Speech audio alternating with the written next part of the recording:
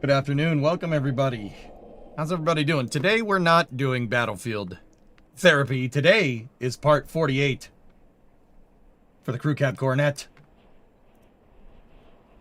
Crew Cab Coronet. It's happening. It's happening right now. How's everybody doing? Everybody doing well? I should be ready to get back into the groove, so I'm good, Flavia. Yeah, I'm good. I'm a little bit on the later side today, but we should have that fixed up by Monday. So, kind of needed a week of just doing whatever. After, April and early May, got a little hectic. It was a little hectic. But we're good now. Good, just needed some time. But, here, I wanted to show you something before we head out to the shop. You see the speeds the Indy cars are throwing. The Indy cars are throwing down at Indy. No. There's a king of understatements. Yeah. Love and hugs from me and Mrs. X-Wing to you, Bremo and Titan. Thanks, X-Wing. I appreciate you, dude. Thank you very much. We're here whenever you're ready. Give me the weekend, and Monday we hit it. We work on Orion. We'll work on Orion again, and we'll get more work done for the car. I did hit a little bit of a snag with my plans that I kind of talked about earlier this week. I'll tell you when we get out there, but I wanted to show you this just to get people hyped for working on our Orion capsule again. It's nice, isn't it? How about this? Yeet! Dude, Artemis 2 is the gift that keeps on giving. Oh my goodness. Bro.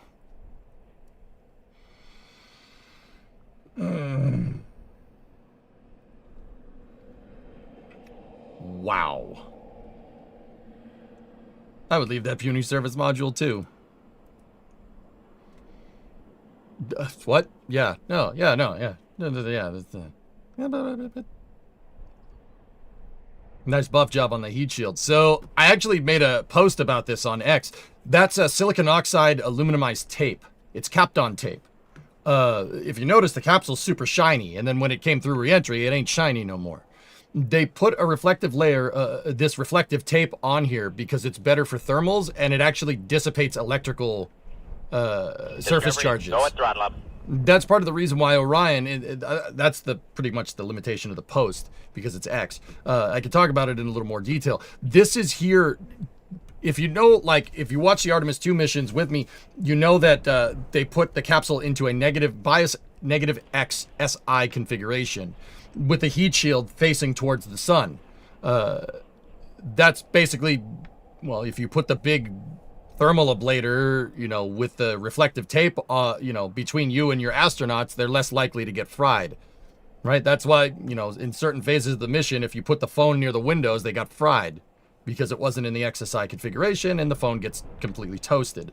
That's why they lost a couple of them, but hey, no problem, right? So this is Kapton tape. It's silicon oxide. It also helps with radiation mitigation, and it helps with heat rejection to make sure the capsule doesn't get too hot. They did the same thing with the space shuttle. When the space shuttle was up on orbit, they pointed the belly of the shuttle towards the sun. They pointed the heat shield towards the sun because it's a great heat sink.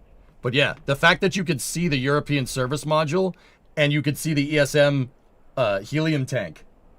There's two of them on either side, and then the MMH and NTO are on either side. They're alternated. So there's two NTO tanks, two MMH tanks, and two helium tanks. The fact that you could see all that in the reflection is really, really freaking cool.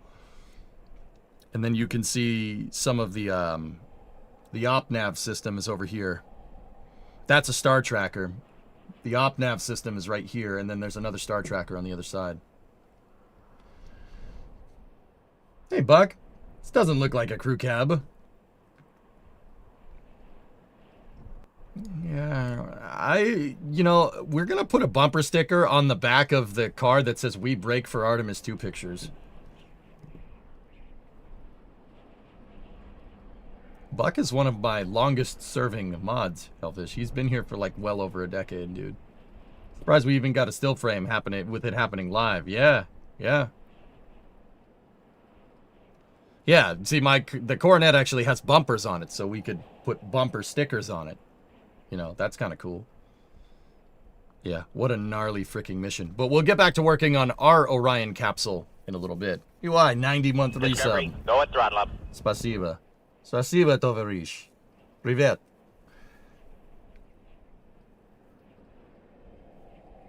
Discovery, Cherokee, go at throttle up. 53-month resub. Bumper cars.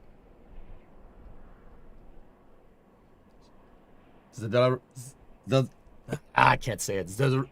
How do you make your mouth make that noise? Starova. There you go. That ZD is throwing me for a little thing. Flame trench tonight. I did not sign up for the flame trench tonight. But we'll watch CRS 34. So why are we changing the heat shield after they figure out how to use the current one?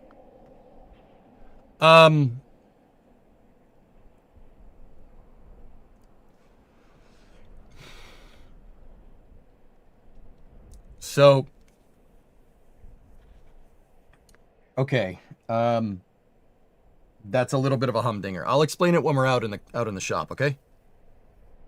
Cars are hitting 228 under tow, 225 with no tow. Is that a high definition camera of the separation? Yes.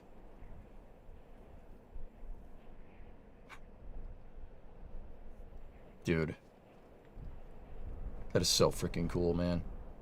So why Hellfish? Because they want that skip trajectory. The skip trajectory is going to be better for energy dissipation when you come from a polar orbit around the moon. Those polar orbits to get to the base at the South Pole are going to require the skip. That's why they wanted to do the skip in the first place. I had to ask people about it. Like, I had to ask some of my buddies that work on Orion. Like, I'm like, why do the skip in the first place? That's dumb. And they're like, no. It's for coming back from polar orbit. What's the thickness of that? Thickness of what? The tape? The tape is nothing. It's tape. It's like the same type of metal tape that you put on like a duct, like it's not duct tape, but it's metal. It's aluminumized metal tape. They need the extra braking capability given the trajectory. Got it. Yeah, that's the reason for the heat shield redesign for 3. It's kind of like duct tape, but it's aluminumized duct tape. It's silicon oxide. It's called Kapton tape, guys. Yeah, the whole capsule has a layer of it on it for better thermals, just so that tiles don't overheat. Yeah, super cool. They need extra braking capability given the trajectory. Got it. Yeah, that's really the big one, dude. Yeah, they need the braking capability to come back from polar. Super cool. Discovery, super go cool at throttle up. Anyway, let's go out to the shop, shall we? I'll leave. Hold on. Look, Starbase Lab. Whoa!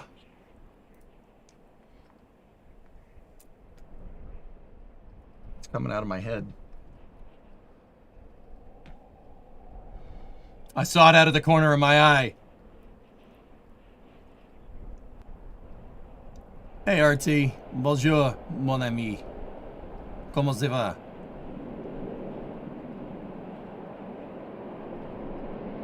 My head is fuming with water. It's better than fire, I suppose. Sick. All right, let's roll. I didn't like that. You know what? I'm gonna mute Starbase Live just in case they do a countdown. NSF does a countdown to launch or something. So let's go out to the shop. Stand by for loss of signal from the office, as expected. Let's just make sure the shop cameras are working. There will be a brief loss of signal from the shop because I got to reset everything out there. I haven't done that. Forgot to do it. And we'll go from there. Also, I like my gold NASA hat, so I'm taking that off. We'll go bulge today. How much water do they use? Yes, a lot of water. They use a lot of it. Okay, let's go bulge. All right, I will be right back.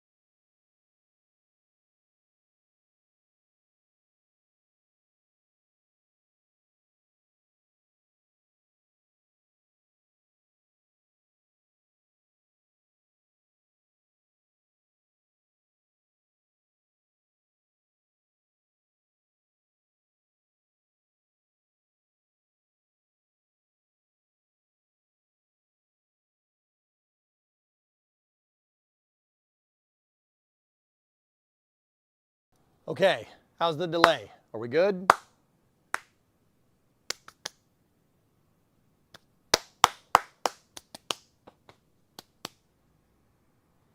Good? All right, let me get YouTube chat up.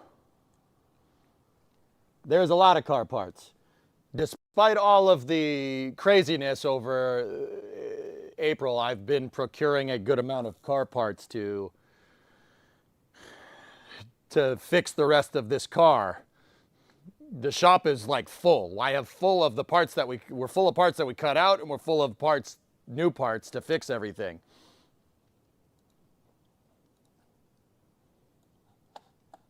So, the plan today, dudes. Hey, Snarfer, 9-month membership over on YouTube. Thank you. I can see the floor. It's not full yet. Yeah, you can still walk like 2 or 3 steps without hitting something, so we're good. It's gonna feel good to add mass to the car. So the first thing that we're gonna do is take away mass from the car. Let me get the camera in there nice and deep like. That's it, boy. Get in there nice and deep like. All right, so I'm gonna go over here. We gotta get that set up, get the light on so we can see what we're doing. Having studio lights is a really, really handy thing when you're working on the car.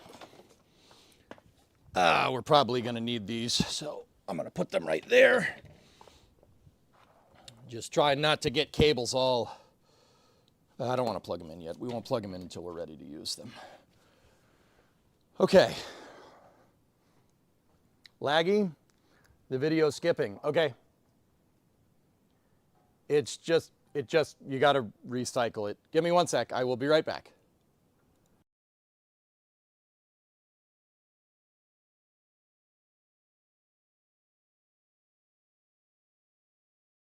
All right.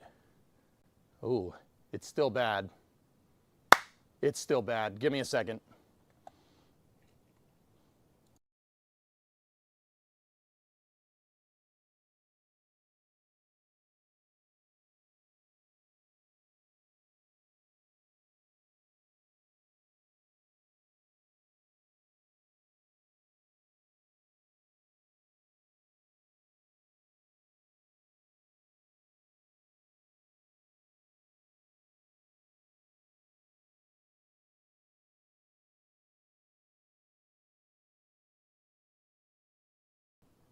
Okay.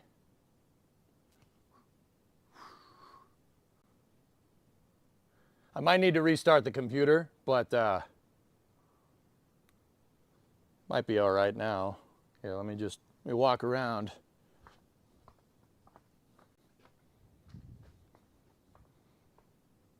Still doing it? Oh yeah, I see it. Okay, give me a second. I'm just gonna give this computer a restart real quick.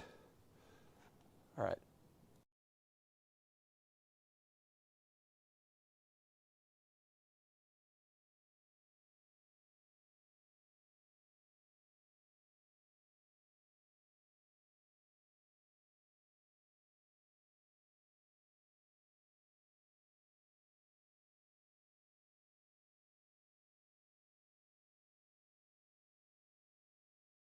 This is all stuff I probably should have been doing before I hit the live button, but you know, we're just getting back into the groove. So I think, just on a side note, fellas, I think I'm good to have to go back to the regular schedule. So on Monday, we'll go Kerbal, Space News, and I don't know. I don't need any more Battlefield therapy stuff. That wasn't, I mean, it was all right. But I did like having kind of an easy week. That is nice. It was nice to kind of chill for a little bit and kind of collect my thoughts and figure out what I want to do for the next couple of months. But you've been having a blast with it? How does one check the structural integrity of an engine block? Concerned we have cracks in the old man's 351 block based off of what I saw. If a crack in the block,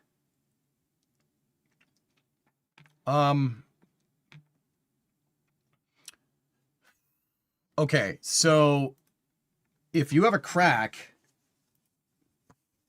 don't go zopping on us now, Mr. Streamer. No. Shaw, I think like every 3 to 4 months, it might be good to just have a slow week. You know, just do a slow week. You know, we'll try to pick one that doesn't have any like high profile rocket launches because they happen all the time now, which is great. I mean, we got Flight 12 coming up.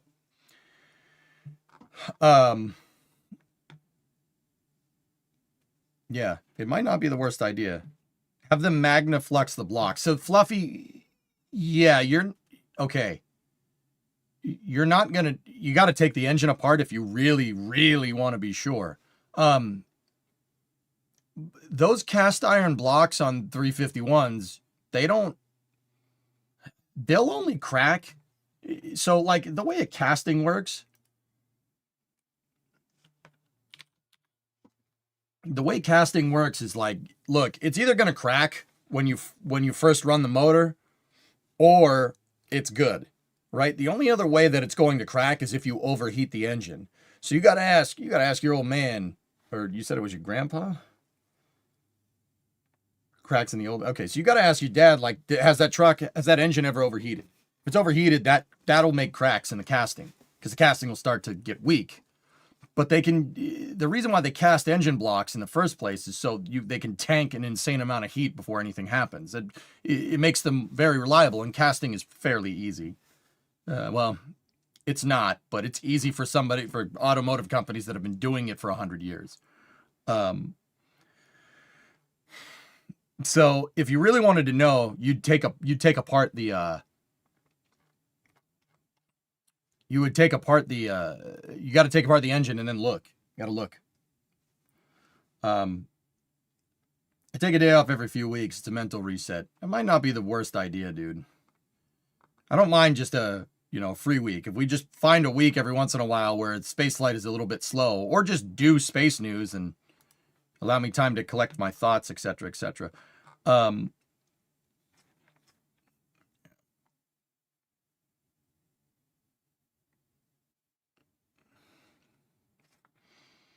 What would happen if you make a block out of carbon fiber?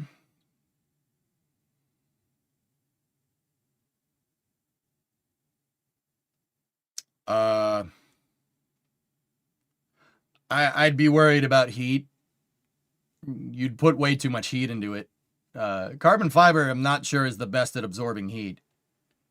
Around the cylinder walls, though, yeah, I wouldn't really. I don't think you'd need to worry about bore deflection, but you'd probably just burn it off.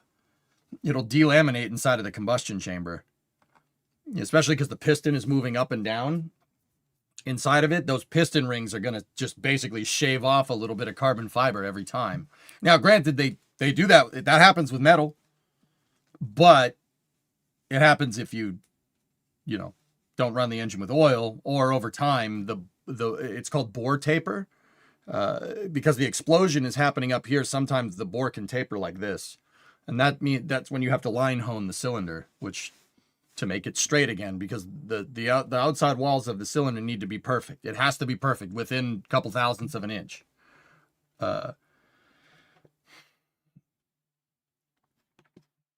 Yeah, always be learning, Fluffy. It's down to just the block. Was removing all paint, gunk, etc. Just see very fine lines from one of the freeze plugs. He drained it, but just can't be 100% sure. Take a picture. Show me. Forged carbon fiber rod. Yeah, for a rod, not for a block, though. Yeah, carbon fiber doesn't do compression. That's right, Rares. But you got to remember, like the piston is doing the compression, not so much the block. But I mean, if explosion's happening inside, it's not compression. That would be tensile strength, which is what carbon fiber is good at.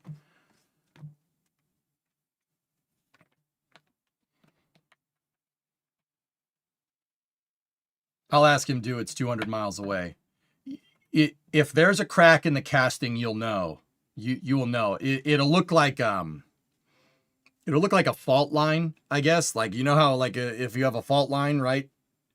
Like seismic, I'm talking like the San Andreas Fault. You could see that like the ground is shifting like this, it'll look like that. That's what a block casting crack looks like. Here we would use iron liners for the cylinders. I'd still be worried about heat at that point, Hellfish. Like, now, what might be a smart idea, no. You could theoretically get away with a thinner liner that's wrapped in carbon fiber for less bore taper. But why? Why would you do that? Just add more metal. Like, it keeps it a lot simpler.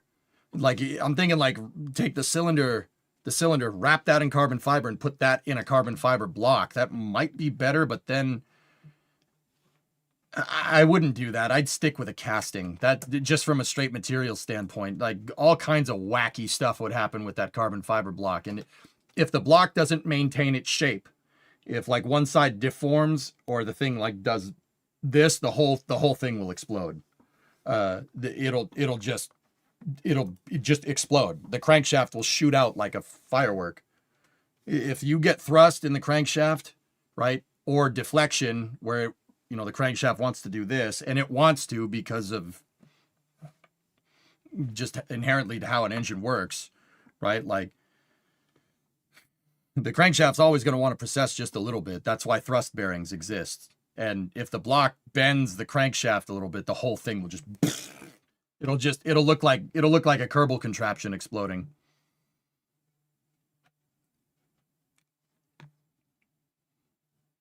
I'd argue that heat soak is good for a motor. I agree. I would want my motor to absorb more heat.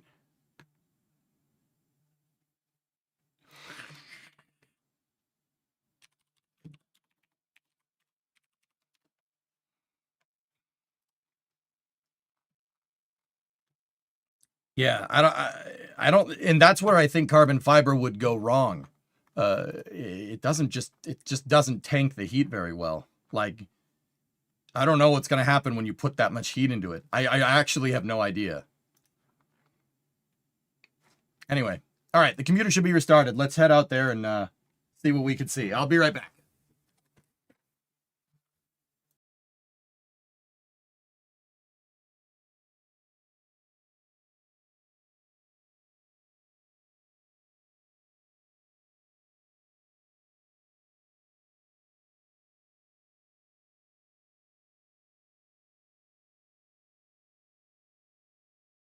Testing.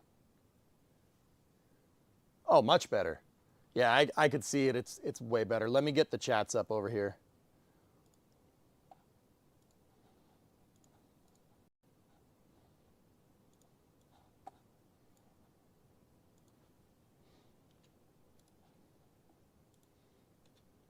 Oh, Chrome updated too, so it can hog more RAM. That's great. I love it. Not. I'm having a good time. Not.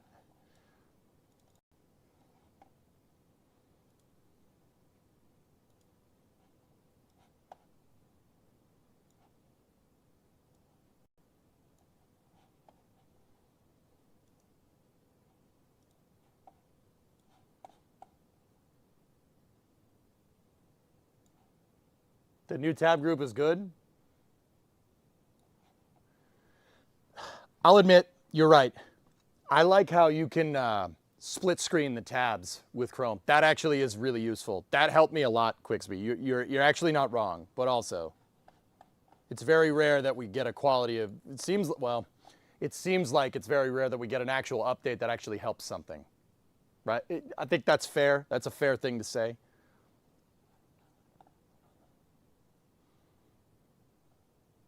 You got to see this shot of the deluge test, okay? Let's just make sure all the views on OBS out here work. Yep.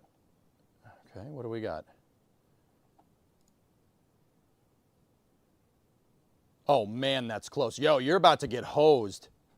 Ezekiel's about to get hosed, dude. Yeah.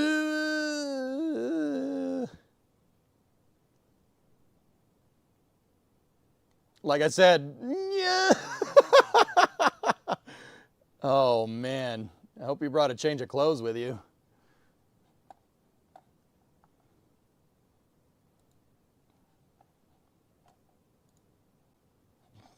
Yeah, he's, I have to say he's a little soaked. All right, anyway, let me just make sure that the front cam shots work. So, what are we fixing? That's what we're fixing today. SpaceX should sell tickets to the deluge tests. Yeah, right. All right, so I don't know if you guys noticed, like, this is not ideal. Not here, or like here so much, but like right here, not great. We're gonna have to cut the rest of the rocker out. There is a mouse nest. There's what's left of a mouse nest in there. Got to cut that out.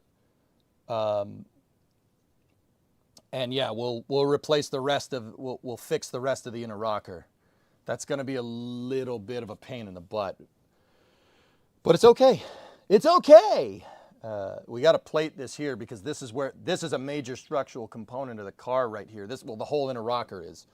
It's, for all intents and purposes, the root part of the entire car. Everything is connected to this thing because this is the structure. And we have to make sure that it's right.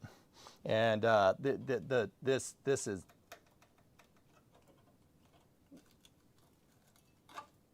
Yeah, metal shouldn't do that. Metal shouldn't do that.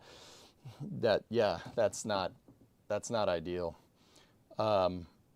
Yeah, well, yeah, that's not great. We don't want that. So we're gonna have to cut over here. I got to get that mouse nest out, and we have to just inspect the rest of the rocker. I can replace everything up to here, but I want to know what's going on in the footwell over there.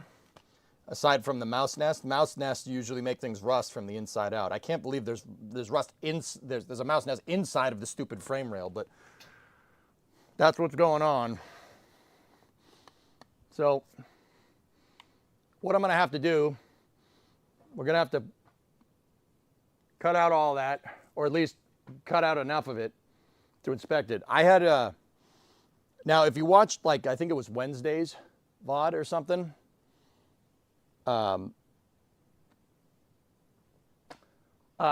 came up with a pretty good plan for how we're going to rebuild all this down here. And the plan was essentially, rebuild the rocker, rebuild down there, do what we're going to do today. Rebuild the rocker, attach my patch outer rockers to the inner rocker. So the inner rocker is basically this. It's basically just a straight plate of metal. And then you have the outer rocker, which is kind of like a C shape, like this, right? So the inner rocker is right here. The inner rocker goes like this, and the inner rocker has a step at the top that goes up and over, and they attach on a pinch weld here, and then there's another pinch weld here. So the inner rocker kind of looks like this, and the outer rocker looks like that. And when you put them together, they form a frame rail. Okay, that's essentially the structure of the car. All in there, the door sill and everything for a unibody car like this, so a car with no chassis that you put the car on top of, that's very critical for holding. Well, the right way to say it, the very, very plain English way of saying it, is that holds the front and the back of the car together. Now, the only reason that this thing is perfectly straight right now is because I have it leveled on those jacks, right? If the car was sitting on its tires, the car would do this in that spot. I know because when I was leveling the car, I had to level the front of the car because the whole front of the car was sagging down. When I lifted the car up, the whole front sagged downwards because we're rusty around the cross member, around this piece. So this piece goes kind of horizontally in here like this, and it connects to your rockers. It connects to them, right? The area where this thing connects is gone. There's nothing there. There's no structure. So when we jacked up the front of the car, the whole front of the car is tilted down and the entire transmission cross member tilted forward. And then I had to put jack stands up at the front of the car to level it, to make sure that everything was working. I did that way back in like part 4 or 5 or something. I don't know. We could still see the office chair. Yeah, I'll be right back. Let me shut that off.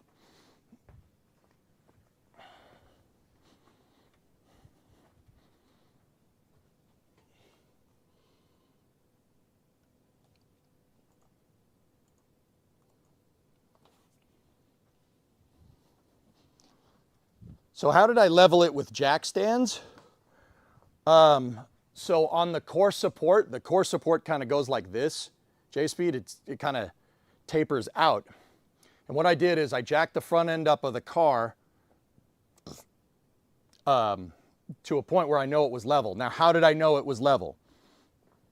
I know it's level because you can do this. If the doors can close, you're good. The doors, this is why I haven't taken the doors off the car, even though we're doing a lot of work around them, because I'm using the doors as my datum for making sure that the chassis is level. So like if I cut something and then all of a sudden the door can't open correctly, it won't open and close, it won't do this, like that, then you know there's a problem. So I brought the car up to level, right? And then because the core support is out like this, I just pushed jack stands in to the point where the thing was level, pushed the stands in as much as I could, then let it off the jacks. So the front of the car is sitting on jacks, nice and level. Like how doors on a house mess up when the foundation sinks. Correct. Yep. So I would still support the weight under the transmission for this part. I do have more jack stands to do it. I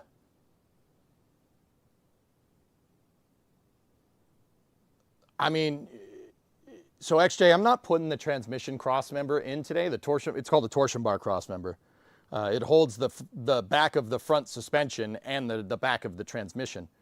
I could, yeah. I mean,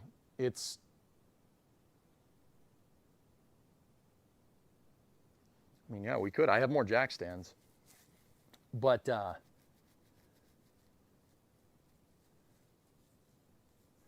mean, the transmission cross member is still structurally there.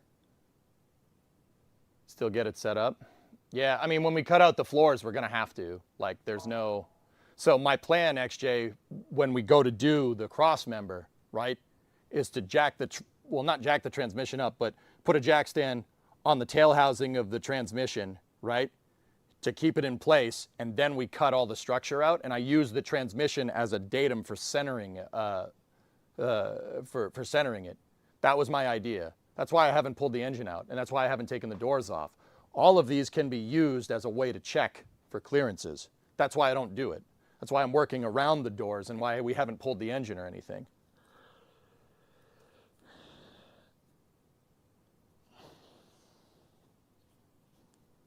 It's a nice car, even though I have no clue about cars. Well, Vera, this is, I mean, yeah. Yeah, so Vera, the big thing that you have to understand with this kind of car, it's called a unibody car. Every car nowadays is unibody, every car. The only things that aren't unibody are like trucks and heavy vehicles. What I mean is there's like a chassis, like you have a body on chassis as opposed to a unibody. So a body on chassis is like you have a whole rolling assembly, right? And then you put the seats and the cab and everything on top of it. So like trucks do that, like semi-trucks, vans, pickup trucks, whatever. Utes, lorries, whatever you want to call them, depending on where you are. They have body on chassis. This integrates the chassis into the body of the car. The reason why you do that is because manufacturing a chassis, you have to use hardened steel so it stays rigid, right? This uses the structure, or the shape of the car to dissipate loads. So the whole car is the chassis, all right? As opposed to building a chassis and then putting a car on top of it. It's easier to manufacture this because you don't have to get into building heavy steel for the frame. Pick up my vans. Why the heck not? Hey, Jay, thinking of you at this difficult time. You're the best. Thanks, man. Thank you. I'm good. So in the 60s, a unibody was no joke. That's really cutting edge stuff. Nowadays, every car has them, but that's cutting edge stuff for the late 60s. That's really, yeah, it was brand new technology at the time. Once again, it's not that big of a deal nowadays. Every car is a unibody. The other thing is that to make this thing strong, all they did was use stamped steel. They used stamped steel, and They stamped it into a shape that resembles a chassis and then just welded it to the bottom of the car. They're called frame rails, even though this car doesn't have a frame, right? Yeah, Jeeps are body on chassis as well. Well, older Jeeps. Newer Jeeps are all unibody too, but it doesn't matter. So, Vera, the thing that I'm worried about with this is that because the body of the car, right? Because the body of the car is the structure. All this has to be perfectly straight. The car has to be perfectly level. Everything has to be perfectly straight. So when I go to weld the new panels in, they go on right. If you don't, right, and you say you bend a panel too much, right? Say I bend the quarter panel like that thing. Say that's not in the perfect spot. Say one is out like this, just a little bit. Say 1/4 is this way. The car will not go down the road straight. The way it'll disperse load through the chassis, it'll go down the road like this, or like this. So everything has got to be perfectly straight. That's what I'm getting at. That's why Chad is telling me to, jack up the transmission in that area. So is this EJ's VAB stream? A high bay. This is my high bay. Well, this is where I stream out of. This is my office. It's an industrial building. My streaming setup is right through that wall, right there. You can't see the door, but there's a door over there. And yeah, that's it. So Vera, what we're doing is we are rebuilding the structure of the car. The unibody was rusted on this car. There's nothing left. I call it being Titanicked. There is nothing useful. Only parts of the rear frame rails and maybe parts of the wheelhouses were there. Discovery, go at throttle up. Hey, Crawdad, 89-month resub.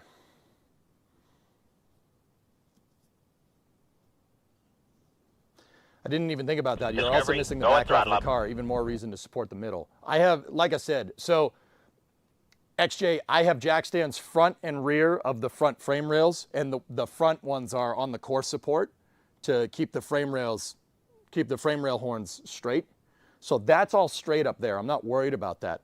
The back of the car, when we go to do the floors, I want jack stands underneath these frame rails.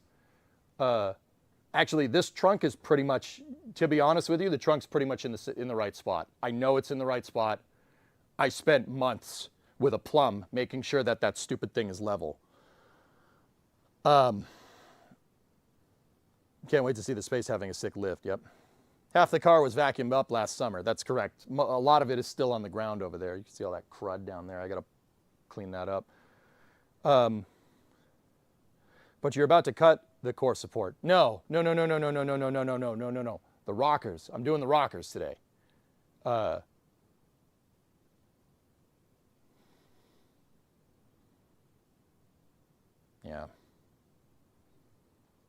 I mean, I'm not going to cut the rocker entirely out, dude. So here, let me show you. A lot of the rocker is still there. Like, let me get you down here so you can see what I see. Yeah, I'll make sure the picture doesn't go out like that. So let me get the light on.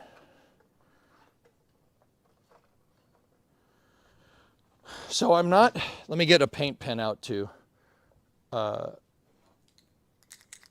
It's still structural. No, I understand. I understand what you're saying. I'm going to cut somewhere on here, somewhere in this area.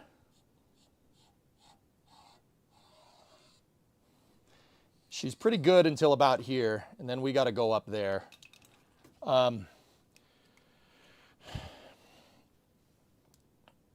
And then, yeah, up here, let me just lie down. It'll be easier to show.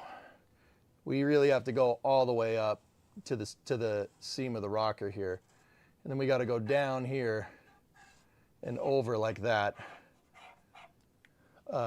This part, if that's what you're talking about, yeah, we probably should. But there's no... The floor should hold this together. It should. Right? It should be okay.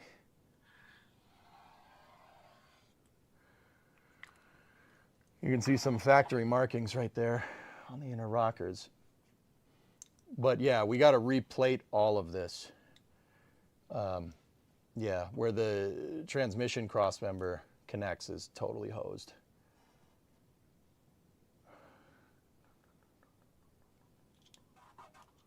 You know what, I might clean this up with the wheel once we get all the rust cut out, clean it up just to see. But yeah, yeah, I can, you know what, we should be able, I should be able to get a jack stand in there. But like, I'm fairly confident the car is level right now. We could put some braces in here, but I got to stand on the frame rails front and rear, so that's all straight. And the back is all straight too. And the roof and the B-pillar is kind of holding everything together. If this was a coupe, yeah, we'd probably need more. But yeah, dude, look at this thing. This is what's left. That's what's left of the transmission crossmember. It's hosed on both sides. That is a common thing. What happens is, you can see there's a hole right here. There's a hole from the factory, right? Like there's holes for where they have it go down the assembly line. The front wheel just kicks rocks into this, and it pools in there. And then if you know you're driving in the rain, it's going to shoot a bunch of water in here, and it's going to rust it from the inside out. That's a common failure point. When we put the new crossmember in, I'm blocking those holes up. We're going to block it. We're going to block the hole, and then we're going to rhino line the snot out of it so it doesn't ever happen. But yeah, I mean, if we want a jack on the transmission crossmember while we do this, it might not be the stupidest idea. It needs drainage. Yeah, I'll drill a hole in the bottom too. So what I was just pointing at is, what's the front? This part. So this is the front right here. So you guys, I'm facing towards the front of the car. See the hole right there? That's the hole that I was just sticking the marker through. You could see that basically from here out, it's done. And it's like that on both sides. Hey, outdoorsman. Like, these things from here out are gone. There's nothing there. We could block these holes and then maybe drill a hole in the bottom just in case. And I'm honestly debating just throwing pour 15 inside of this thing just in case, and then drilling a hole. Or we'd probably want to drill and plate this first and then do that. But was there an alignment pin for used for that hole? No, the alignment pins for the frame jig from the factory are here. That's the alignment. That's the alignment pin. I mean, I think my alignment pins on my current one are still there. So we could probably take some measurements too while we're here. Man, that thing's heavy. The reason why that thing is so beefy is because it holds the whole front of the car together. The rockers attached to that, it kind of holds the whole thing together. Eastwood has stuff specifically for coating these closed spaces. Yeah. Hey Morse, what's going on over on YouTube? The Cross members membership has expired. Yeah, that's what you want to call that. Okay, let me just get a drink of water.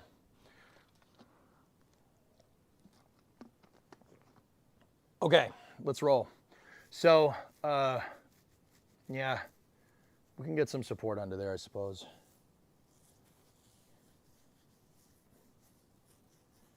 I'm just thinking about how we're going to do it.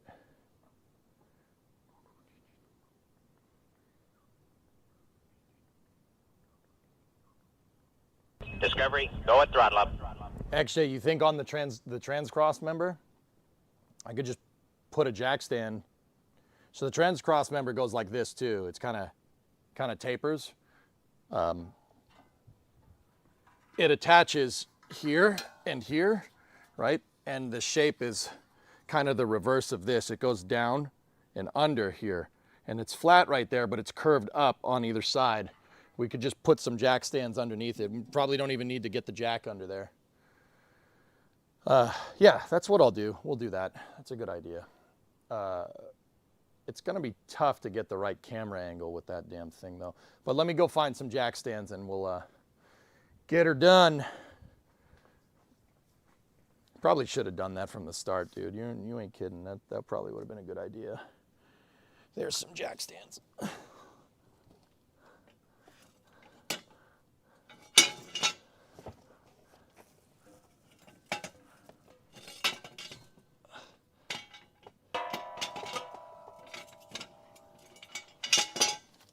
Oh.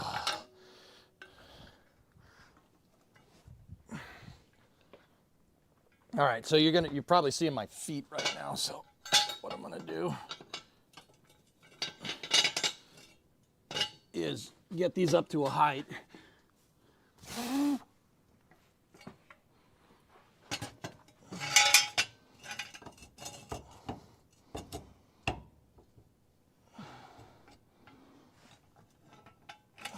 You guys can see the red stand here.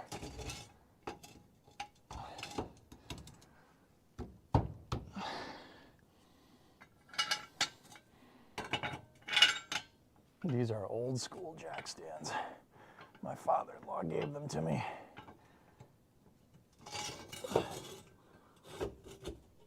There. So if I pull these in, those things are, if that trans-cross member tries to sag, it's going to get caught on the jack stands. It won't move. Drive shaft still move? Oh yeah, it does. No play on the U-joints. The U-joints are good on this car. Pretty sick.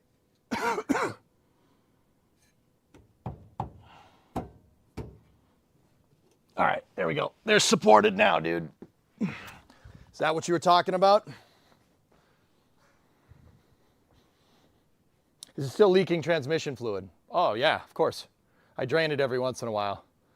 It's a better safe than sorry situation. No, you know what? You're right. I didn't think of that, and you got to remember, at the end of the day, dude, this project's about learning. Yeah, just a quick background in case you're seeing this project for the first time. I know dick about metal fabrication. I'm figuring it out as I go. That leads me to the next thing. I do have patch outer rockers for this. They're right here. I started cutting this thing so it would fit, right? You know, thinking, oh, we'll just put this right into position, call it a day, weld that sucker right up. Then I noticed something.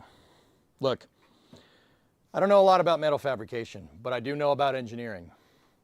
A little bit, right? Here's the thing. When I cut out the original factory outer rocker, I want to show you guys something. If you put them edge to edge, what can you tell me? Look at those. What can you tell me? The factory one is way thicker than the replacement. So factory rockers, I went and started looking around on forums, on Mopar forums. Factory rockers are 18 gauge steel, which is 1.2 mil thick. Whatever this piece of junk is 0.6 millimeter thick. It's definitely 24 gauge steel. And yeah, considering this carries structure, 24 gauge steel is not something that carries structure. So this, unfortunately, we can't use it. I'm not using this. That part of the car needs to be as strong as possible. And we need heavy metal to do it. So, with Bremo authorization, I bought factory replacements for the left and right outer rockers. Because this, I don't want to say that this is a death trap. This is a death trap. This will fold the car like a pancake, especially if someone's using that to, especially if someone's using that for like a coupe where there's no B pillar. So I have a huge pillar right there that holds the car together because the doors need to pick up on something. So you have your A pillar, A, B, and C pillar right here. The two-door cars don't have a B pillar, right? You put that on a coupe with no B pillar where you just have the A and the C pillar, that it will fold. If you drive that, if you like go fast around a corner, that's gonna crumple. It'll ripple. Yeah, so I'm not putting that. That's like actually borderline sketchy. I'm not putting that on this car, especially a car that I'm going to be driving around with Bremo and, you know, Titan in the back, with potentially car seats in the back someday. You know what I mean? Don't ask me how that's going. It's going really bad. Real bad. Maybe it'll get better in the future. But yeah, I'm not doing that. I'm not doing that. If it was just me and I was single, sure, why not? Put it on there. Screw it. But no. I want to make this a family car. I want to make this a road tripping car. I'm not doing that. So I bought factory 18 gauge, so 1.2 millimeter 18 gauge. I think that's like 60 thousandths, 60 thou, I think, if I'm remembering right. Factory rockers. So yeah, factory outer rockers, because we're not doing that. Put the family on the roof, problem solved. Safety third goes out the window when family is involved. Yeah. Starting in 1965, Olds 442 LS swap project. Starting the 65 Olds 442 swap project next week, LS swap. Dropping a low mile LQ9 in from an Escalade. What happened to the, what motor did it have in it, double nuts? Just curious, is that AMD? That patch panel is not AMD. No. This car has AMD trunk in it. It has AMD outer wheelhouses, AMD trunk extensions. I have AMD floor patches over there, an AMD tail panel. The quarters are not AMD because I don't need a full quarter panel because we still have this. This is all good metal here. And the C-pillar on a sedan is different than the coupe. So I did not get AMD quarters. I have, these are Classic Industries over here. I think this is OER, I think. It's good enough for, we're going to need to modify it. The stamping is not as good as an AMD stamping. But the rockers that I have coming are AMD. They are AMD. I'm not screwing around with the structure of the car that way. I don't want to do that. AMD is Auto Metal Direct, guys. They make replacement parts for old Mopars and yeah. So Jeremy, yeah, it is. I have, this car is mostly AMD with the patch panels. The only patch panels that aren't are literally the quarters, and the rockers would have been. But this, dude, this is not AMD. This would kill someone. Like, I don't have any better way to say that. You're gonna drive around a corner and that's gonna crumple and then the car is gonna fold in half.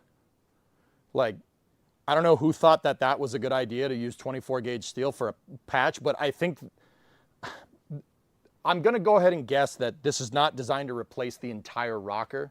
And this is just there so you can cut pieces out and then patch certain pieces. You're not supposed to replace the whole rocker with this. That's my guess, but they didn't say nothing about that, you know, in the description when I went and bought it.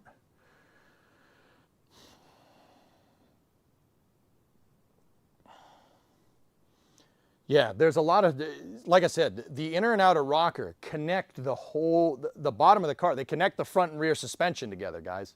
The only other thing that connects the front and back of the car is the roof. My roof is fine. This roof is fortunately intact. We don't need to do any work up there. Thank God. That would suck. It's just the bottom of the car is rusty because it's a car from the Northeast. That happens. The inner and outer form a tube. Yeah, exactly. So the inner rockers look like this. They kind of look like an upside down L. And the outer rocker is like a C shape, and they kind of meet together like this. And those form a frame rail, right? They form a structural pathway that connects the front and rear of the car. I'm not skimping on that right there. No. So we bought AMD rockers, AMD outer rockers, and I don't need. We should probably replace the inner rockers too. I mean, that'd be kind of nice, but honestly, we'll just cut the bottom of it out and yeah, just plate it. Yeah, I'm gonna replate it with 16 gauge steel, so it's absurdly strong. It should be stronger than the factory. You need to paint it. You need to paint it. Yeah, I don't think we need to paint it right now, though. You know. I'll replace your mom's rockers. My mom's rockers are not rusty 95. They do not require replacement at this time.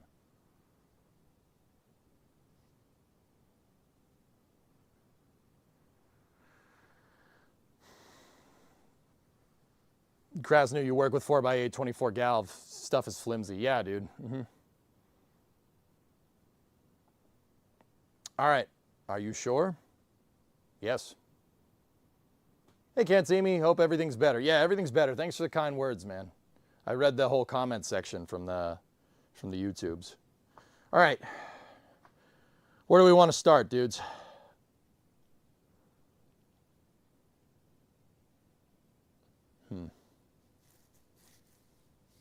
We basically got to do all of the inner rocker, so start at the red line. Yep. Well, okay, so there's still some of the outer rocker left. It's over here. And then when we get the new rockers, I'm going to cut this and then attach it because this is still good metal right here. Down here, I don't know. We're going to need to cut this out and see what's behind there. I know there's a mouse nest behind there, but yeah. There's also a reinforcement brace in there that does look a little bit rusty. I need to kind of get eyes on that and what's behind it. So what I'm going to start, we're going to start by doing a zip right here and then zip down and then zip over. Yeah, with the grinder. Replacing the whole inner rocker is going to suck. And I'm going to have to modify the AMD ones to work with the sedan because they're designed for the coupe, but that shouldn't be too big of a deal. That should be pretty easy to do. Yeah, but you know, before we do any of that, we gotta fix all this nonsense. So let me get some hearing protection on and we'll go.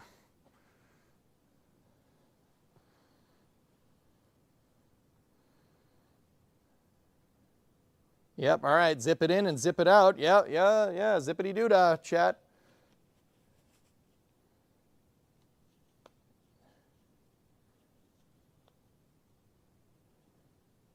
So I've been away all this week, just got back a couple hours ago. What's the plan for the rest of today and next week? The plan is work on the car until CRS 34 launches. That's the plan.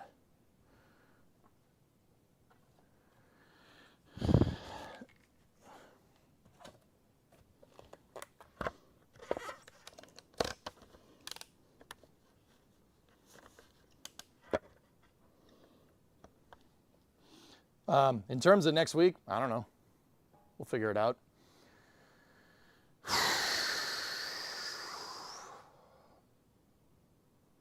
All right, so I got to back the camera off a little bit so I can get in here. Let me just pull us backwards just a smidge.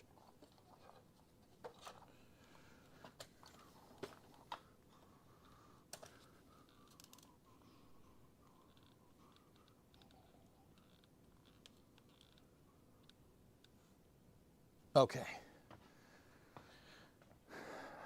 I got better hearing protection too. These are Klein Tools hearing protection. Not sponsored, but Klein, yeah, Klein's great. I can't even hear my own voice with these. So, and then I got a face shield too. I don't want to mess up this pretty face, you know. Are you going to be on the Flame Trench? I did not sign up for the Flame Trench, Aitor. It's not Tang. These were down the street. I like Klein. Klein is good. I like Tang too. So, all right. Let's figure out how we're going to do this. All right. So I repositioned the camera so you can kind of see the entirety of the rocker. We got two big things that we need to do. We got to cut out all the rust as much as we possibly can, right? And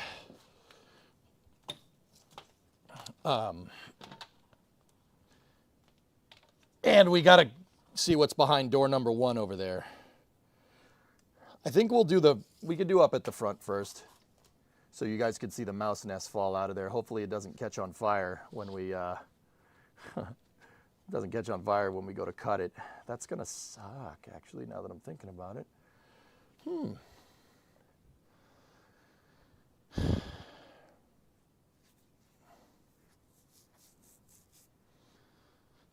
All right, let's just go for it. Mask down. Ugh. Let me think about this. So I'm gonna zip it right here and then zip it through the bottom.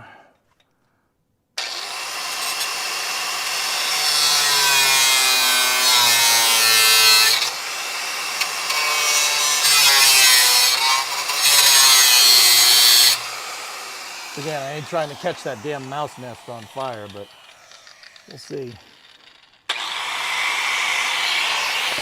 Probably should put that down there.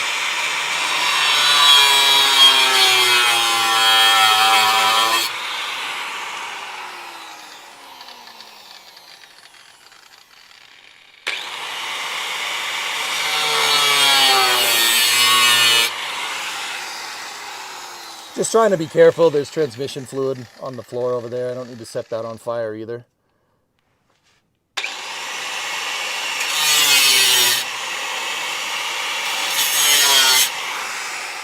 You know what? I'm going to put a piece of cardboard down before I do that.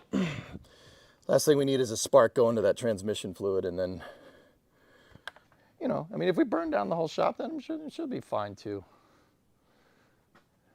Just kidding.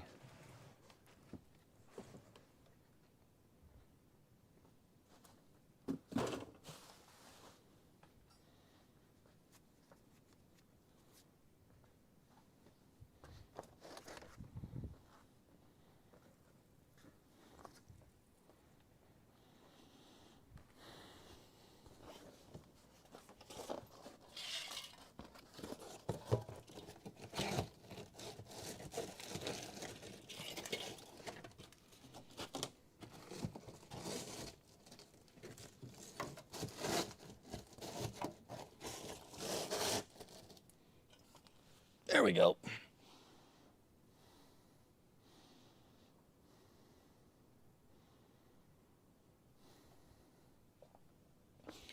Okay.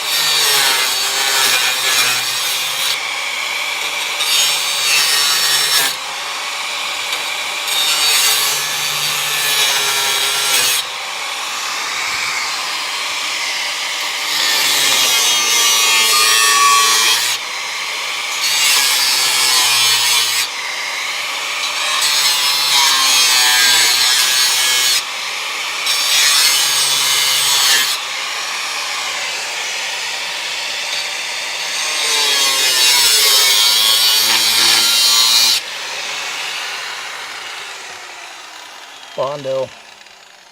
We have encountered some Bondo, chat.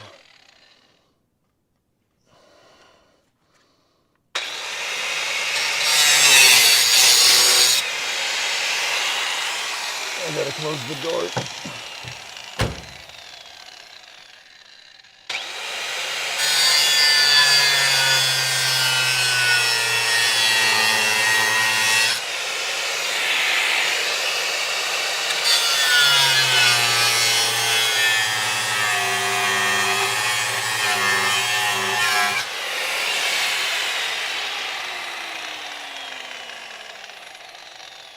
There's a freaking speaker wire in here.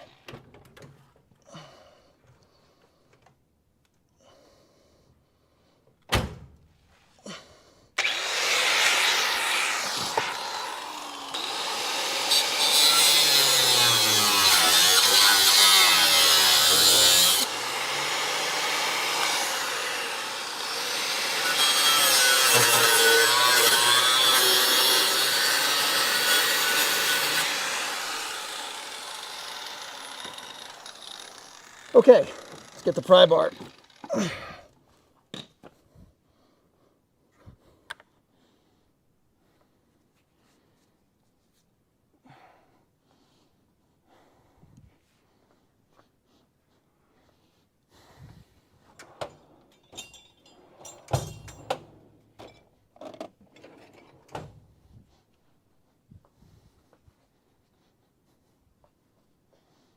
You don't have your PPE on?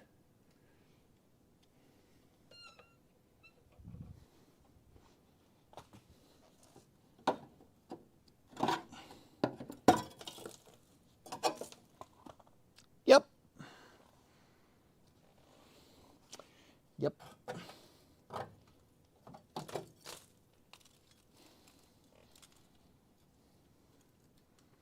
Yep.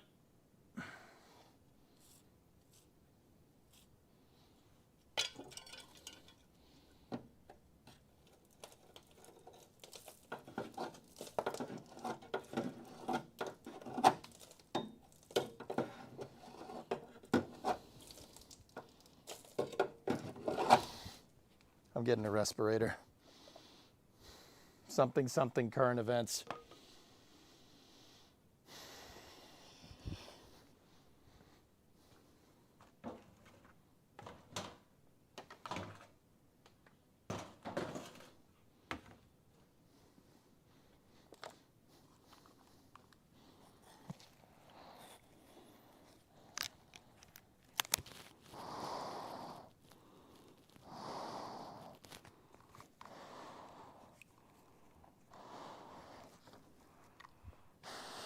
Luke, I am your father.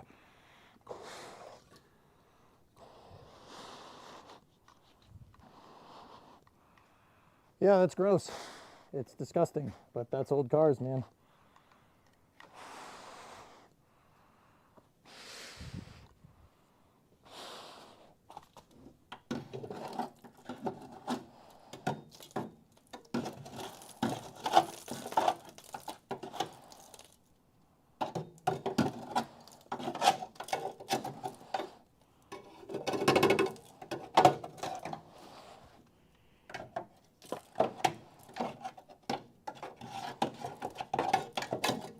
How much of it is there, damn it?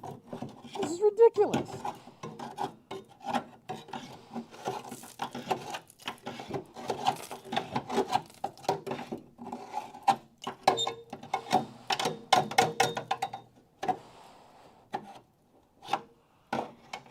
Oh my goodness. It's still coming.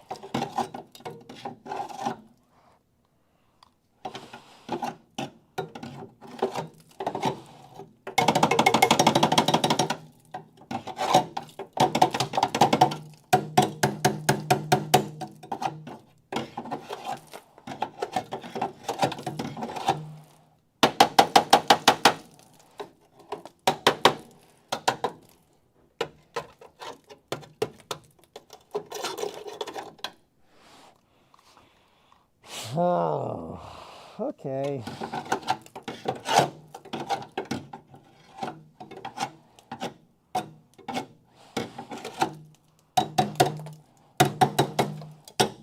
I'm really getting sick of hitting this thing and having stuff come out. We want to get to the point where we don't have to do that.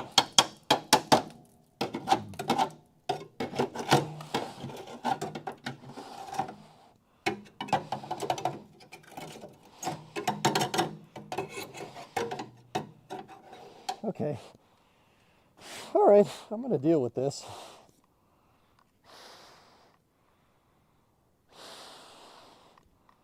That was a pretty big one. Lovely. Oh, okay.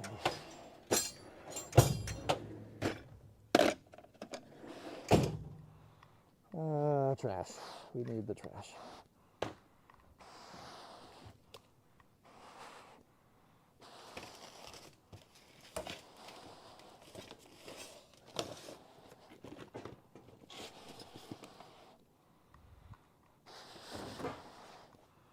I gotta get the trash can.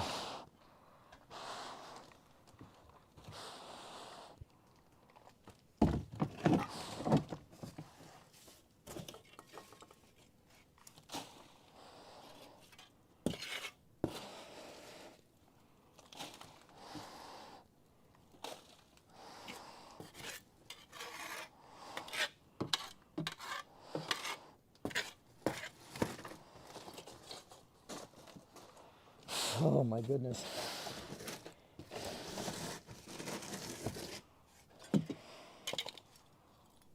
Yeah, see, look, it just rusted from the inside out.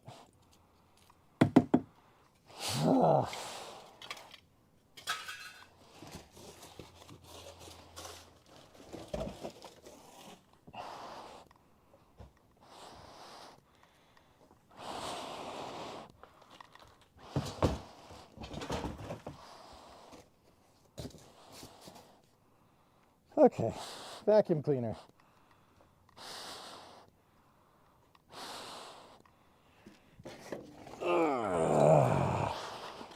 The vacuum cleaner still has a lot of car inside of it. Actually, most of the car. A good deal of the car is inside of it. So it's heavy.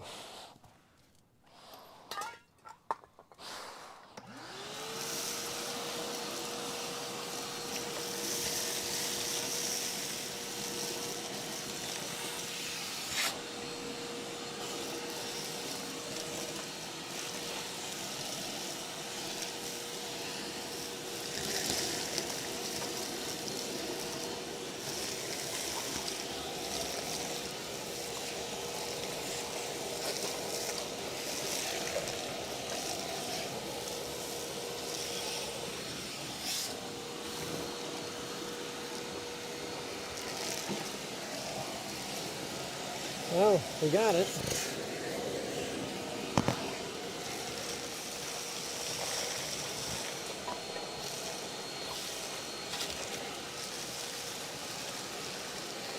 I'm just cleaning up the immediate area because we're going to be lying down here to get at the rest of this.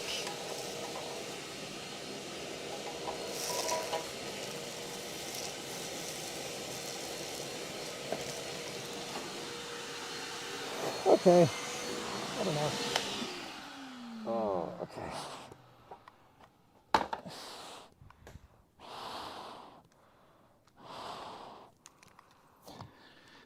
So definitely take a shower before CRS 34.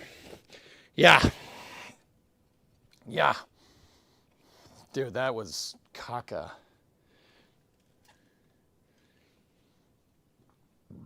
When we go to replace the rocker, dudes, I'm gonna have to take that front quarter off. The rocker goes behind it.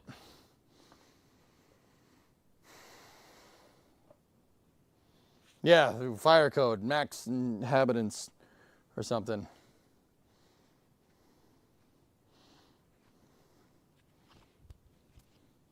As my wife tells me when I'm working on projects, don't test the insurance today. Yep, yeah, Jeremy, that's a good idea. Probably shouldn't do that.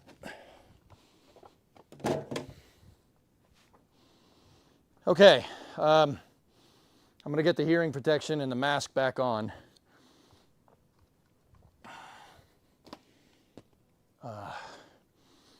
Where's the faceplate?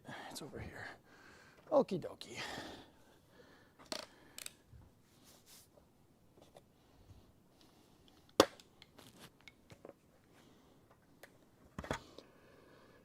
Let me get that cardboard back.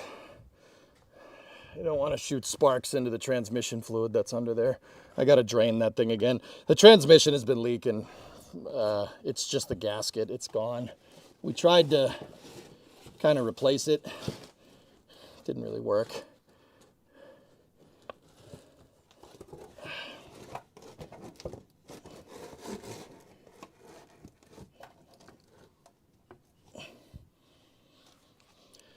Okay, more loud noises coming at you. I'm just going to try to get the rest of this out.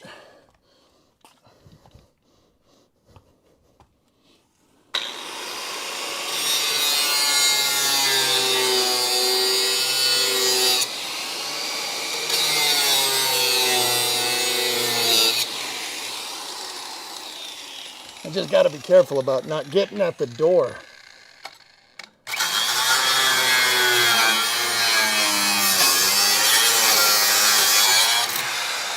There we go. I don't want to get at the door. Oh dear. Okay. Okay.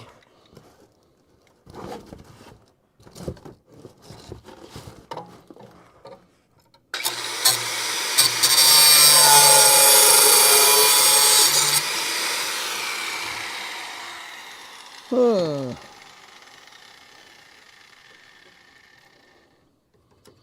piece was hosed. See, this all looks good on the outside, but you get inside, it's not great.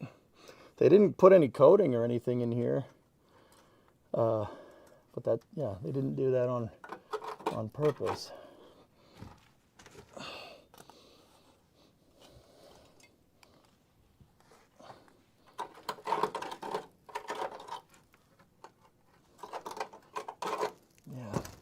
Yeah, the rocker's shot.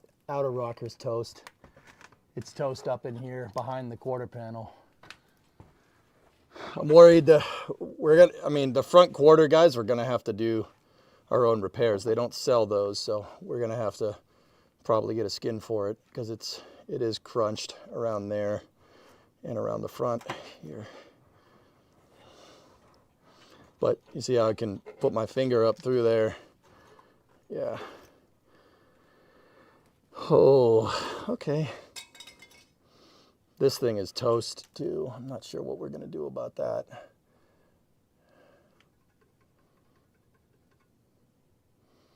I mean, the solution is probably just cut it out,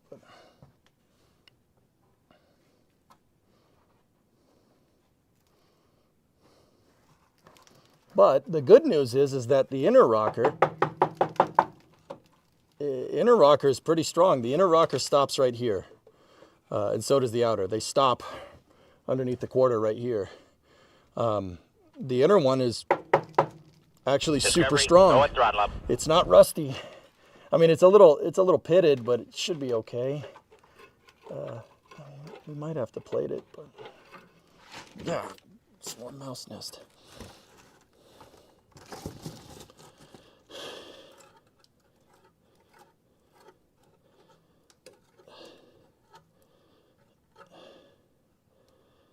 Okay.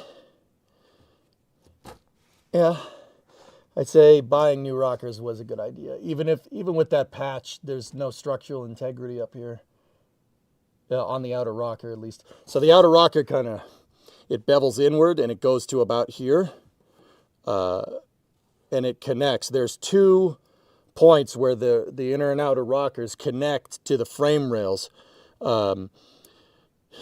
One of them is the transmission cross member, which yeah, that I think it's safe to say that that's not good. The other one is the forward bracket. So like there's a way to connect right here and a way to connect right there, and you could see the frame rail underneath here. There's 2 pieces that connect all this together. The forward mount that connects the front of the rockers to the mid part of the frame rail, it's fine. It's actually not rusty. I don't know how, but it's not rusty. But the outer rocker behind this is no good. What I'm going to do is feel around on the back of this and see if it's rusted through to the quarter panel. Because I have a feeling that this might be Bondo and it might be rusty. We're going to have to take it off and see if we can fix all this. The quarter should go all the way underneath. There should be a metal plate right where my fingers are, where it connects. And see those 2 bolts? The plate should go down and connect to those bolts. I'm able to put my fingers all the way through to the inner rocker, which means that part's gone. We're going to have to repair it. Because once again, they don't make these. Nobody makes 69 Coronet front quarters. These ones are okay. They're in pretty good condition. Oh. I'm feeling around some crunchiness here. But it's I'm feeling up and in over here. Yeah.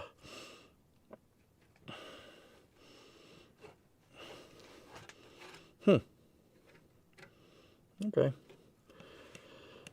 The inner rocker, though, let me just go and take a look under here. It's actually solid. Question?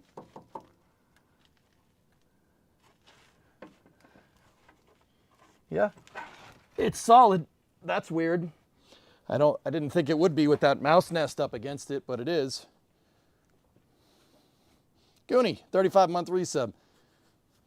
Sticking your finger in holes is against terms of service. Not rusty holes.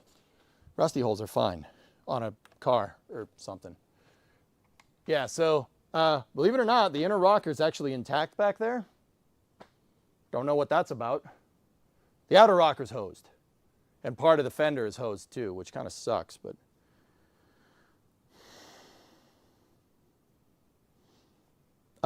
Yeah, I'm gonna get some ventilation in here. I'm gonna open the garage door, dudes, and I'm just gonna turn the camera a little bit. I'm gonna open the door, get some air in here, and then I gotta take a leak. Do you have a borescope for inspecting the car? I do have a borescope, yeah, but I've cut most of the car out. There's nothing to bore, nothing left. But yeah, there's hang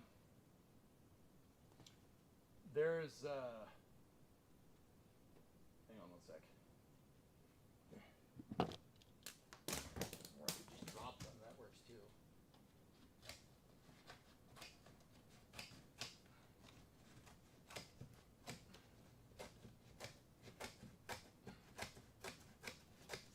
Alright.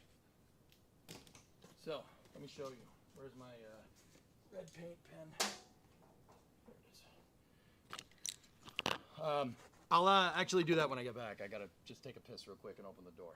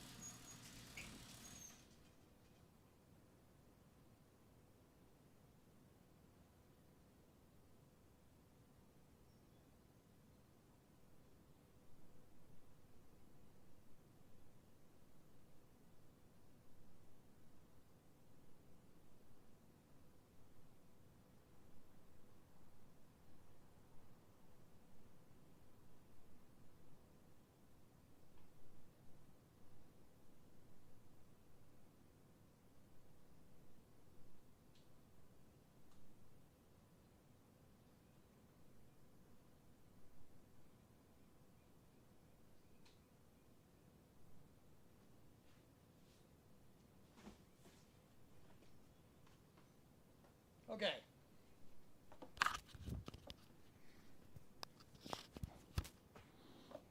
All right, so in that area of the car, yeah, you can, here, should we go this way? Should we part it that way, or should we?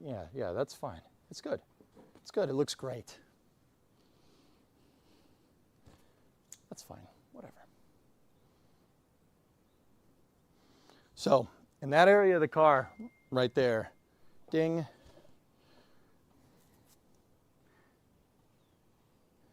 NSF Max caught Ezekiel getting hosed by the pad.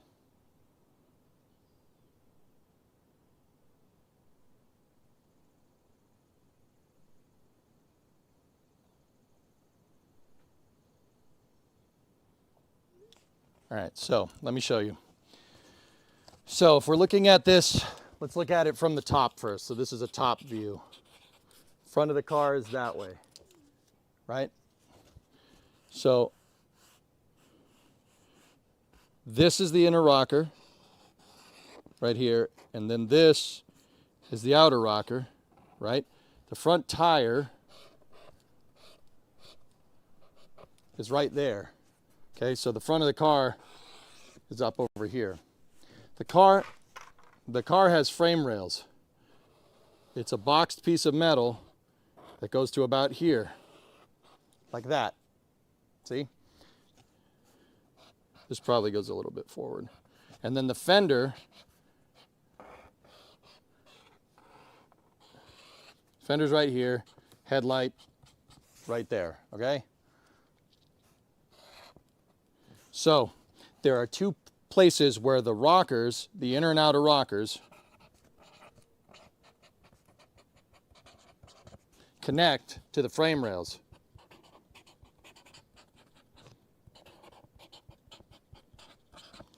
Right?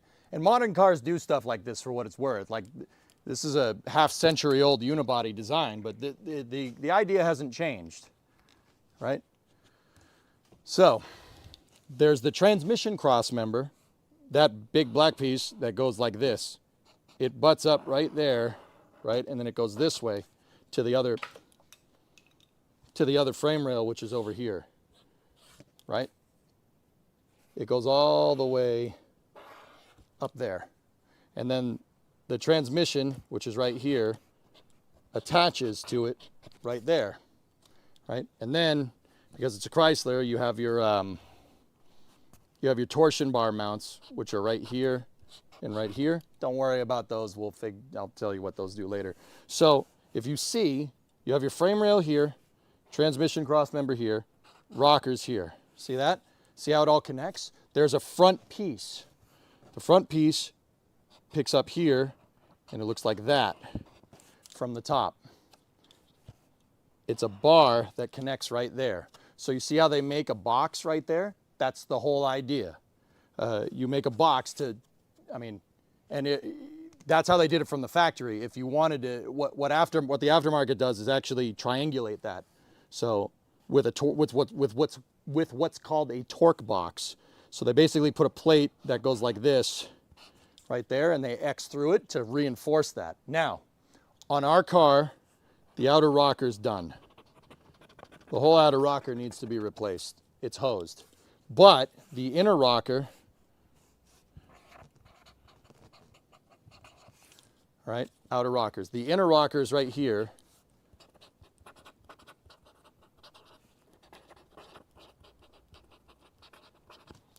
All right, the inner rocker is, well, a lot of it is messed up, but the good part is that it's not messed up right there. If it was messed up right there, that would get a little more complicated, right? But it's not. It's not messed up there. We only have the inner rockers hosed to about here, right there.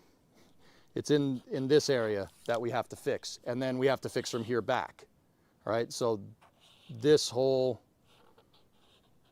area, that's what we got to fix. But up there is good. The outer rocker is hosed up there, but the inner rocker is what holds everything together. So the inner rocker being good up there, that's good news. That's going to make this a little bit easier to get at.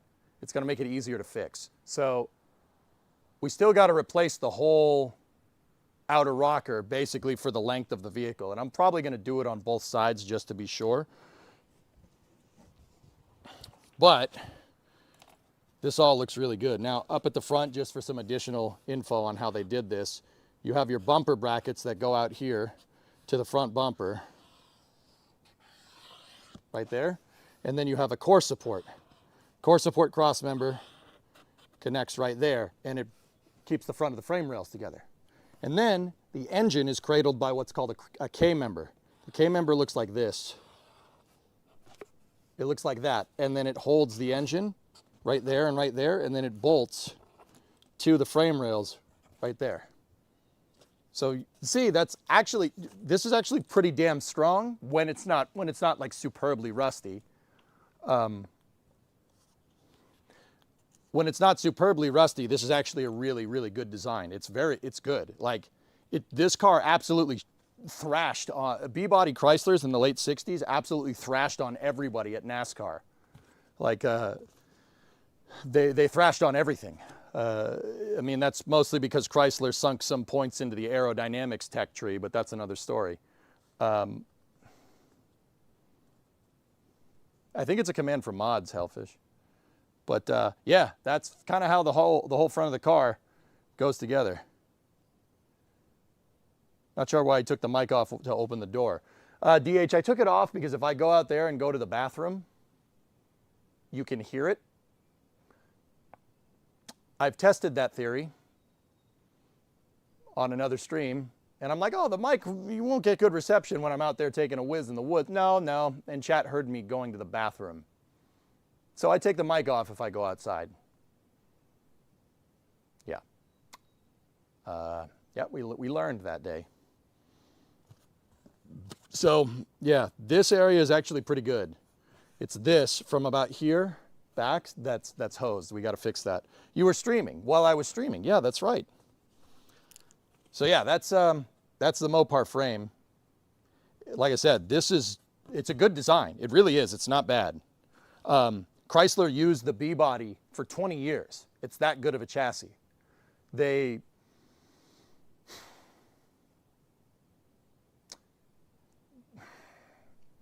last B-body rolled off the last B-body rolled off the assembly line, or an iteration of the B-body rolled off the assembly line in 1983. The Murata, the Chrysler Murata. But they used this chassis is great. They used it from 1960 all the way to 1979, or not 1983, basically. 79 for an actual B-body.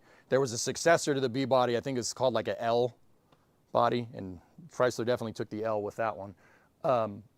Yeah, it had stopped officially on the 83 Murata.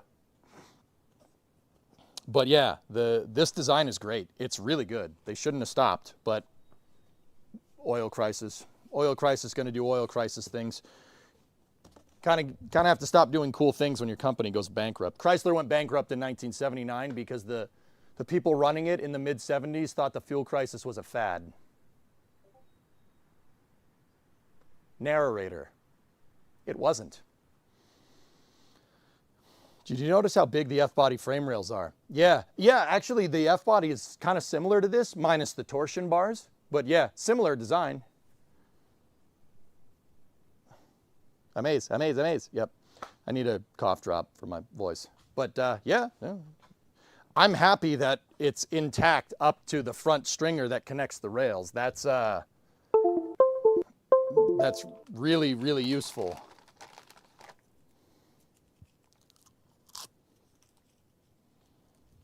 And the business, that's what they call foreshadowing. Yeah, they called it a fad, and then Chrysler went bankrupt and they hired Lee Iacocca to fix it, and he had the company profitable by 1983.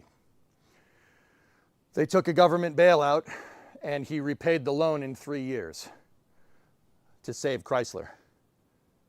And throughout the 80s, Chrysler made all kinds of cool stuff. They partnered with Mitsubishi. They made cars people want. It's a really interesting thing about Lee Iacocca being an automotive executive. He had this kind of thing. If you've read his book, he had this thing like, make the car that people want. I know, it's weird.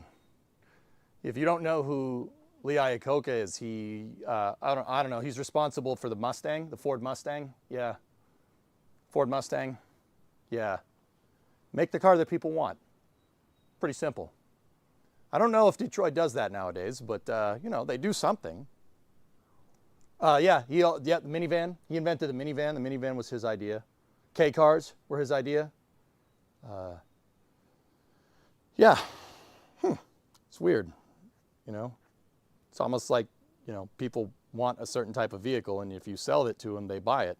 Or if you offer it, they buy it. I know, it's a weird concept. But yeah, he saved Chrysler in the 80s. He took a bailout from the government.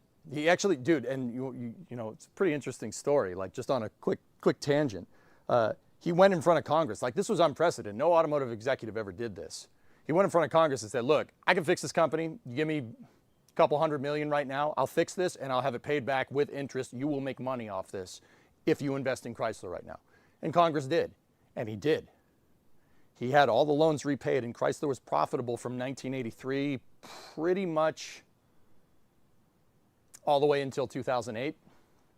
Yeah, pretty much all the way through 2008. He left in the early 90s after, you know, spearheading a project called the Dodge Viper, and then he retired. And then Bob Lutz took his place and merged Chrysler with Daimler and ruined it.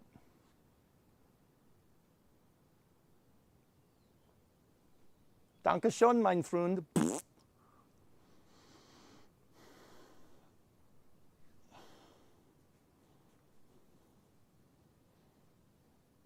Something like that, multiplanetary. Something like that, dude. Something like that, man. Yeah. Yeah, the high oil price is just driven by speculation, that's all. It's just corporations going, oh, well, there might not be oil soon. We got plenty right now, but there might be oil soon. It's all, the speculation is just finance bros ruining it for the rest of us, dude. Am I right or am I right? All right, anyway, enough yapping. Let's get back to work. I'm going to shut the door.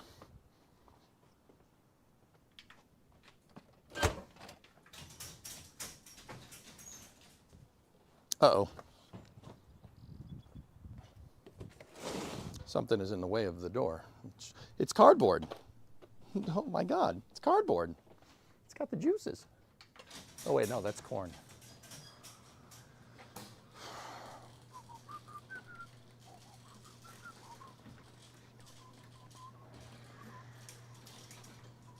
All right.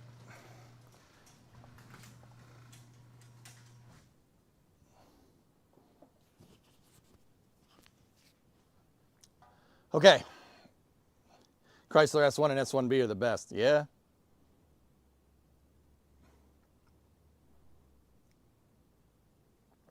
I think you saw the truck briefly. Yeah, blue is right out there. We have to rebuild the carburetor. We'll do that at some point. All right, let's keep going. So now that we have that figured out, let's open this bad boy up again. And let's figure out really where we want to section this bad boy. So there's a reinforcement piece right there. That part's hosed. Yeah, it's seen better days, unfortunately. Yeah, the mouse nest trapped water in it and ruined it all down there. I don't know if you guys can see that. Let me see.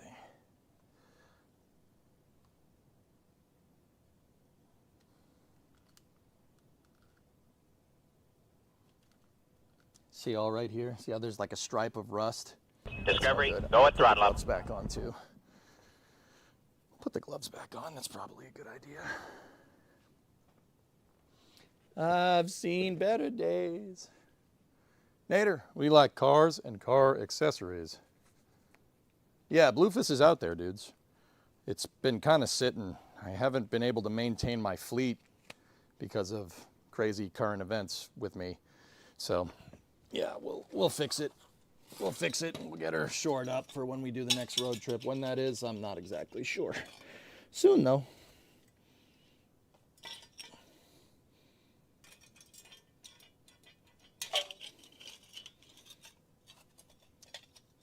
All right.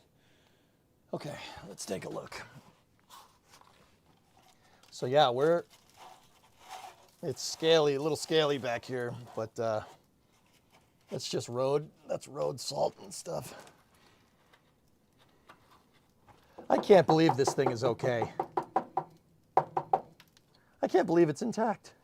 I can't believe it's not butter. Stick around, more Family Guy coming up after. Wait, what? So, I don't know what we're gonna do about this thing.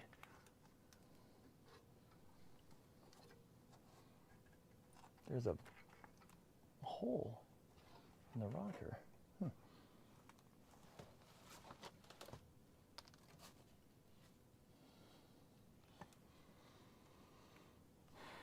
Huh. Well, here's where I'm at, fellas. And I might need to go talk to you guys here real quick. Here's where I'm at. We might have to take the quarter panel off to get the rest of the inner rocker out of there. What's behind here. And then we can, even if we keep what's behind there, which seems to be okay. It seems to be pretty intact. I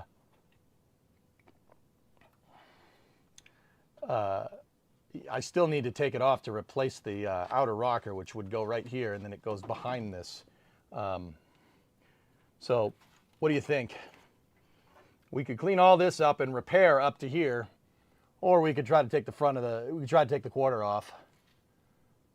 Well, not try, we could take the quarter off and go. Part of me is like just repair up to here for now, like draw a line right there, and then, you know, when the rockers come, figure out what's going on with the rest of this, so we can cut out the rest of what's left of the outer rocker there and replace it.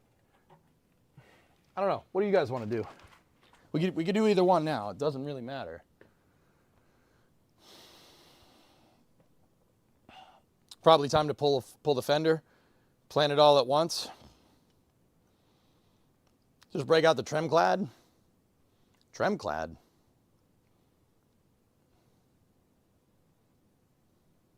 Trim clad? Hello? Do it right? Honestly, ARJ, we are going to, because I have a full replacement rocker. It doesn't really matter. The order of operations doesn't matter. Yeah, it really doesn't, dude. It's, yeah, like as much as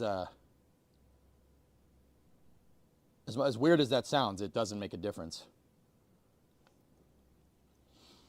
And what do I mean? Like, we're going to have to repair all the way up there. It's just how much of the scope of, like, do you want to see the full scope of what we need to do?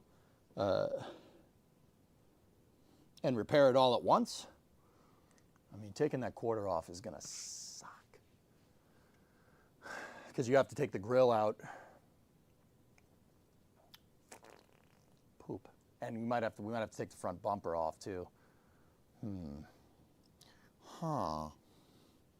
Kind of okay with repairing all the way up to, like, where that bracket is.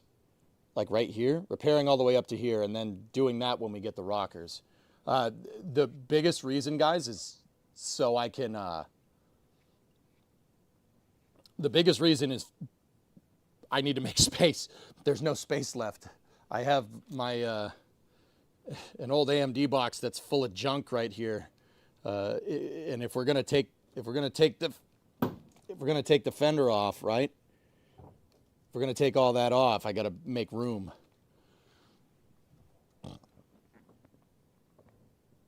So I'm thinking maybe just, yeah, repair up to there today. That's probably what I'm gonna do, or at least make the pieces. You should bring me up so we could build a frame rig and strip the full car down. Yeah. With CRS 34 coming up quickly, you might want. Oh, how much time do we have? Discovery, go at throttle up.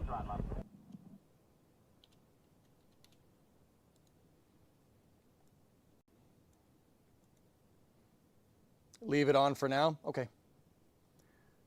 6:05. Oh, okay. Yeah, we got about 2.5 hours.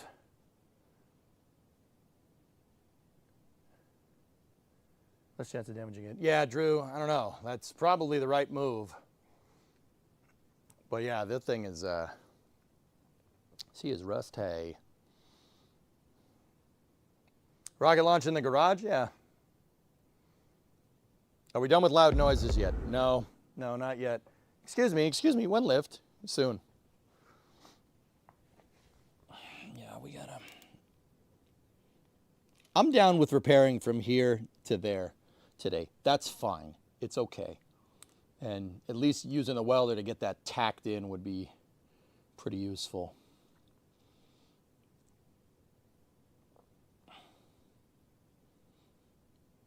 Okay, a couple of things that we got to be careful about here. Let me think about this. How do we want to do this? Yeah, guys, I'll take the fender off some other time because the rocket launch is coming close to us. Like, I want to get. I'm sick of. We just took a bunch of parts out. I'm trying not to take too much off of the car without putting enough back on. You know, if that makes any sense. All right, let me get the marker out and let's figure out what we want to do here. Where did I put my red marker? I used it to make my stupid diagram. Really? I found the diagram. I can find the damn marker. Oh, for Pete's sake. Come on. There's the white marker. I found the white marker. The white marker is for loading and unloading only. There it is. I got it.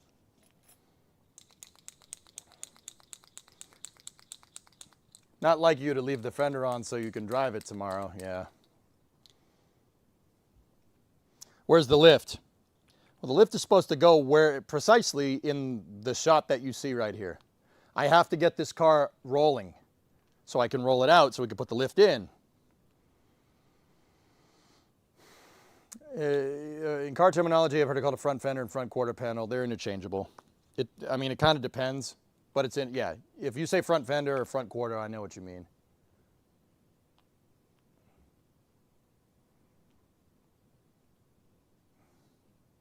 I mean, yeah, you can take it off. Like, that's doable too.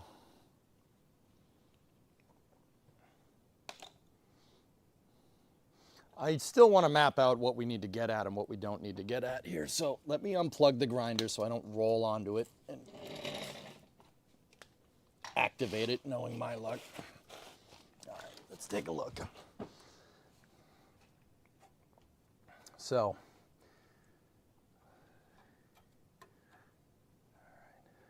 a couple of things that we have to be cognizant of. You guys can't see it, but there's a seatbelt mount right here.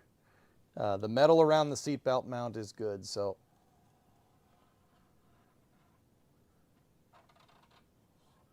I'm just making more or less a nice guideline. Now back here, this part's hosed. I don't know, I think I had a fuel leak here or something, and it decided to corrode right there. I don't know why that particular spot corroded. That's really weird, or rusted out, but yeah, we're gonna have to get in front of that. Back here is pitted, but it's okay. It's not too bad. We still gotta, so right here is where the inner rocker is two pieces. It splits right here, over here. Can you guys see that? I can't tell. Let me.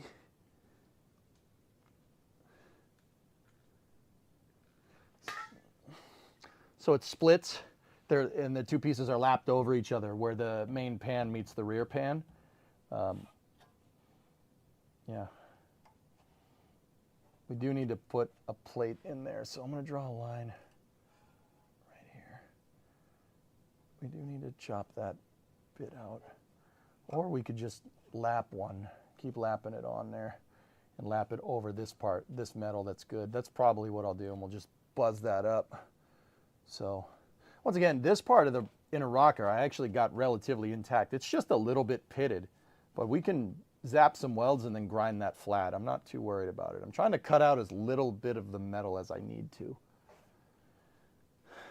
I'm just trying to figure out the locations of stuff.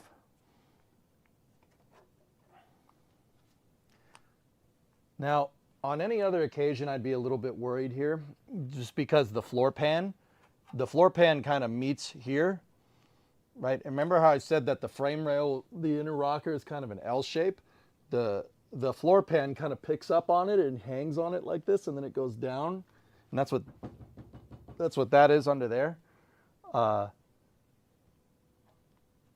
am, you know, on any other occasion, I'd be worried about cutting into it. I'm not worried about cutting into it here because we're going to replace it. So we can just zip all this.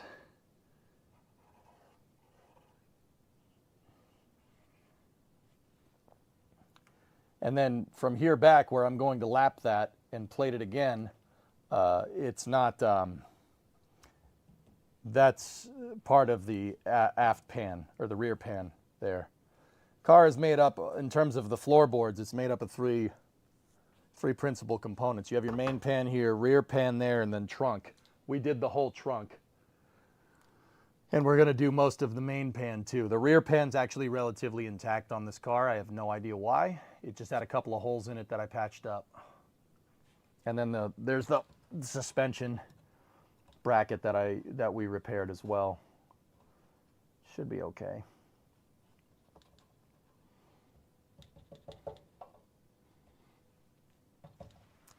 All right, let's see.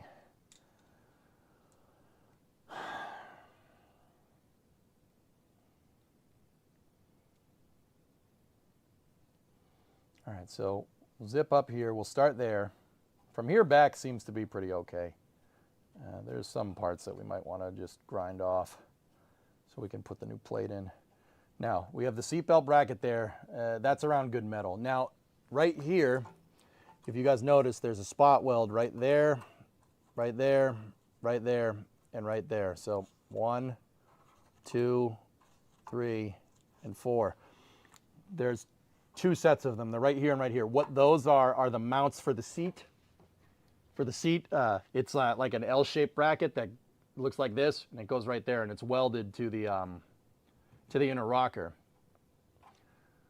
Now, here we might be able to get away with it with not getting at those spot welds. But believe it or not, my seat mounts are actually relatively intact too because they're made out of a thicker steel.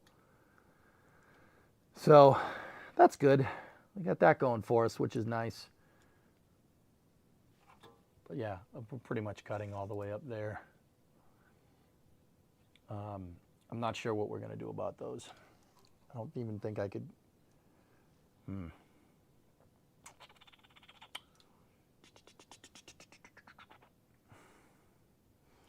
thinking about what I want to do here. With these spot welds, we can drill through. We just drill through them, or we could grind the spot weld off with a burr. So when we go to cut the plate, but what I'm worried about is when I go to cut the plate, cutting into the seat mount bracket. I do not want to do that. And you know, over here, we might be able to get away with coming down all the way over here like that and doing a section cut right here. I'd be a little worried because we get near the rust right there, but that's okay. If we clean it off and clean it off good, we should be able to go around that. Now over here, not so much. Yeah, over there we got a problem. There's a hole right here to mount the for a clip that mounts the fuel line, because the fuel line should be going right here. It's on the back side of the inner rocker. The brake line goes down the back side of the rocker on the other side. So we got fuel line over there, brake line down the back on the other side.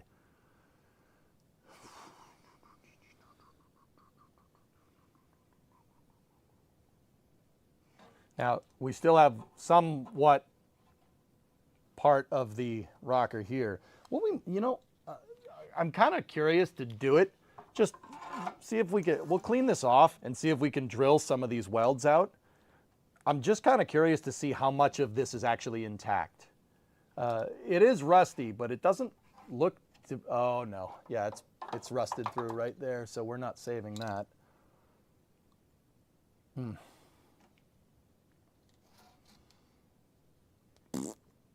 that sucks. Oh yeah, it's hosed right there too. But it is spot welded there. We might be able to kind of just zap that in. It looks like it's okay, dare I say, okay over here. And you know what? Let's do that, just because it'll be fun. Let me clean it off, and then we'll go from there.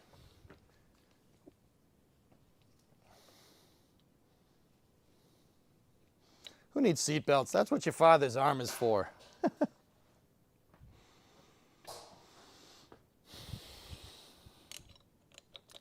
With that being said, Geek, I'm probably going to put lap belts in this. They were a factory option, and you can buy them.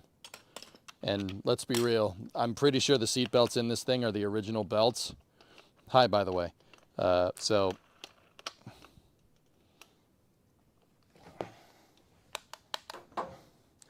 pretty sure they're the original belts, and you know, they're a little crusty. I wouldn't trust them to actually stop you in case of an accident. So I want lap belts for this, and I do want to put bucket seats in it too. It was a factory front and rear bench car. But all right, so here's what we got here. Let's I got my stainless steel flapper thingamajigger. I'm just gonna get at this headphone users. This gets loud, so just bear with me. Not as bad as the cutting wheel. What I like about this stainless steel thing is that the stainless steel wheel gets rid of anything that's pitted. If there's rust, it'll get rid of it. Because the stainless steel is really hard metal. So like it'll eat through rot.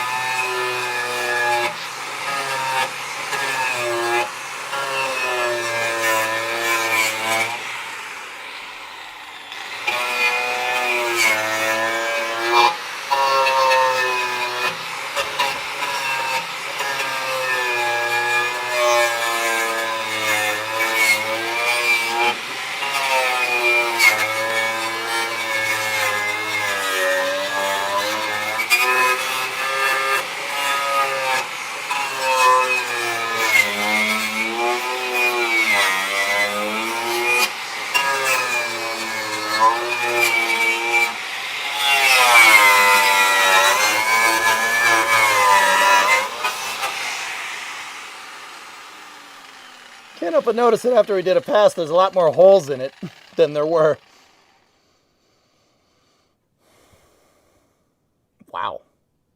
Yeah, that's caca. Like all of it.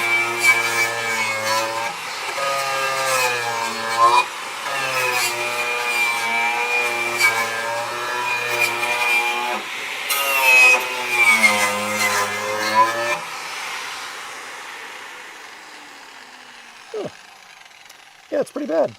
Yeah, it's pretty bad. Yep, pretty bad.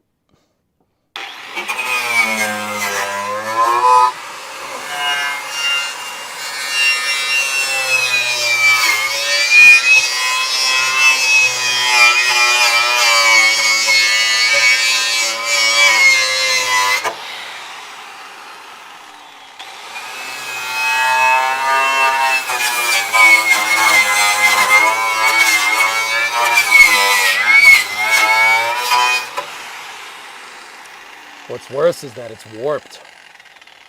Man, this rocker is supposed to be straight. It's very wavy. At least down at the bottom here, which tells me drove around with this rot here and the car bent and flexed some of this metal. This thing should be nice and straight, but it's definitely a little bit wavy. It's not wavy up there because this crease right here is keeping it strong, but down here, oh yeah, she's no good.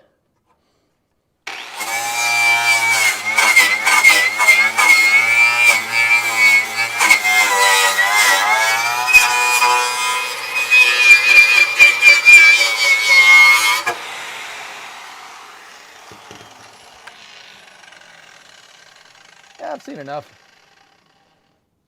We might actually have a relatively intact point right here. I'll still grind these spot welds off on what's left of the inner rocker, and we'll see what we got. Let me get the die grinder out. I gotta open up the door again. Just going outside for fresh air. I was holding my breath that whole time. Respirator would be warranted if we were doing a lot more work.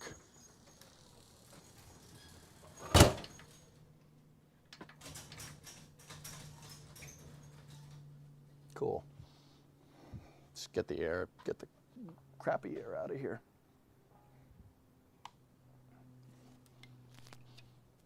Cut that garbage out? Yeah, it's most likely what we're gonna do. Let me just get all the iron oxide. It's like Mars in here. Do you have a drill mounted wire wheel? I do. No, saving that. Yeah, TJ, that's hosed. It's pretty bad.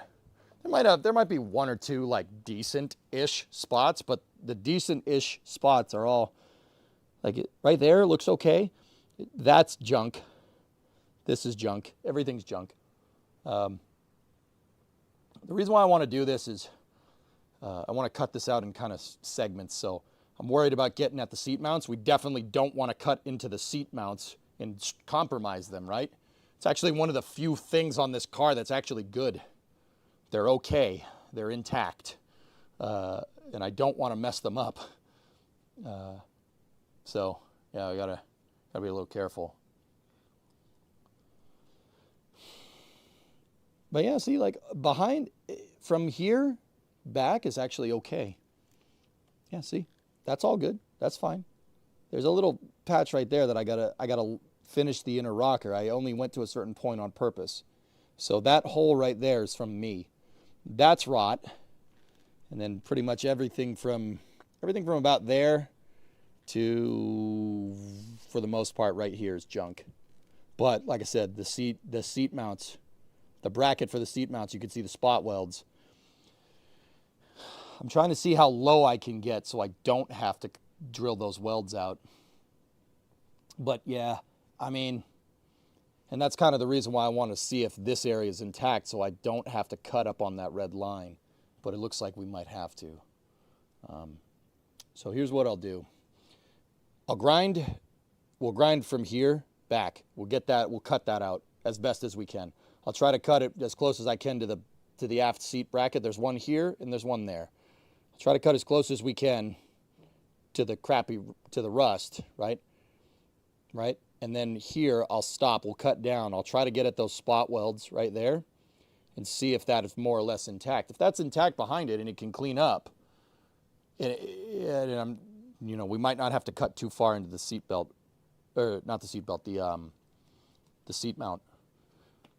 But the other thing is that I do have a lot of meat from the lower spot welds down. See, like where my finger is, right? We got plenty of good metal right there. I just ground at it. So actually we could, you know what? Let's just cut it. But right there, I'm going to cut it a little different.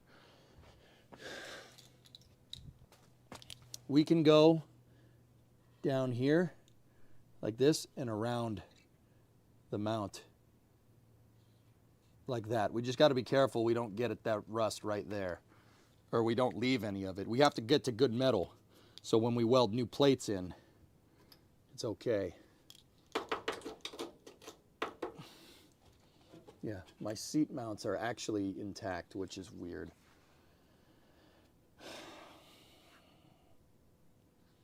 Okay, let me get the cutting wheel back on.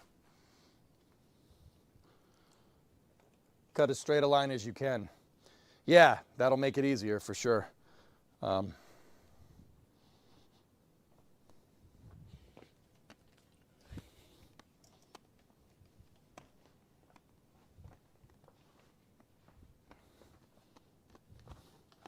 right, I gotta get the stainless steel wheel off here.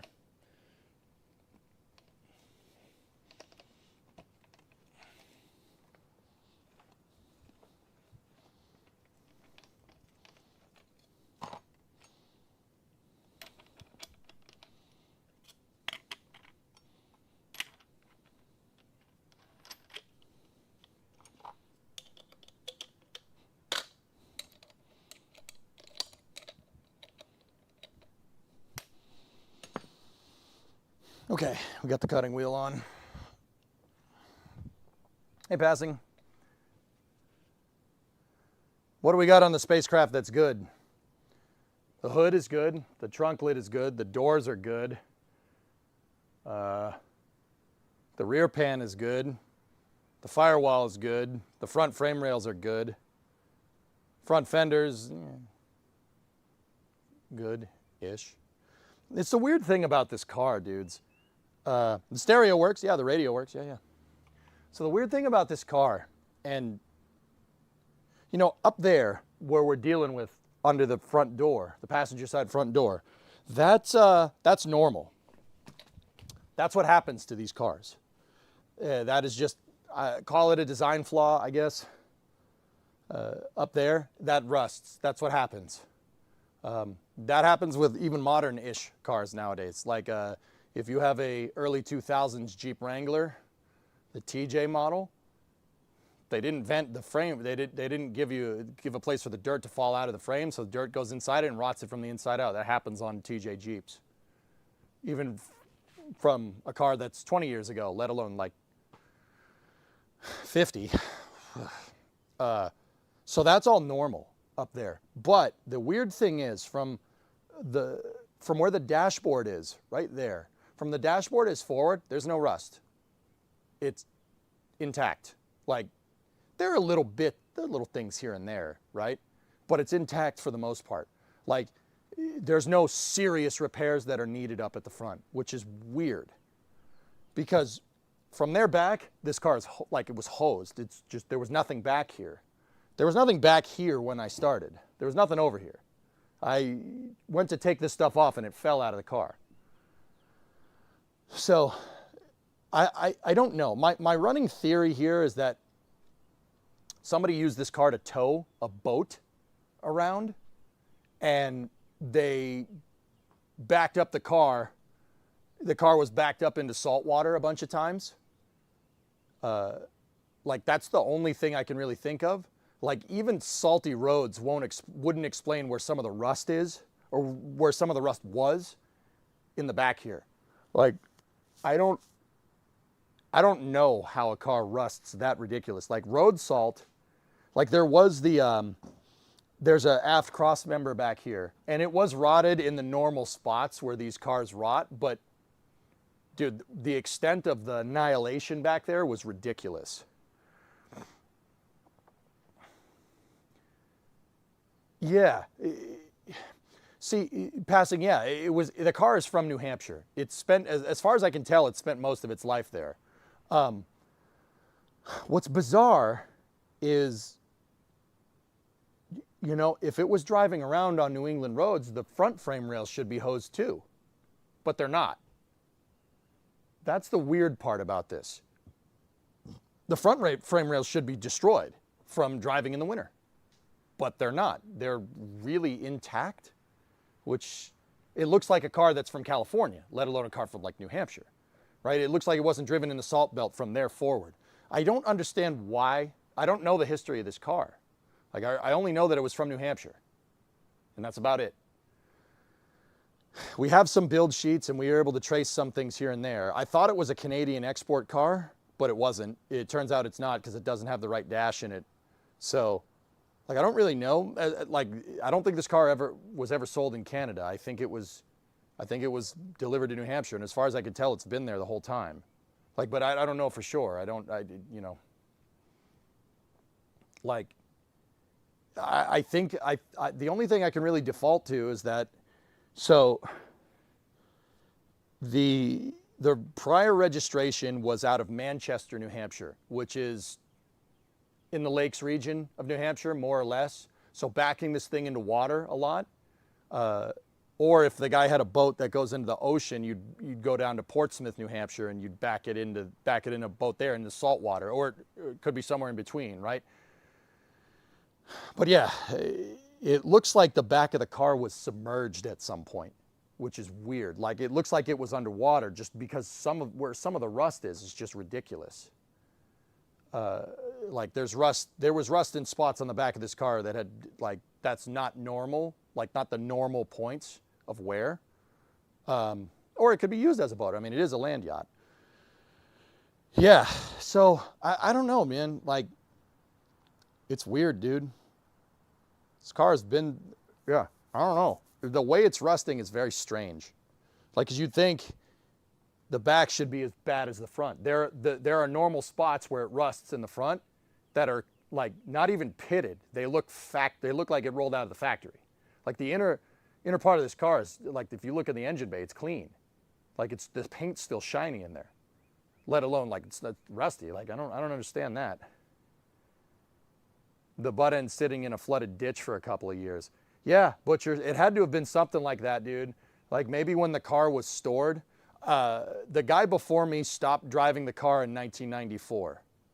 I know that. So wherever it was stored may have been, it may have, like, sank into the ground in the back. Possible.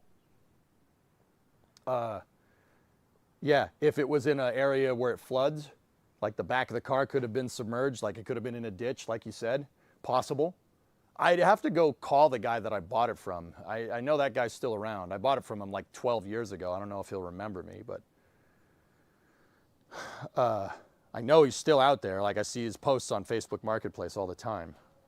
So maybe I'll go ask him if he even remembers. Sitting in a field, grass, quicks, but that's what's bananas to me, dude. How does that explain the front? Because you'd think if the whole thing was sitting in grass, it would rot the front out from the inside, from the back. Like, it's so strange, dude.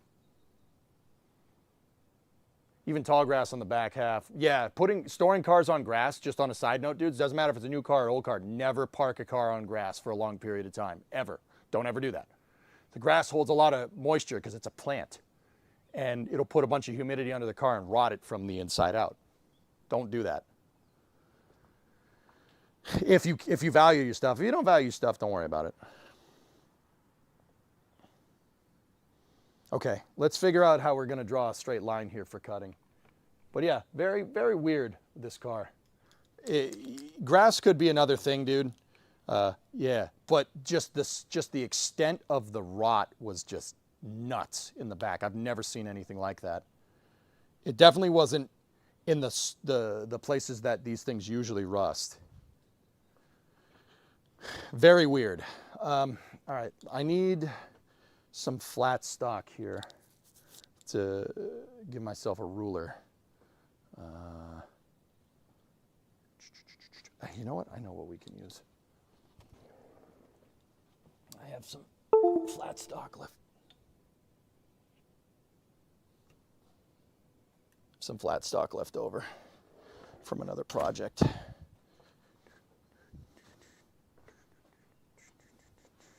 So it can't static fire in the rain? I don't think so. All right, so what I'm going to do here, I have a piece of flat stock.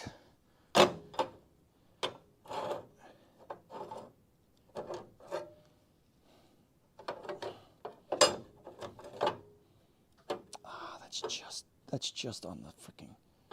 All right, hold on. Here's what we'll do. Right here.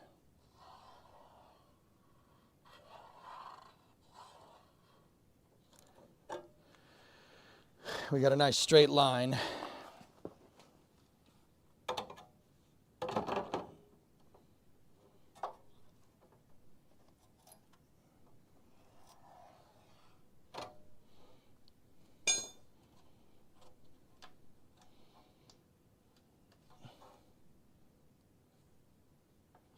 So I'm going to put a cut there, and then, as we discussed, put a cut there, and we'll get this section out. And then, yeah, see, right here is going to suck because the bozo that did this from the factory put them low. So those two spot welds are like probably about a ½ inch lower than those ones, and it's gonna make things challenging here. But, you know, it's fine. Whatever. Okay. All right, let me get my hearing protection and stuff, and we'll zap this thing. I'm trying to get you guys a good angle.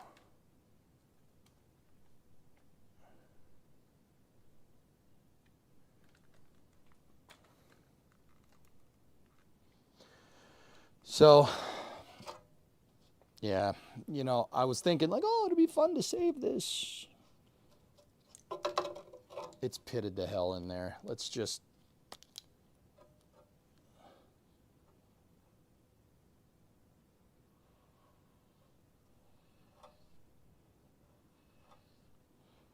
Let's just put a cut right there.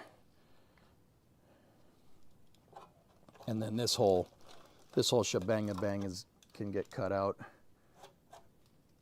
Let's cut from there down for now.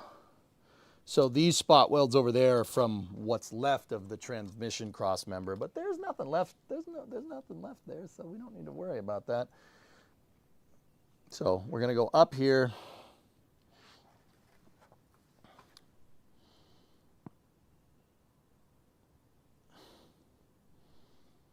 Might be good to just zap that whole damn thing. There's no structure here anyway. Like, we took all of it out. There's nothing connected to nothing, and we can keep Discovery, that part. go at throttle So up. let's go. I want to leave a little bit of material down here.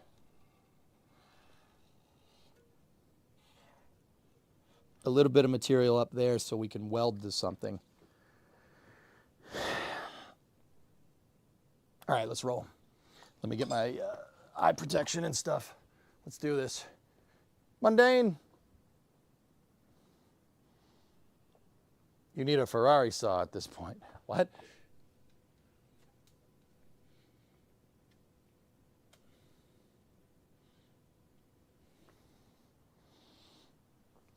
All right, hearing protection is on. Do I have any aquariums? Do I have an aquarium, and am I into housekeeping? I do not have an aquarium. Fish take a lot of effort. Dogs are actually easier. Housekeeping. Yeah, I believe in keeping my house clean. I don't understand the context of this question. So I'm just gonna, I'm just gonna go back to cutting. Okay, headphone users, turn the volume down. This gets loud. The grinding wheel, the cutoff wheel is very loud. Loud.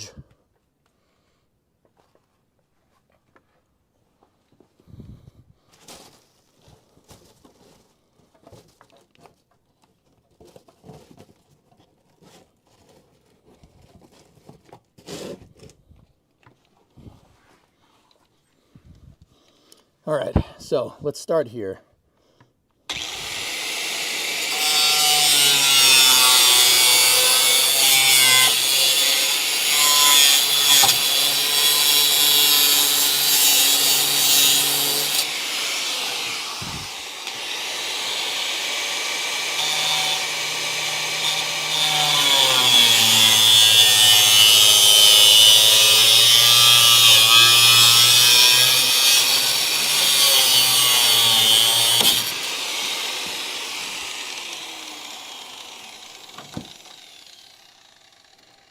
There's part of the torsion bar cross member.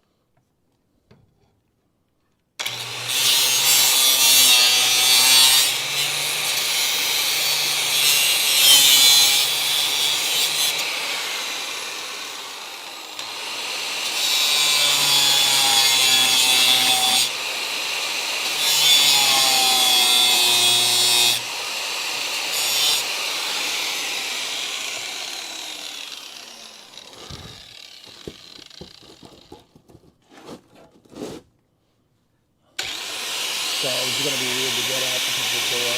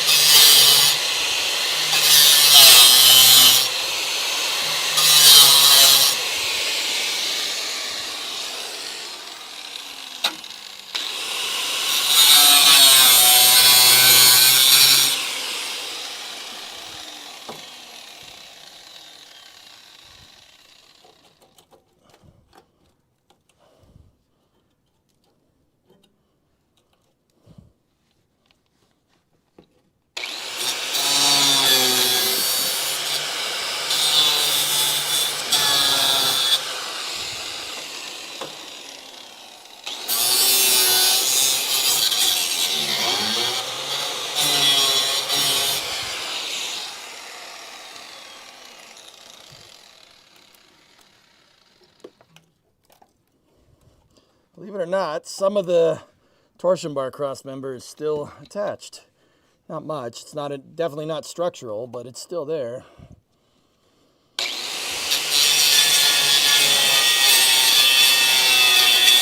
I'm just going to grind the spot weld.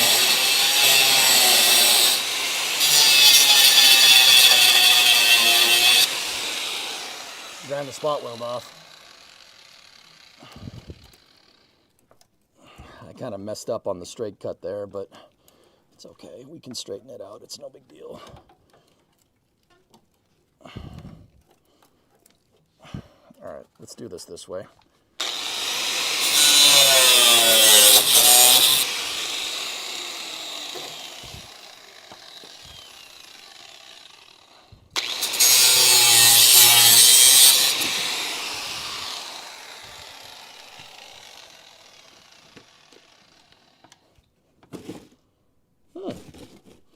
Nice. Not really. Okay.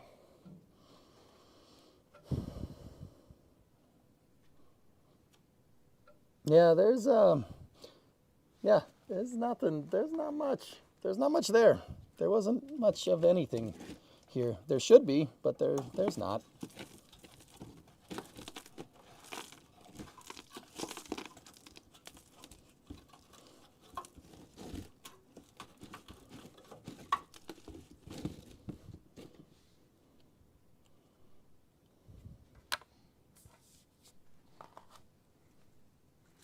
So this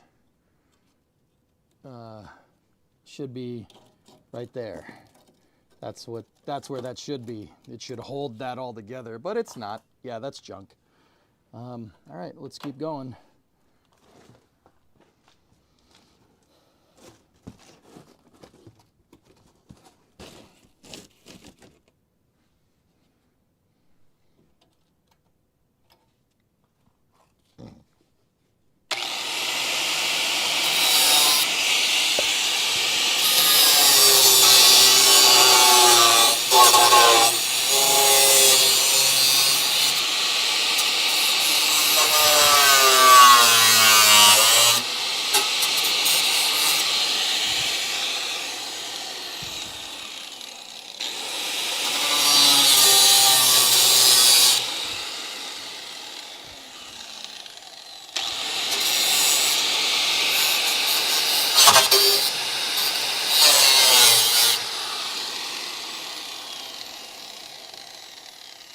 Yeah, see how I just put a quick zip in this metal and came right off?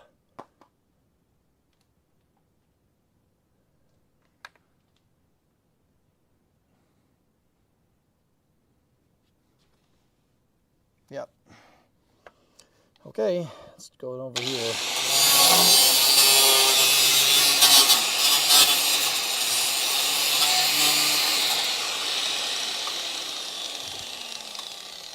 Yep, there was no saving that. All right. Now I'm cutting up a good ways here because I'm trying to get the Discovery, good metal. go and throttle up. Thank you for the resub.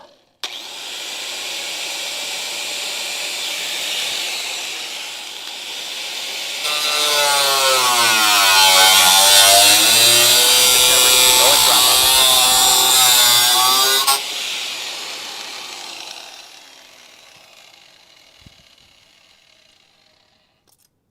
Yep. So this was right there. Look at the back.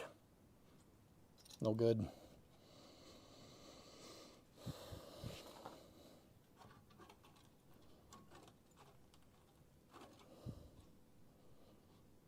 All right, let's try to... Oh, yeah, there was no saving this. Yeah, see, the fact that I can do that, there's no structure in this rocker. It's caca. In fact, we could just keep doing this until it fatigues and breaks off. See, look, it looked good on one side, but the back side... Actually, I mean, the pinch weld's actually okay. It's everywhere else. The pinch weld is fine, actually. That's all right, but nope. All right. So I'm going to try to get below the seat mount here. So, ready?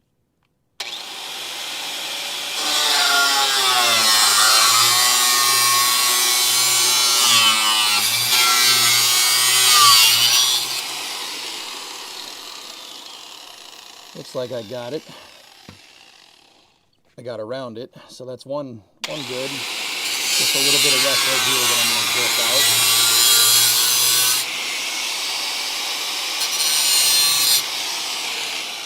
Yeah, see right at that corner? Look. See what I mean? See that little bit of rust down at the bottom? That wouldn't have been good. We don't want to weld to that. And we are right at the seat belt flange, or the seat mount flange. I nicked a little bit of it off, but it's no big deal. No big deal.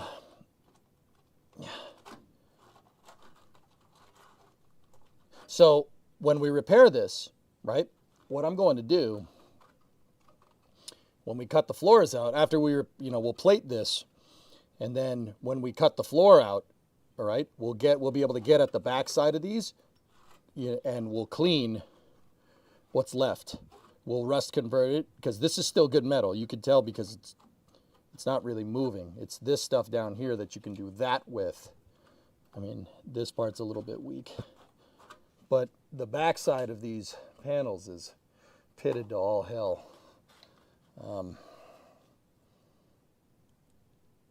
Kind of wondering about the thickness of this stuff. I'll have to look. We'll have to inspect this. Okay, so the next bracket is going to be a pain in the butt. So we'll get as much of it as we can.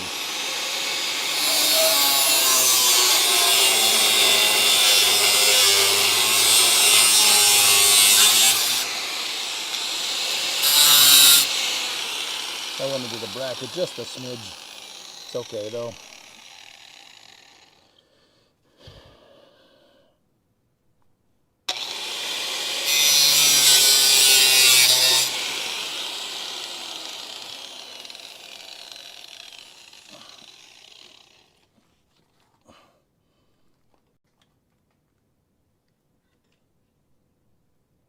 Okay, just making sure that camera's still on. That's all.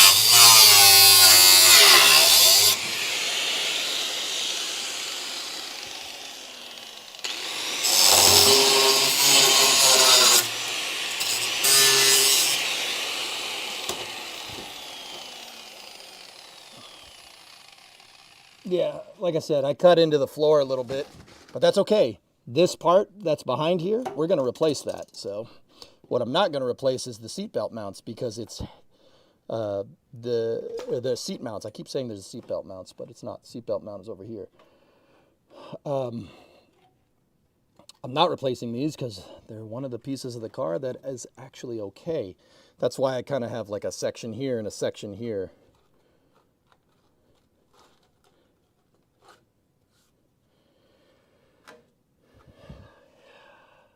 Yeah, it's coming. All right, we gotta get over here just a little bit more to cut out.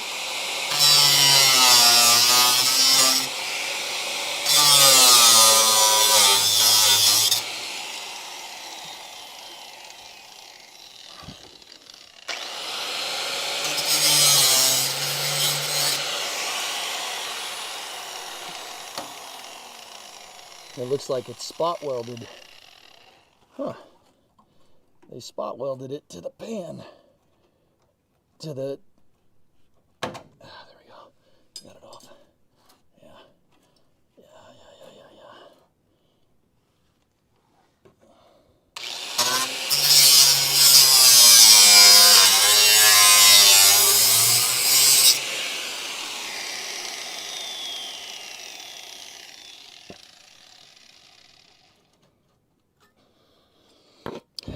Yeah, if we weren't replacing the pan, I'd be a little bit more careful here, but we are not. We are replacing the pan, so don't worry about it.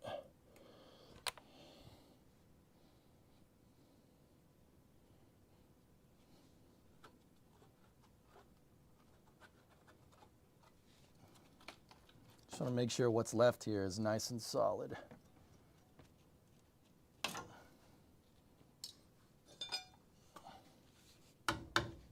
I don't like how flappy that is.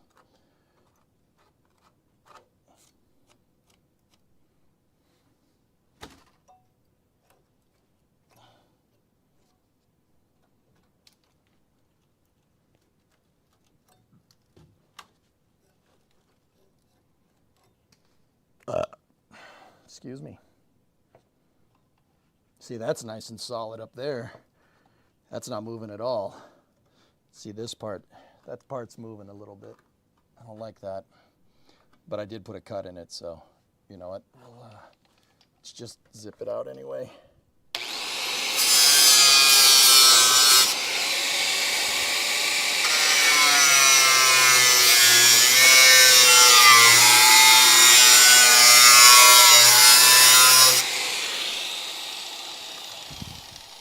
How's the backside look? It's still thick. The metal is still thick there. It's a little pitted on the backside, but yeah, that's still pretty strong. Now we just got to figure out what we're gonna do here. I got to get a little flashy with the grinder here.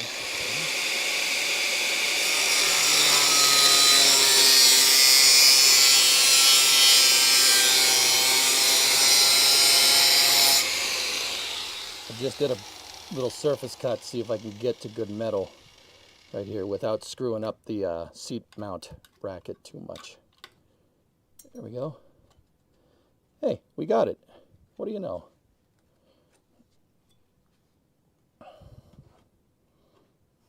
Nice.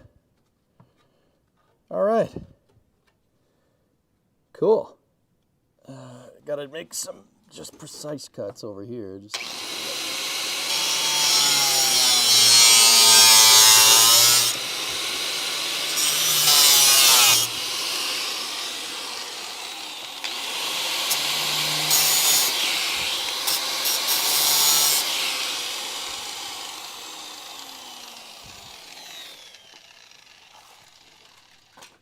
oh, look, more car that is now on the floor. Lovely.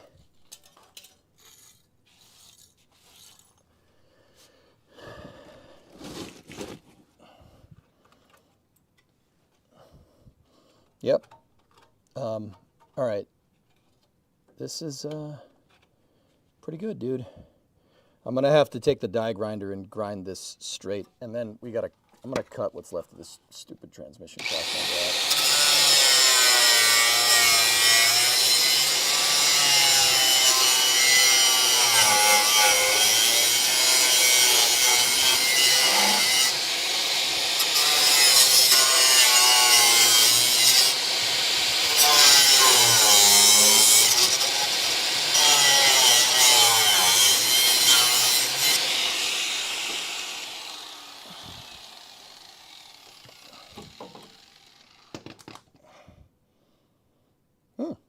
This part is actually still good metal, but it's a good metal in a sea of poop. Or rust, I should say.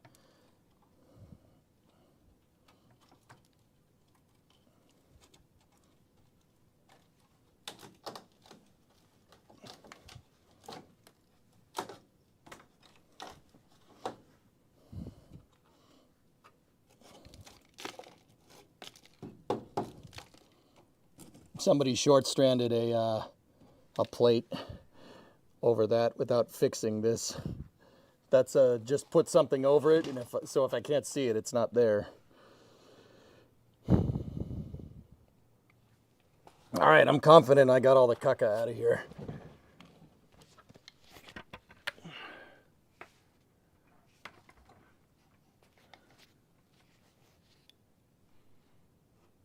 Yeah, we got most of it.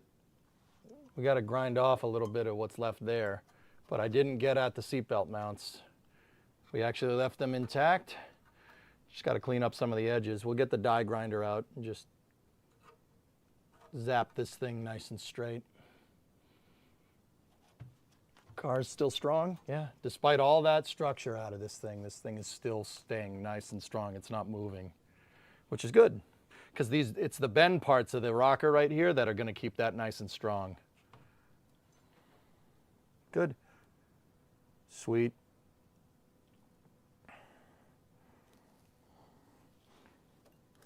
And it looks like I said, the front of that is actually really strong. Nice. All right, let me get up. I get up.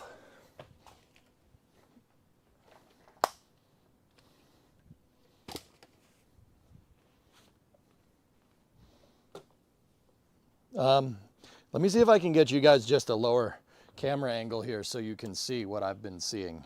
because you guys can't, I noticed you can't really see it unless the camera's down here.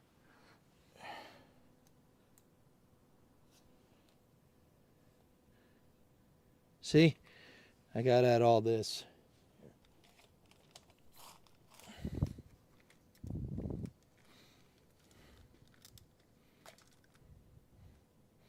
This is what I've been looking at. So I zapped up here. Actually, that's left over from before. This is all more or less intact. And then I started right there, and we got most of it off. We got most of the doo-doo off.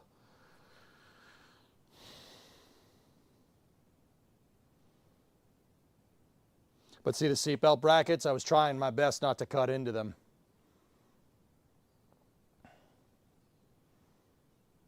But yeah, what I'll do is with the die grinder, I'll just try and straighten up some of these edges here. So when we go to make the plates, it's easier to get them to fit.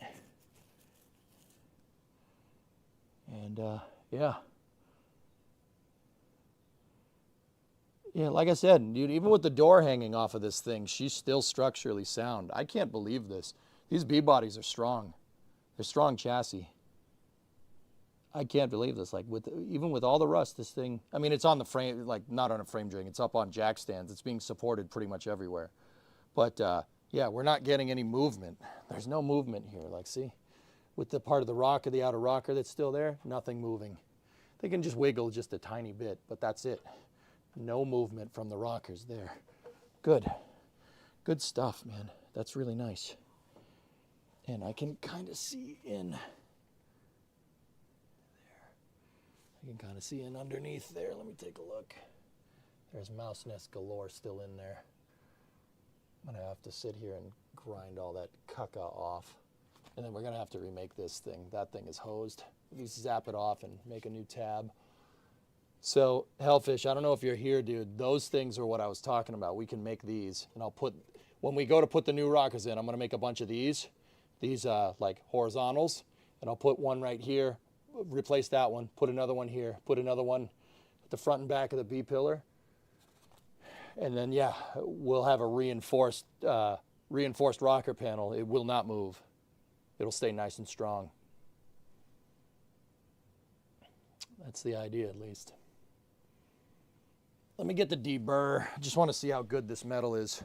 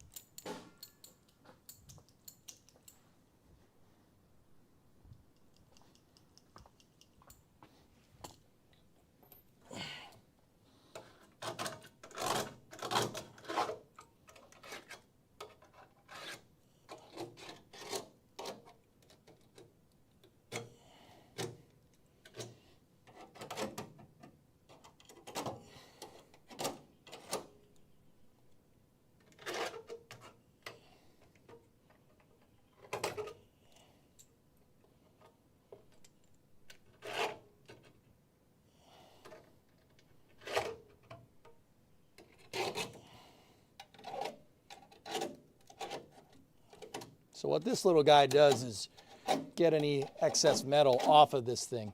What I'm trying to do, any excess metal that's not, you know, sometimes the metal like winds off or whatever. What I'm trying to do is get all the burrs off, right? And then I'm gonna look.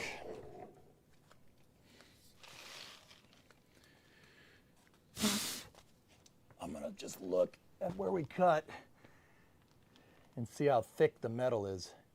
If it's all thick, even after it's been deburred, it's good metal. If it's thin, it's been pitted and it's no good. This is all good. That's good metal. Yeah, it's a little thin right around the bracket, but that's okay.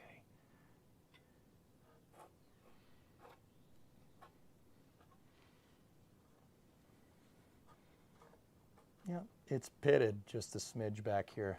I can feel it. It's hard to see it, but because it's, you know, in the way. But oh yeah. Ow! Hang on. Slice my finger open.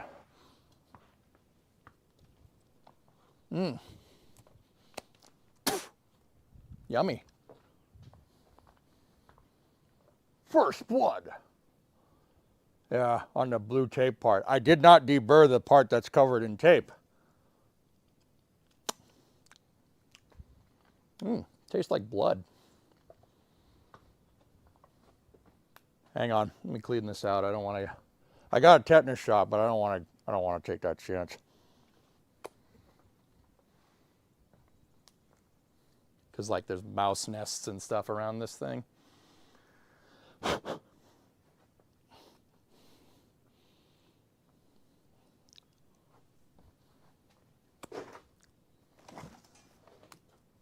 Bloody.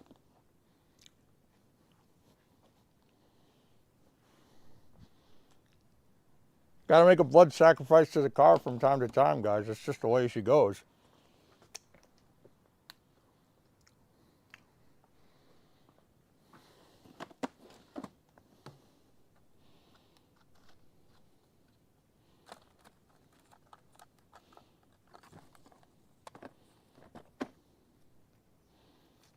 Should have put my gloves back on. That would have been the smart thing to do.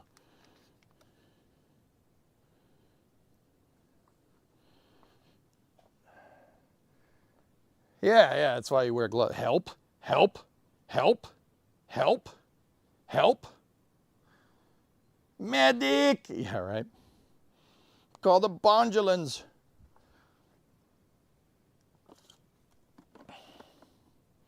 I was being like super careful too, but not, you know, not careful enough.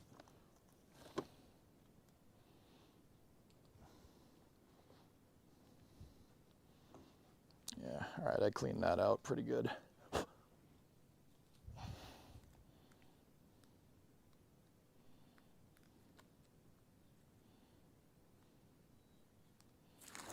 Band-Aid. Discovery, Perhaps you go could at throttle. toss me a Band-Aid or some antibacterial cream. I'm in a large amount of pain. You know what sucks? It's on like the tip of my finger, on the bottom tip of my finger. So when we wrap the Band-Aid, we got to wrap it over the fingernail. That sucks. That's gonna suck to. That's gonna suck to take off later, but you know, whatever. Any space news today? Well, yeah, CRS 34 happens in about 2 hours, an hour 45 blackness. We'll talk about what's going on then. In the meantime, I just cut more of my car out. We took more of the car away. It's great. But yeah, let's see. Does the door still close? Oh yeah. Oh yeah. Perfect. Yep, she's still rigid. I have no idea how, but she's still rigid. More like you got your finger instead of the car. Oh! I would not add shocks to it like that. Yeah, the car took a piece of me. It's a sacrifice. Super glue it? I put a Band-Aid on it, dude. I don't have any super glue out here. All right. Good stuff, man. Yeah, it's pitted on the back side here, but should probably get rid of this piece, but I won't. Not now, at least. Yeah, this is all pretty damn strong. And once we weld it all back together, it's going to be even stronger. How much did I get into the floor? Yeah, just a little bit. But whatever, we're replacing that piece anyway, so it don't matter. Just say Smith. None of this matters.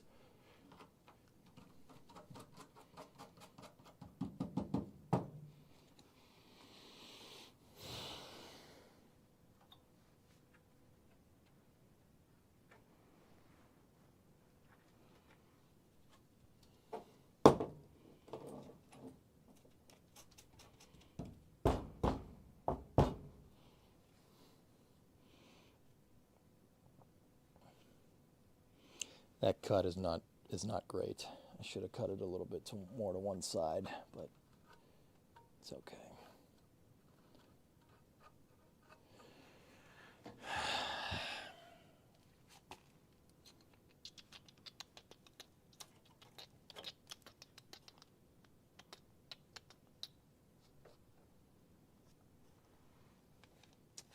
So what I'm looking for is, I mean, this cut's pretty straight, but it's not exactly. It's not like 100% perfect. It's close though. Yeah, not bad.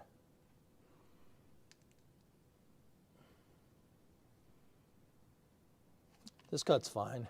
And once again, she's strong up there. This is all really strong, but that's mostly because of the seatbelt brackets. Okay, now let's, shall we CAD it up?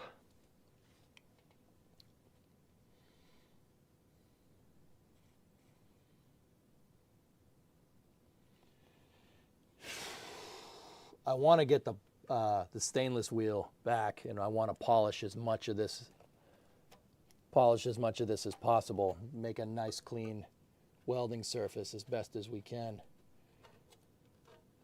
That's why I'm deburring, and kind of want to make them straight too. I suppose it doesn't matter too much, but. Are the loud noises done?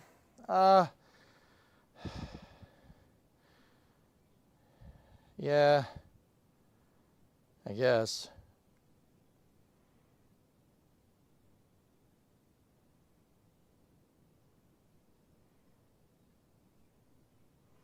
What I got to do is the metal that I bought today, Bree, I got to cut it to those shapes right there. And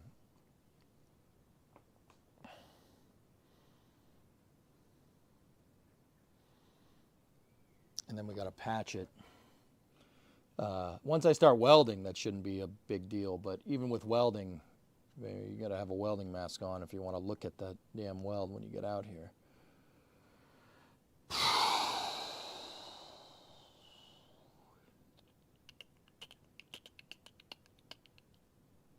All right, let me get my die grinder. I have a pneumatic die grinder here that we're gonna get going. So I got to turn my compressor on. You're gonna hear the compressor going for a second.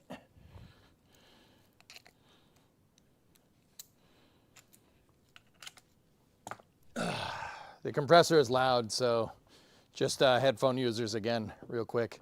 I have a big 120-gallon compressor that I got off from a guy down the street that was getting rid of his shop. There we go.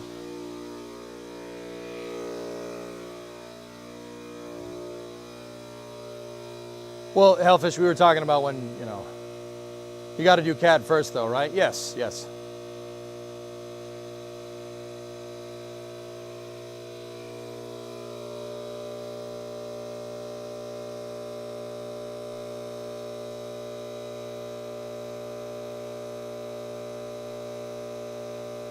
Let me get one of my burrs.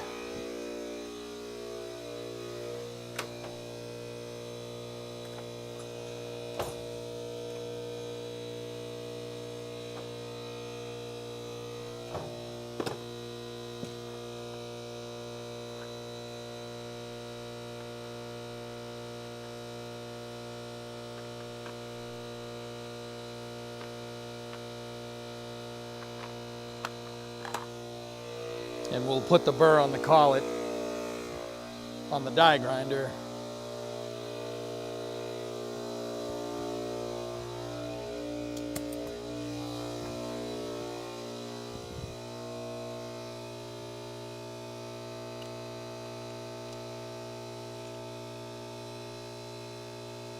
So this is a tungsten carbide burr. I'm going to use it to just kind of smooth out some of the edges. Get rid of any burrs that, or tungsten carbide bit. Yeah, it's cool looking. So I'm gonna put it in, we're gonna put it on, and I'm just gonna try to make my edges nice and smooth. Here's the locking collet for the die grinder. So what happens is you take this piece, right, and you twist it on there, and when you twist it on there, it clamps this thing. It's a collet. That's what a collet does. Check Jack's Twitter. His car is finally ripped. Oh, he bought a new one, dude.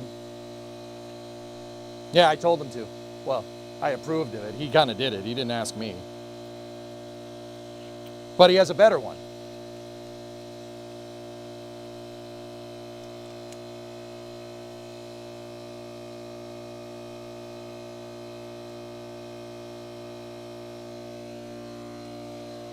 Fewer rust holes now. Yeah. Hey, Paul. Are the seat mounts welded to the floor pan? Yes. Yes, they are. What finally killed his Rover? Nothing. He traded it. He didn't trade it. He kind of did, but he didn't trade it at a dealership. He traded it with his. He has a guy out there that does. He has a guy out there that exclusively deals with Land Rover Discoveries. He's a buddy of his. Jack knows people, man. And he got a new one. He has a guy. Yep, that's right. Oh, dude, okay. You know what, fellas? Like, he got a good deal on that new one. If he wants to say how much he got it for, sure. That's kind of up to him. I don't want to be like, oh, Jack bought it for this much. He got a good deal. He asked me about it. He's like, dude, I got this. And I got it for this amount of money with this amount of mileage on it. And I'm like, I'd make that deal. Yeah, he got a smoking deal on an 03 Disco. So his is an 02.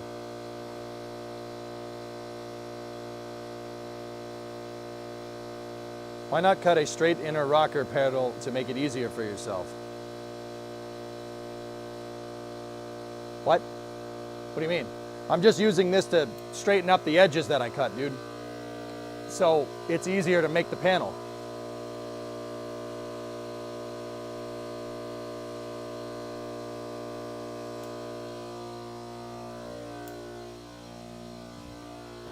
It's easier to make the replacement piece.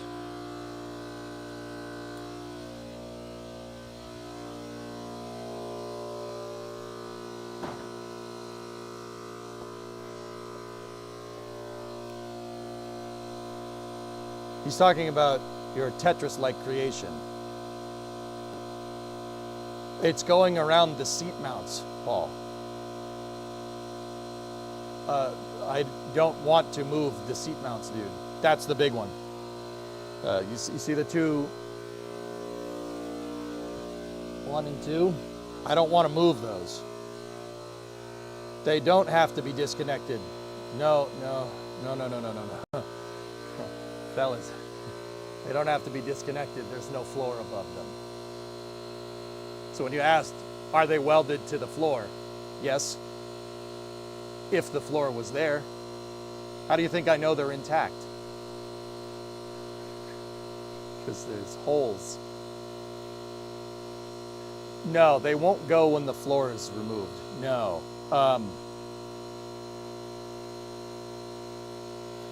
No, they won't go when the floor is removed. It's so the brackets are kind of they're shaped like this, but they have a tab up at the top here, so it's kind of like a Z shape, right? And this part is welded to the top of the rocker. This part where my thumb is welded to the rocker that you see on the camera. And then the bottom should be welded to the floor. The bottom part's not welded to the floor anymore. Hey, Bree. Hi. You want to be on camera? Yeah, fine. Okay. You're basically on the edge of the camera shot. She lives! She lives! Hey. Hi. How you doing? I'm good. How are you? Great. I'm just here to hang out. Okay. Do you have a phone charger, I assume, somewhere? Not lightning, no. Huh? Not lightning. I thought you had one before. Hi. I might. Let me go look. I'll be right back. Bree doesn't have a mic on, guys, so she could just sit there and look pretty, which she does. She does very well. Yeah. Okay. I have a.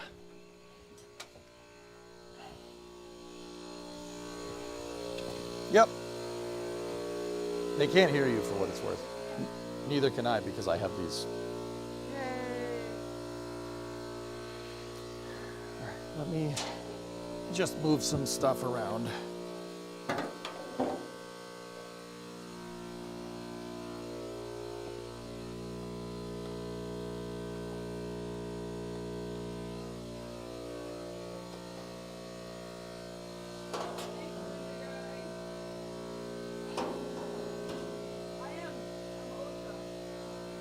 She's Bromosha.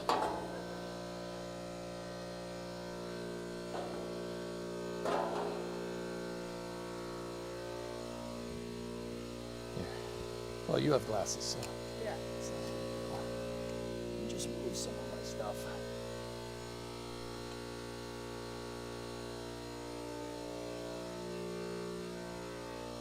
I'm just cleaning off the couch for Bree, guys.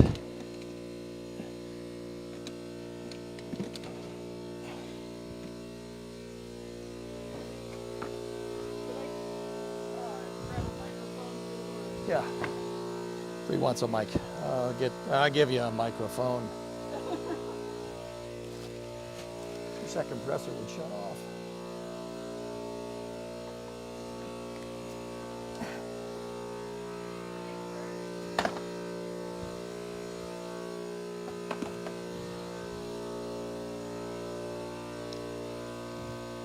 All right, microphone for Bree. Here we go.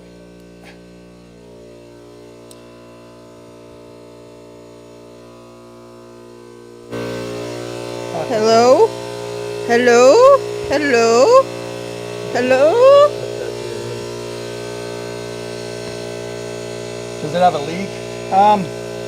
Yeah, I gotta tighten up the fittings. Hello? Hello? Her My- mic is way louder.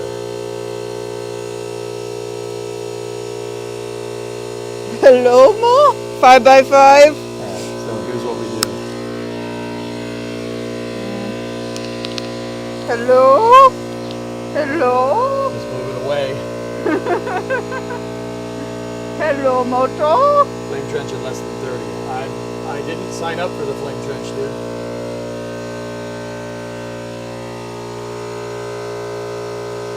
Alright. Just kill the compressor. Gotta wait for it to pressurize.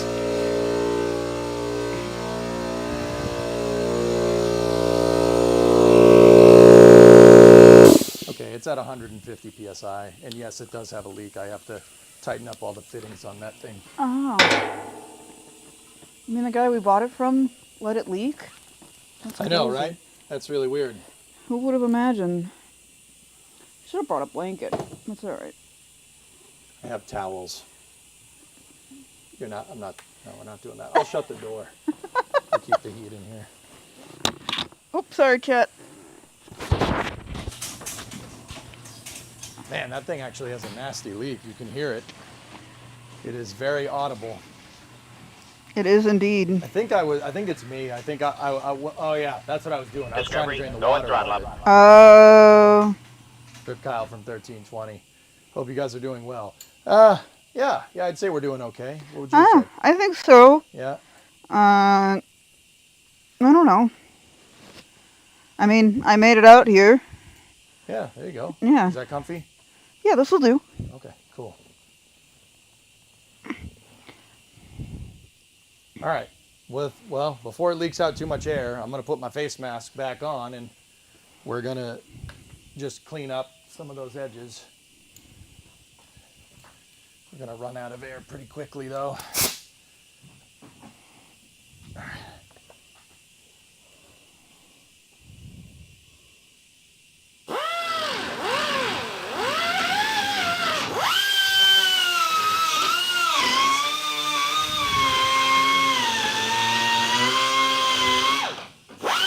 Thanks, Fluffy.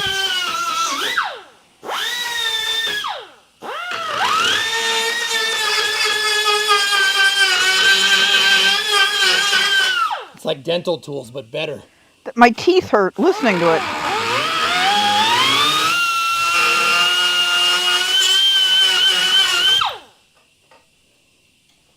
It is me. I am here.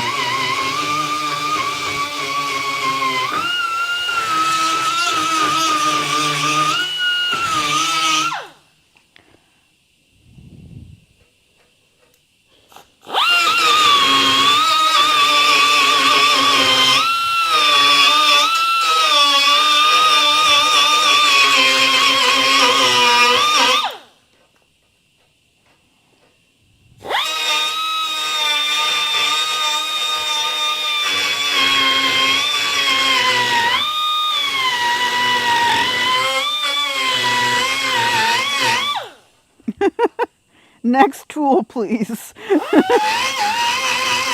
Well, you don't like this one? No, you're making Chat's mouth ache. Sorry, guys.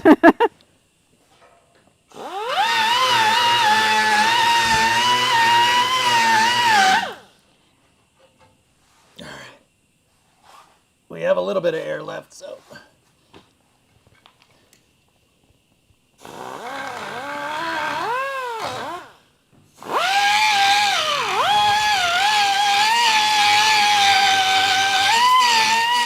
What I'm just trying to do is get these edges straight, more or less.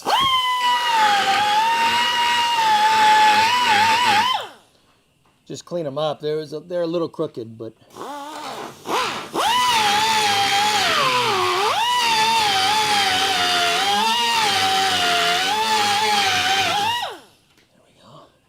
Went a little bit far in there, but that's okay.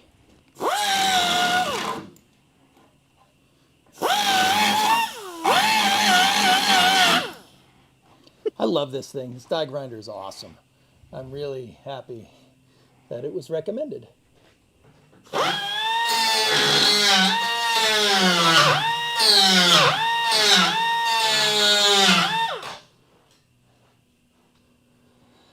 I screwed up the cut a little bit over there, but that's okay.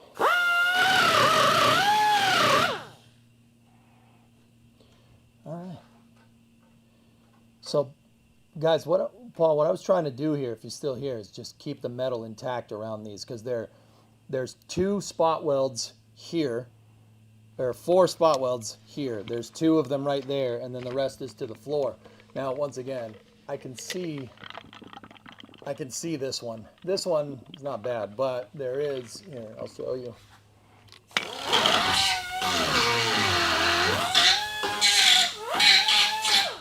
There's a hole right there. I'm sticking my finger through it right now. Look at my fingers. All right, we gotta clean that.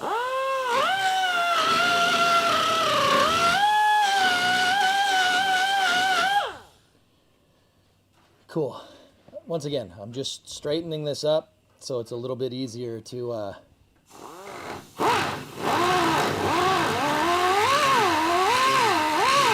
make the metal.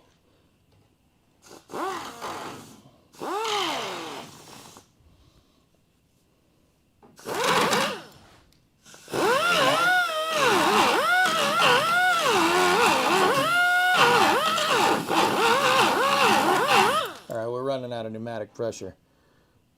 There's a little bit right there.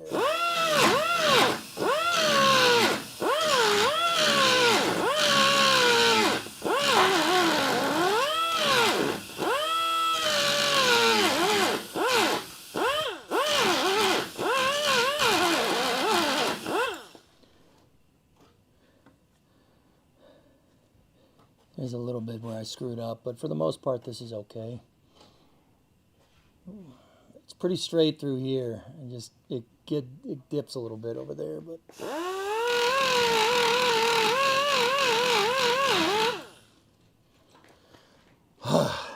All right, sweet. Another thing that I'm kind of worried about, dudes, is that if we go to weld here, I don't want to weld it to the existing pan. I mean, they are kind of lapped on each other right there, but who knows? maybe we need to cut more pan out. I don't know. I don't want to cut too much because the floor pan, or what's left of it, is what's holding the rest of the damn thing together.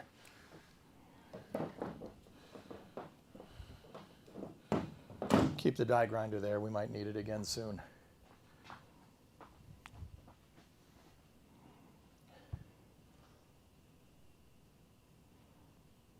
All right. Charge it back up. Nah, that's good. You can see that the far right line is not exactly straight from that camera view. But on the left side, guys, the pan. It's kind of what I'm... Everything you do on this side of the car, do you have to go back and do on the other side of the car? Yep. Okay. Yeah, I do. But, you know, it might seem like this is going to take a long time. But this was figuring it out. Yeah, I gotcha. So when I go to do the other side of the car, I'll know exactly what I got to do. I'll know where I need to cut. I'll know what I need to cut out. So yeah, that's the big part. Yeah, I'm Like just thinking you're only doing like half of what you have to do, Yep. which kind of sucks. But Yep. what are you going to do? There are two sides to a car. Imagine that. Wish I could work in symmetry like I can in Kerbal. That would be really nice, wouldn't it? Yeah, it would be great. I don't know. Is there gain control on the mic, dude? I don't know.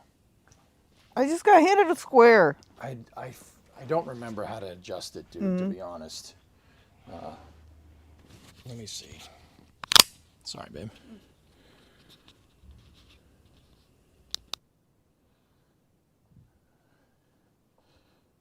Let me take a look.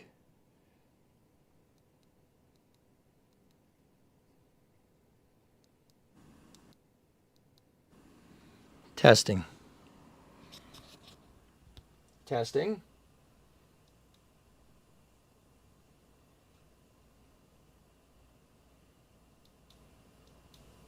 Testing. Testing.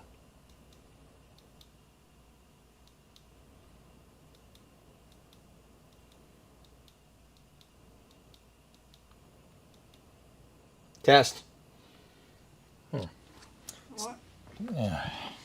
There's a way to do it. I just don't remember how. So just put that right there. Okay. Just keep it a little further away from you and it should be fine. All right. How's that work, chat? Are we equalized now? Should be pretty equal. I just moved the mic away from Bree. Cool. Excellent. Much better? Excellent. Bree, talk. Hi. Hi. How are you doing? I'm great. How are you? I'm good. All right. Yeah, we're equal now. Cool. Sweet. 1, 2, 3, 4, 5. Yeah, Bree and I have had a fun past couple of weeks. Yeah. Yeah. I'm doing good, though. Made it out here. I mean, I think it's been 11 days post-surgery at this point, so... Yeah. Yeah. Yeah. Cool. All right. CAD time. Yay! Let's see. Let me think about how I want to do this.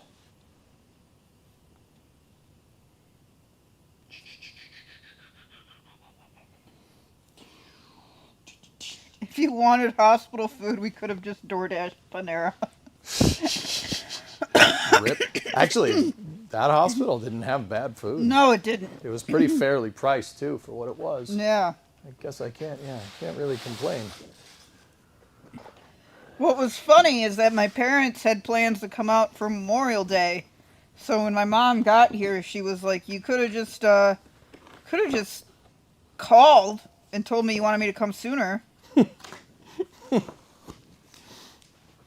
Yep. Can you come here for a second, baby? Yeah, what's up?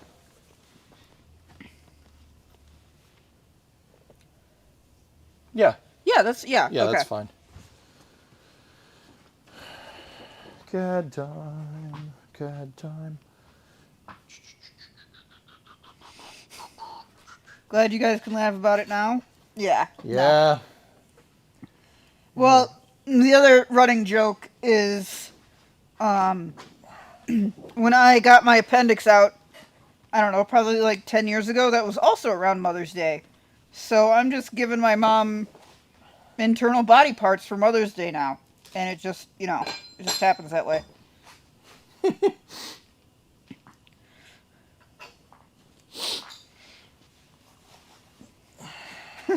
Mocha S.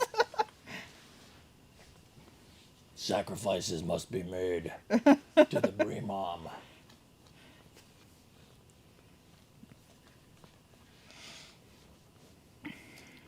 All right. Where's my tape measure? She grew them. You're just giving them back. Tranquility Base here. Whoa. The Eagle has landed. What's that? Why can't two elephants swim at the same time? They only have one pair of trunks. Oh my God. Keeson's here.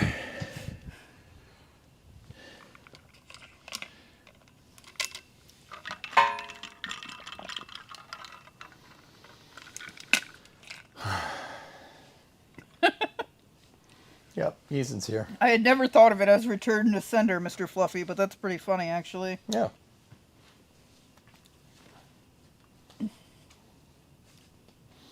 So what I'm going to do is measure initially how long this rocker panel is.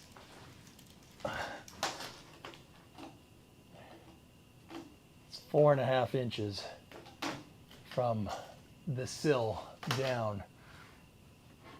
So let's cut a piece of paper. Actually, yeah, 4.5 more or less. Yeah.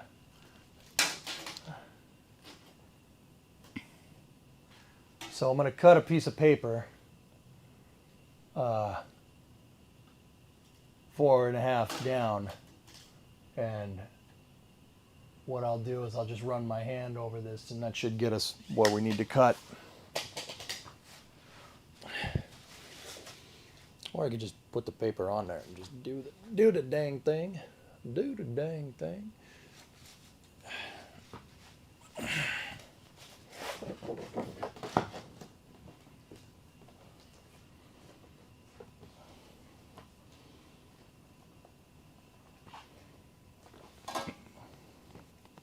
Where did that piece of paper come from? Oh, you bought poster board, that's right. Yeah, it's construction paper. Yeah.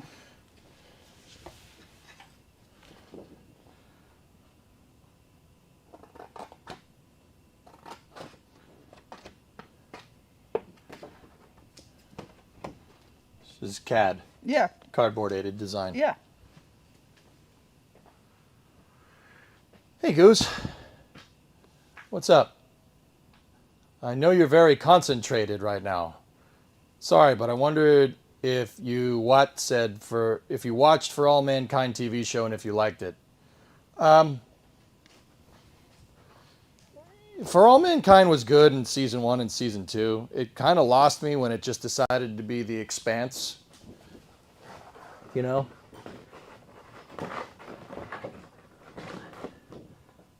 Yeah, that's when it kind of lost me, Goose. We went from a cool alt history timeline to The Expanse, which, that's neat, I guess. Mm-hmm. There ain't nothing wrong with it focusing on the characters and stuff, but Yeah, we really liked season 1. When they brought in the shuttle, I think is when you were like, nope, not doing it. yeah, why? That doesn't make any sense to me. Why would you have the shuttle if the whole point of the thing is that the Apollo program kept going? Yeah. So And- why even build a shuttle? Why have the shuttle? Yeah, that makes no sense. For the popularity of the shuttle? I don't know. Whatever that means. Yeah, professor and engineer.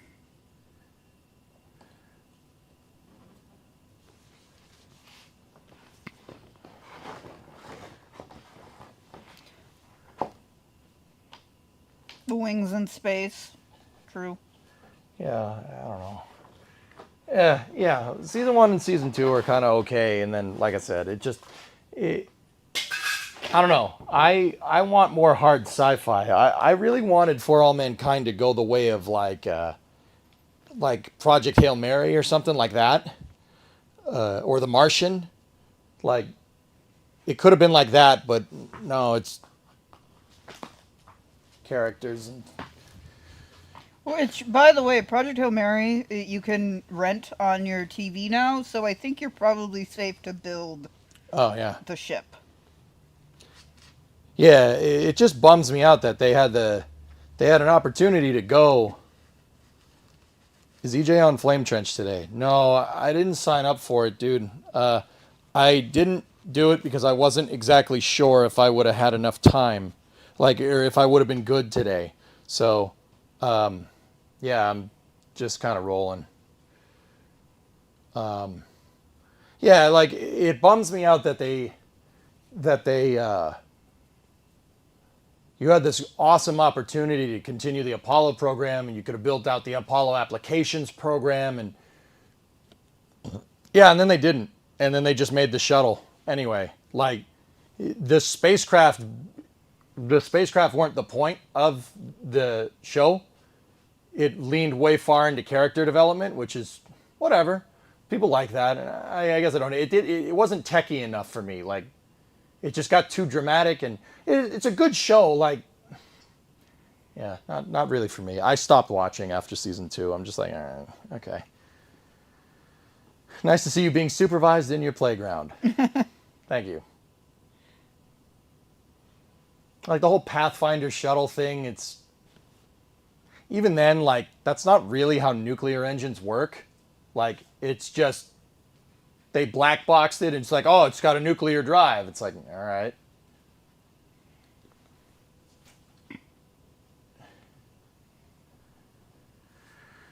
No paper or cardboard derivatives or the front will fall off. Oh, yeah. Front fell off? Yeah, it's been removed from the environment. We're good. Okay. But yeah, I mean, Goose, it's a good show. Like, it just didn't really get technical enough for me. Like, and I've heard like now it's like season 5 came out and it's something about like rebellion, like communist rebellion on Mars or something. Like, I don't know. I'm like, stop following. I lost. Like, you lost me, dude. Like, what's going on here? Like, that's just.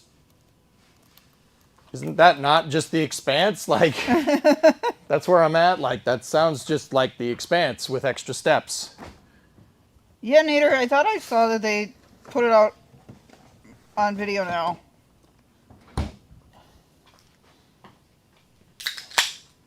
Cracking a Yingling. Yep. Like, I don't know. Maybe I'm just like mad because I don't have my own alt history TV show that I could have done cool things with. Like, I don't know. Could be that. Like, you know, like, I don't know. I can't help but sit there and be like, well, that's not how I would have done that. But, you know, like, I mean, I think I'd be relatively qualified to talk about this, but also, like, they had astronauts consult on the show, so, Yeah. you know.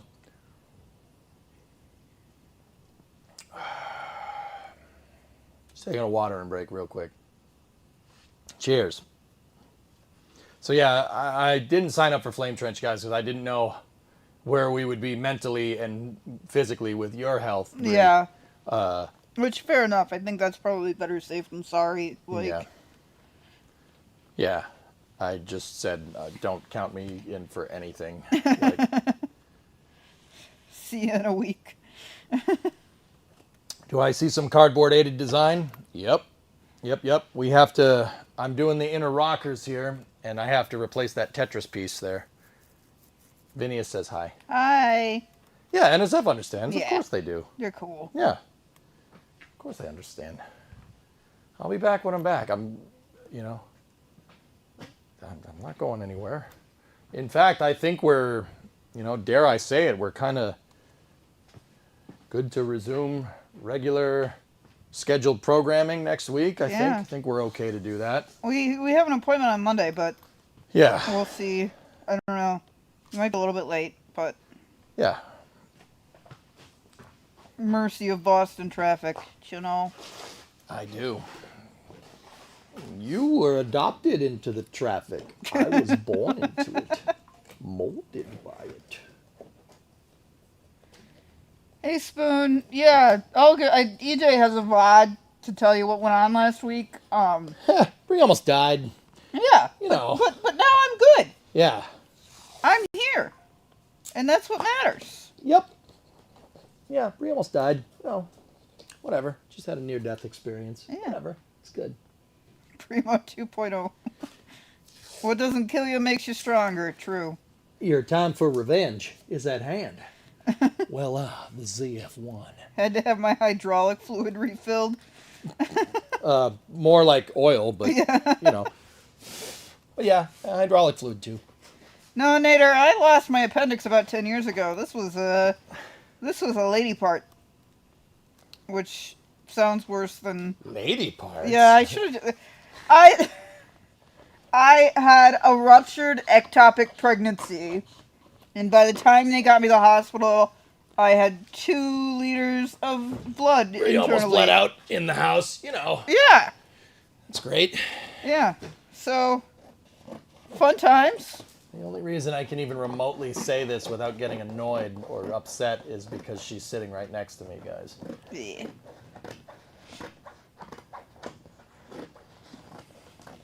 All good now, though. Thanks, Spoon. What's up, I baby? cut it a little too. I cut it a little too much, but that's okay. So, Chet, what can I share with you from this experience? Discovery, go at throttle. Have a blood pressure cuff on hand, because otherwise I would have slept through it. So, Yep. If we didn't have that blood pressure cuff, she would have slept through it, and I would have woken up next to dead Bremo. Yeah, and that would not have been good. Yeah, that would not be very cash money. No.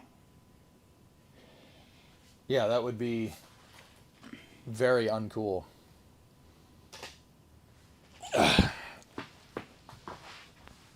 You went through that, Ryle? Yeah. Thanks. Sucks. We'll get back at it. That was a weird way to say that. You guys know what I mean. It'll all be fine. That's how you know Bremo's okay. She's saying weird stuff in front of the camera. That's how you know she's good.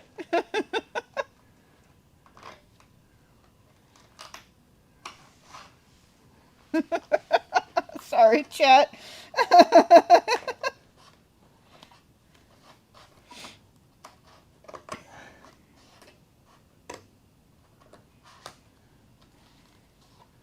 Sometimes I just open my mouth and a sentence comes out and I don't know where it's taking me.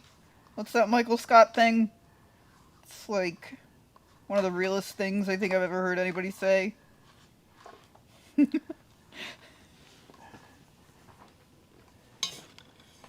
cutting this backwards, aren't I? Yeah. Oh. It's okay. It'll still work. Yeah, this isn't going to work. Nope. That's the wrong way to do that. I'm cutting an inverted template. Well, I think before you talk when you can just talk. It's more fun. That's what I'm saying. More efficient. More words per minute. Yeah. Start over. Yeah, Ernock, the moment the sass was back. That's how they knew.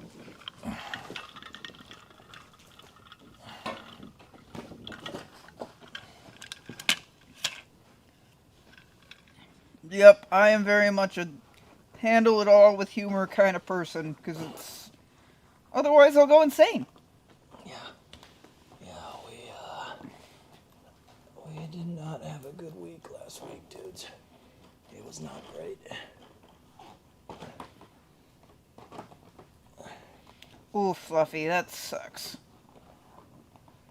Yeah, so...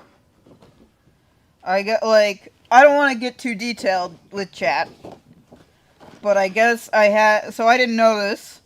I had an old Ukrainian man who helped with my surgery, and one of the doctors was like, even that guy was like, I've never seen this before. So, just fun. Yeah, it was a good time. Yeah. Not. I'd like some money for medical research. Like, I feel like maybe I should be paid for.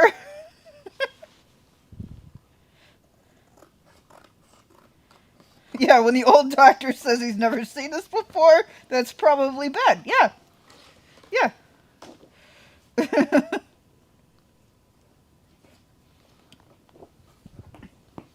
Yeah, I had the younger doctor say that to me, and then another doctor tell me about the old doctor saying it, and I was like, oh, well then.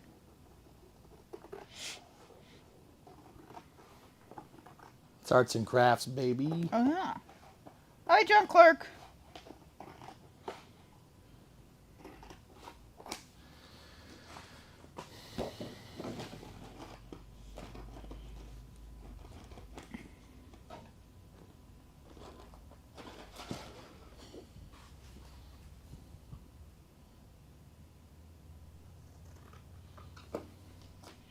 No trench tonight, at least for EJ.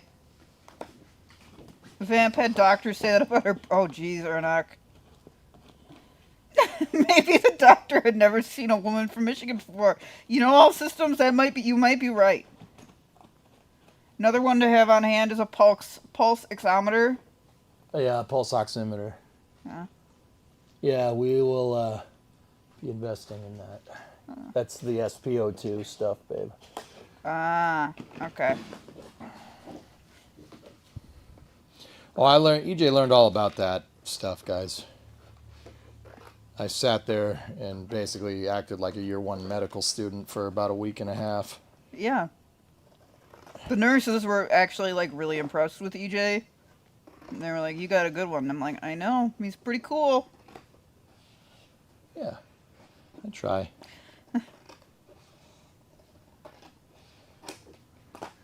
Oh, it measures the O2. Okay. I got you, Hellfish. Also, illness. Sorry about your mom. That stinks. I hope she's doing okay.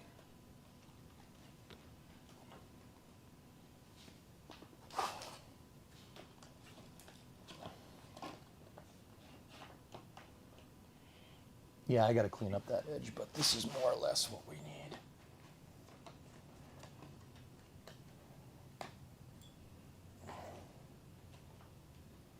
That's some beautiful CAD, baby. Thank you.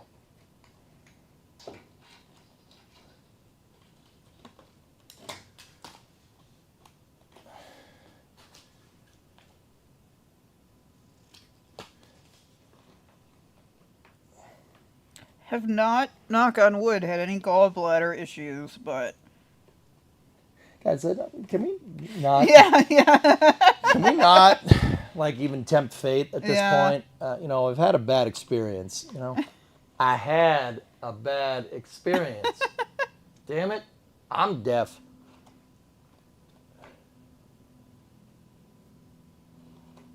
Yeah, Titan's being a good boy.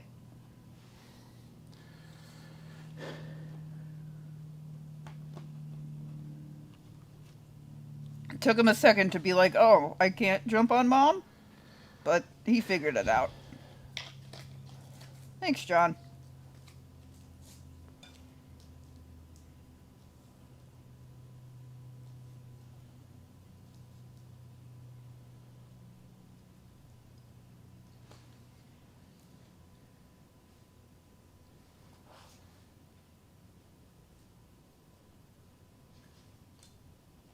We're still here. Car is still there.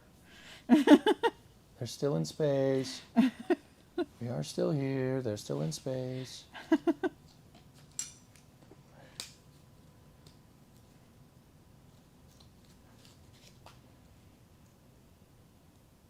Rust is still present. Rust is still here. Most of the car is on the floor. I'll leave myself some extra metal there just in case. Ship 12 soon, yeah. That's exciting. Yeah, Flight 12, baby. Do you have a day for that yet? No. Oh. So they rolled Ship 39, the one that they're going to fly. They rolled it back to the hangar, and then they rolled it back to Massey's, their test site, babe. Oh. We think that they swapped an engine, but we don't know for sure. Net 18th? Yep. But if it's at Massey's, how is it going to be there for the 18th? That doesn't make any sense. Science. Okay.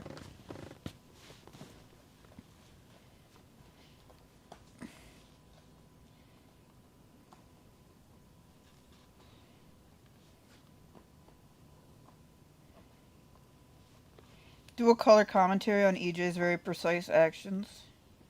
What you see here is nature's middle-aged man. I'm not middle-aged. Okay. I What the hell? What the hell's that about? He's cutting, yeah, he's trimming paper. So I'm trimming paper to make a template to make the metal piece that I need. Chet's like, yes, you are. Frick you guys. All right, let me revise that. I don't feel middle-aged. I don't feel tardy. That in itself is a reference to a song that's 42 years old. Okay. Shut up.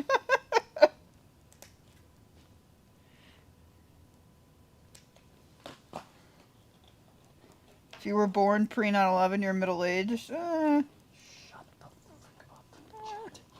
It's so uncool.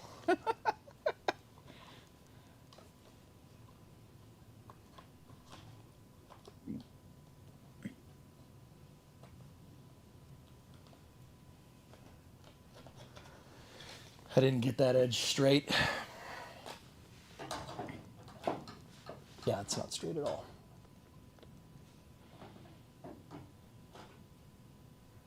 Where's the marker?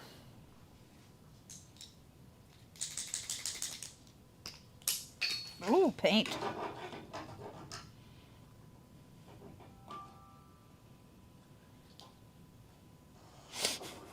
Oh, system goes, it's those middle-aged eyes. That's why it's not straight. Can your middle-aged eyes see this?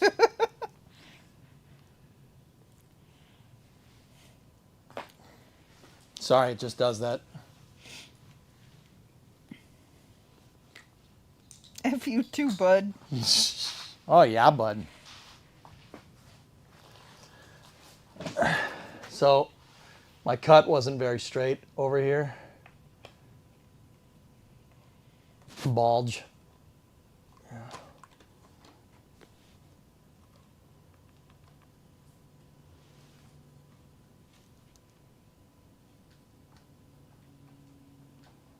Yes, hi, I'm here. I am Mrs. EJ. My wife. That's me.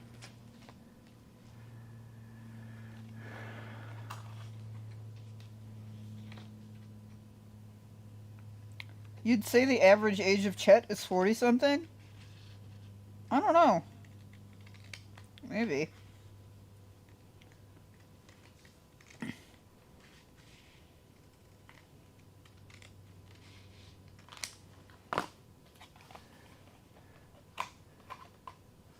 Yeah, I was thinking early 30s, Normath.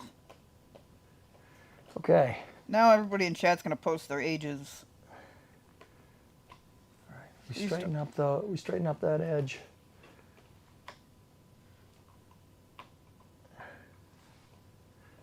And then just gotta get a little bit rid of this.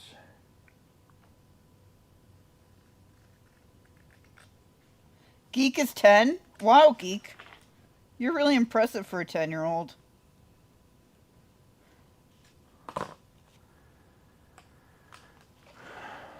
I bet chat is over 9,000. That makes sense. Okay. I gotta straighten that edge out. And then when I do, we should be good. What else do I need to do here? I also don't know that the best time to take an average age of chat is when EJ's working on the Coronet. Yeah, right. The youngins don't have the patience for this boy. Yeah. Tell you what. Hi, Terminator Pig. Hello, pig.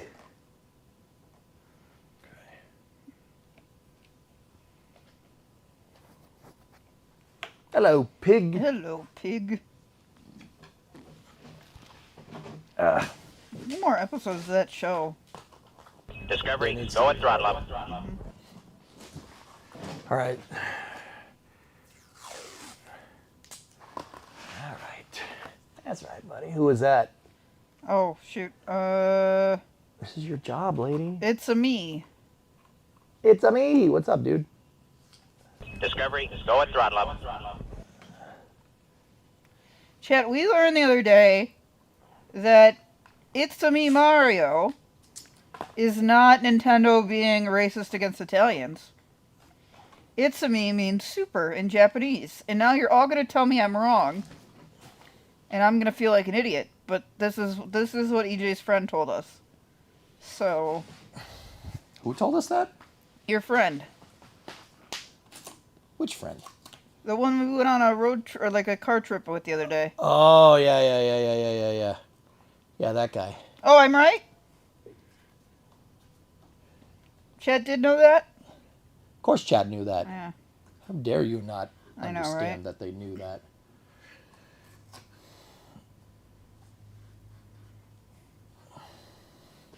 All right. Sun Temple Radio is rating with a party of 1.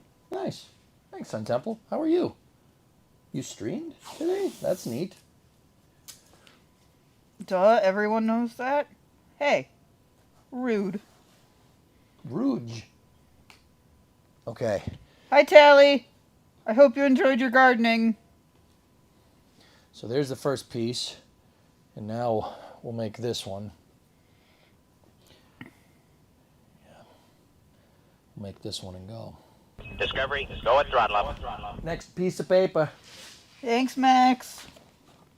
Brimo is doing good today, Tessa. I got out here all by myself, unsupervised. I helped make dinner a little bit. And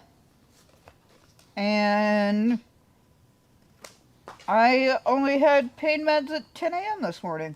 So, That's not the right size.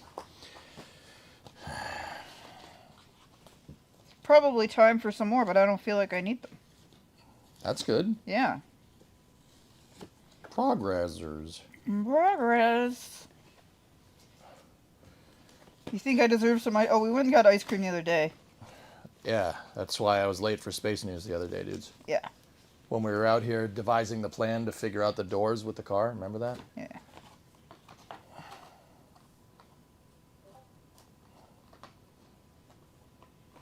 So if you just press the construction paper up against the metal, right, it'll give you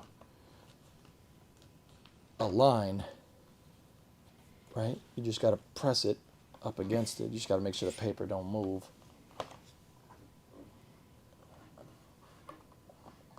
Oh, I'm not even talking about the hard stuff, Tessa. I'm talking about ibuprofen. I've been off the hard stuff since I got out of the hospital.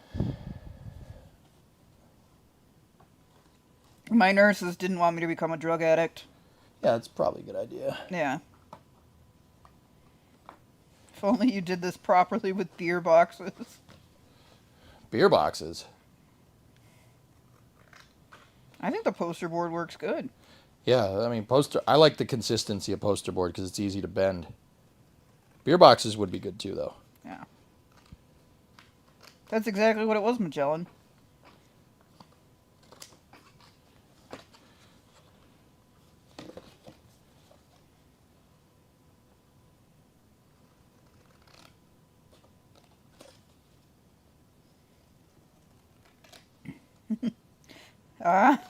That explains it, because you know what you're talking about.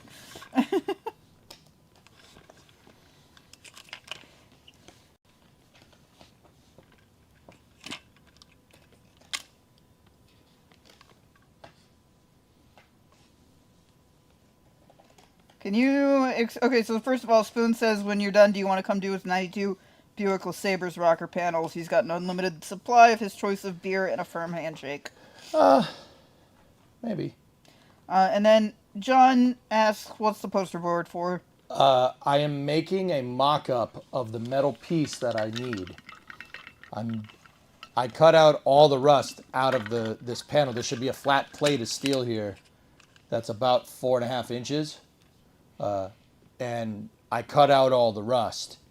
Yeah, I kept the good metal. There's Discovery, good metal go at here. throttle up. I kept it. And what I'm doing is I'm making the pieces of metal that I need. Now, the right way to do this, guys, if you want to learn car resto, the right way to do this would be to take everything apart and just replace the whole thing. But I'm not going to do that. I do not have the equipment to take the entire, to get the car down to the inner rocker. I don't have the equipment. We'd have to take the doors off. I would really want this thing on a frame jig if we were going to do that. It's just leveled on jack stands right now, so you got to be careful with like unibody cars. You don't want to cut the structure out of the car. That's no good.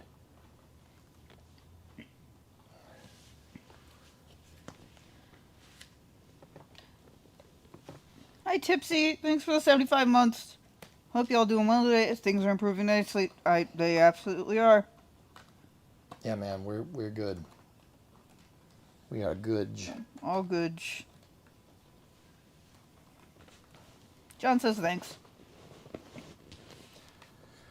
Yeah, it's called CAD, cardboard aided design. Road closure for ship 39 from Massey's to production site. When? Yes, Yarg, it is Brimo. I am here.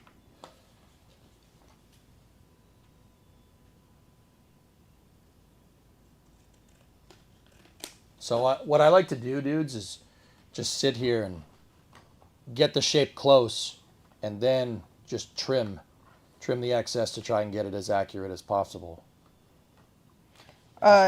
So the road closure is from 12 a.m. to 8 a.m. Bye, Spoon. I'm doing good, Yarg. Made it out here. Helped with dinner today. You know, getting back to normal as most we can. Oh, thanks, Tessa. I'll make sure he doesn't. What is he saying?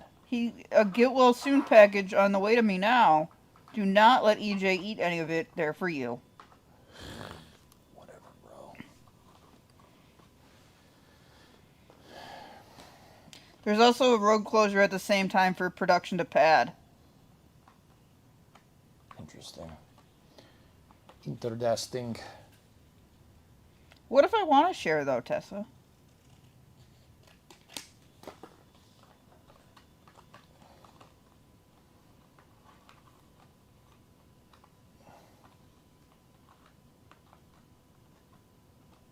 Nah, I cut too much. Poop. Poop. But see, I left a little bit down the bottom here so we can fix that.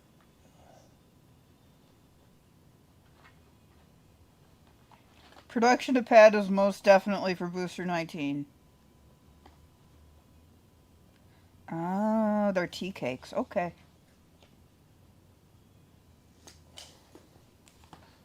So I'm gonna make this metal piece just this. And we gonna roll. Ooh, now I'm excited, Tessa.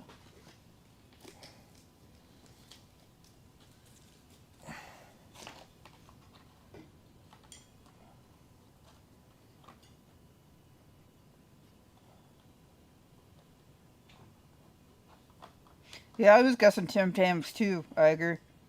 But Oh, I have plenty of those. I got a stash, don't worry. ah, yum, yum, yum. Nom, nom, nom.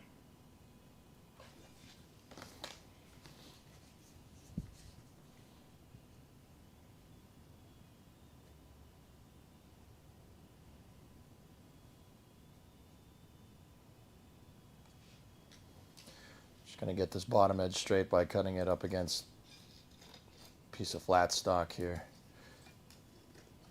That piece of metal looks like it's the exact size of a ruler. For the most part. No.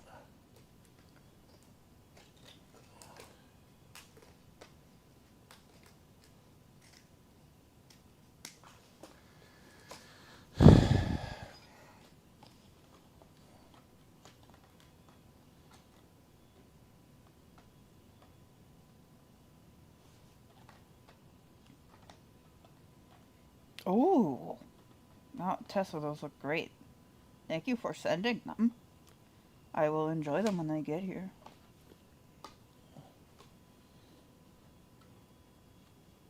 It hurts more than a ruler, though. Yeah, probably.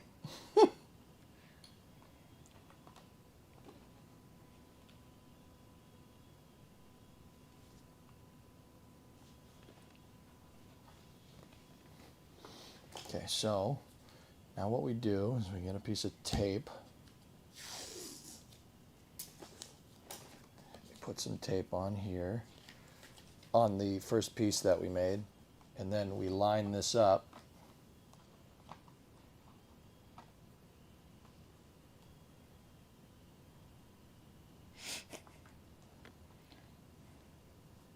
Or not, is it like sunny and 80? Because I think that's coming our way.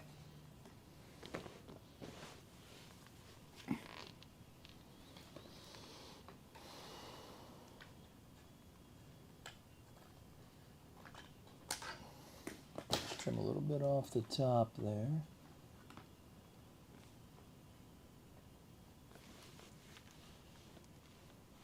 Humid high of 89. Nice. I'm excited. Give me the 80s and 90s, chat. Please. Sign me up. We had a terrible winter. Yeah.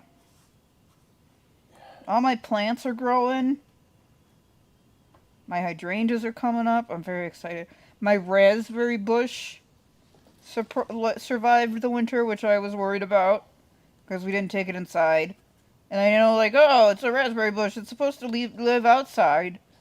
But, it's a baby raspberry bush, so I didn't know for sure. And it's growing green again.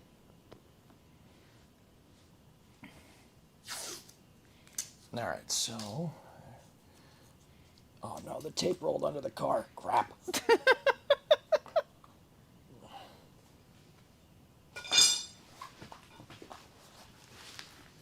Come on.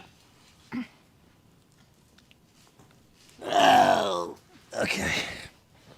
78 sunny and dry in Sierra Nevada. Nice.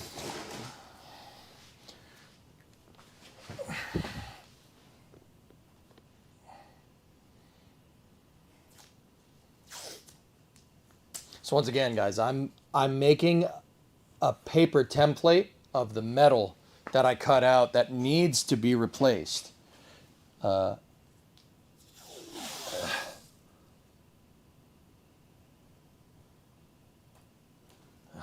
on. I'm trying to get it straight.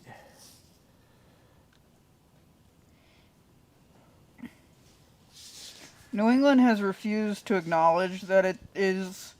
Amazing? No. No, we acknowledge that all the time. Yeah, no, Northeast supremacy. I was going to say that it's like spring. Like, we really haven't had, like, a... I mean, last weekend was nice. I don't know. It's just rainy and crappy and whatever. So the reason why I put one all the way across the bottom, dudes, is because the tape is a straight edge. So it showed where I had excess. If we'd cut to the template, it wouldn't have worked. So now I can see where I have excess paper. And like once again, if you cut too much, that's not that big of a deal. It's just, you just have to, you can use the tape to kind of add more to the template. So that's right. That's right. There is a big gap right there, but that's where the suspension mount is. I cut into it just a smidge. Other than that, this should all fit really, really nicely.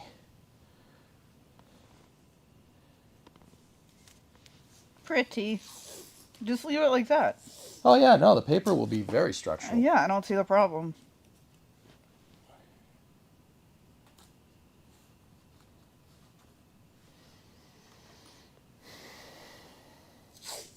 Farmers are in a mad dash to get corn and beans in. Yeah, you got to plant corn. It is planting season.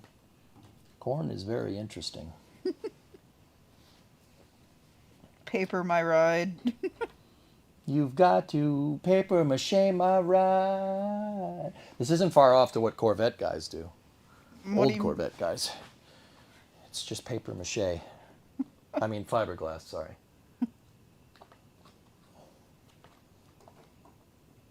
Yeah, I can trim that excess. This is space. I'm in space. Space Pope, thank you for the 5 tier 1s. Hey, thanks, buddy. No, it's very nice of you. I've been trying to see what I can find with you, man. But yeah, I appreciate it. Thank you very much.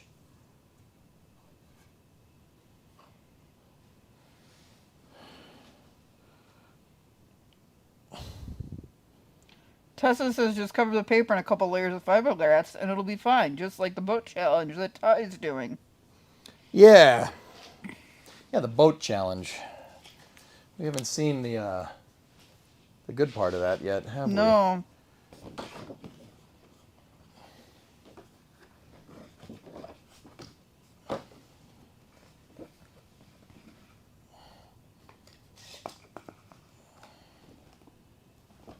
Launch license for Flight 12 is released. Yay. Nice.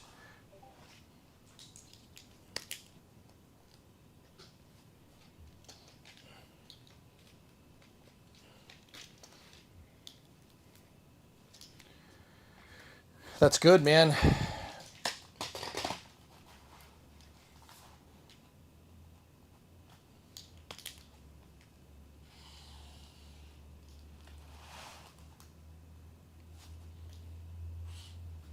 Okay, so for this last piece, it's just a big open piece. It'd be better if we made that one solid piece, you know, instead of like, I mean, I'm going to try to make this as many solid pieces as I want, but I'd rather one big freaking plate in this gap right here, dudes.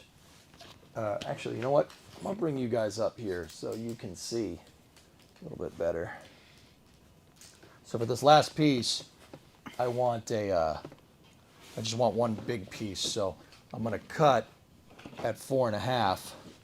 4.5 inches is how long this strip is from the top, and then we will go from there.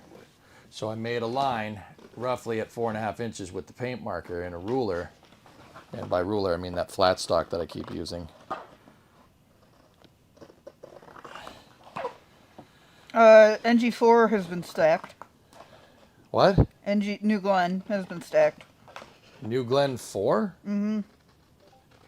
Stacked? Really? Huh. Well. And then Spoiled Fruit would like to know if you saw the video of Gage getting drenched by the deluge system. I saw somebody do it. I didn't see Gage's video, but I saw a bunch of people's videos. In HIF. Yes. You know what? You know what's a better idea? I'm going to shut the door.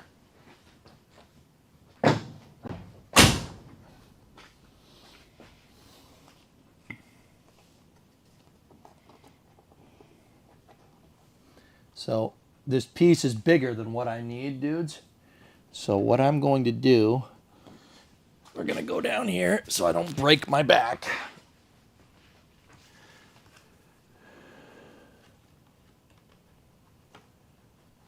And what we do is I take it and we tape it. We tape it to one side. It doesn't matter how you do this first time. It doesn't matter how you tape the damn thing.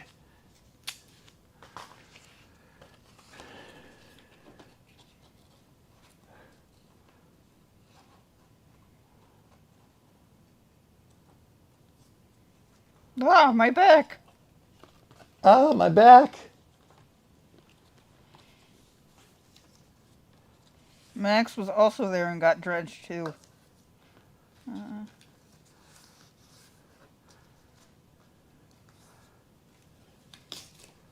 Needs more spray foam. Spray foam? What? I don't know. I'm just reading chat. They're your chat. I can't explain them.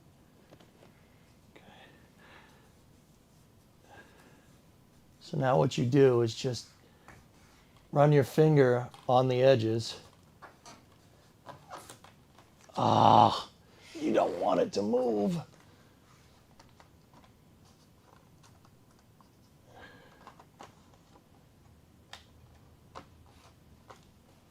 we can be your chat too, Brumo? Okay. I'll allow it, Spaceboat. Can I pick my chatters? No. Like, can we do like a gym class thing?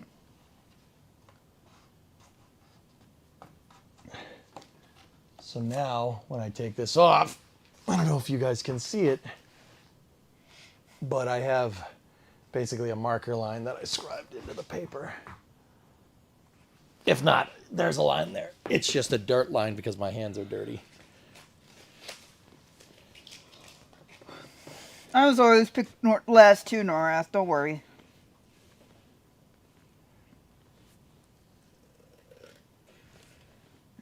$30 to CRS 34. Oh.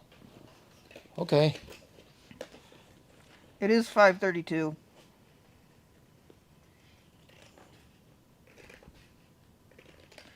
I don't know, EG.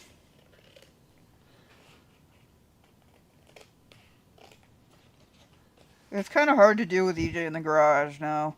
What are we doing? He misses me streaming. He's asking if we should do another co-op game. Oh. They're Yeah. really like I don't have a computer out here, and there isn't really room to put me. So. Also, the computer I have was built in like 2015 at this point.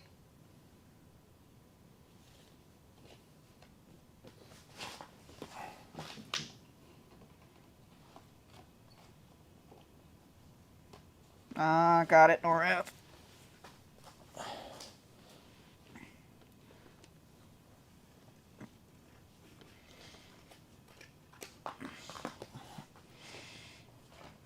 Time to build Primo a super... No, I don't need a supercomputer.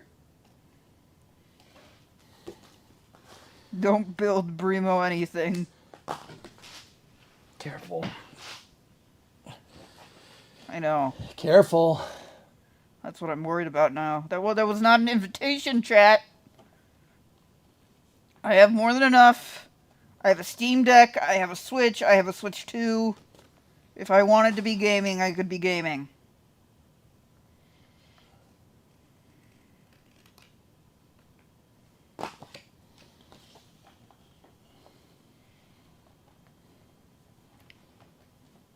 No, Ernok. Stop it. Thank you, all systems. Yeah. I'll take a new kitchen from chat. That would be great, chat. You want to give me a new kitchen? Don't do that.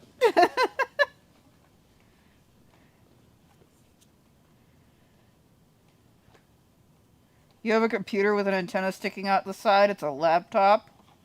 Cool.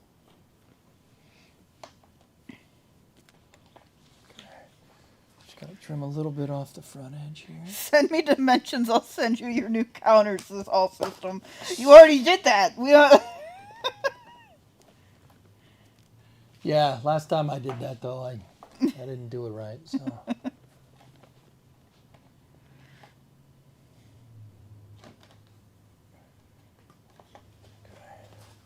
The contractor will be there next week. Oh, hey, drummer.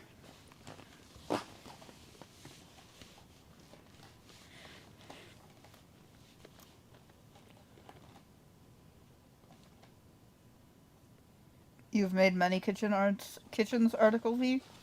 Article 5? Oh. Thank you, all systems. Hi, Sundemble. Wait, you were here before. You just post a wave in chat, then I think you're new. Then I think you're just coming in, but you were here. I don't know. What? Nothing. This is funny watching you talk to chat. You were already here. What are you doing? Oh, you were saying hi to the drummer. That's acceptable. No, it's not. Don't talk to him. Don't even look at him. Don't think about it.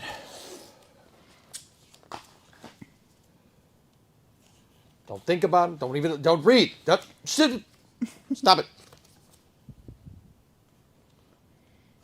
All right. So just in case anybody's wondering, I am making a construction paper template of the pieces that I need to make out of metal to finish this dang thing. Yep. CAD, cardboard aided design. Cardboard aided design, indeed.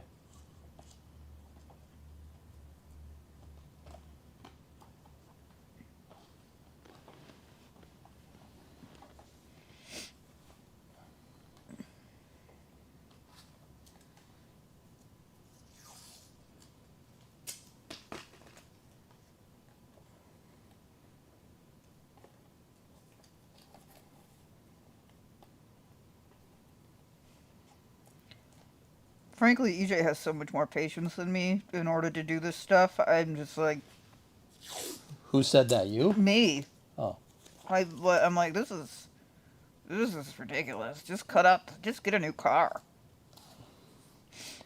This is too much. Yeah, Tessa, I saw you say that. I know. I really don't need one. Why aid? Why not cardboard additive design? Because I'm not adding it? Question?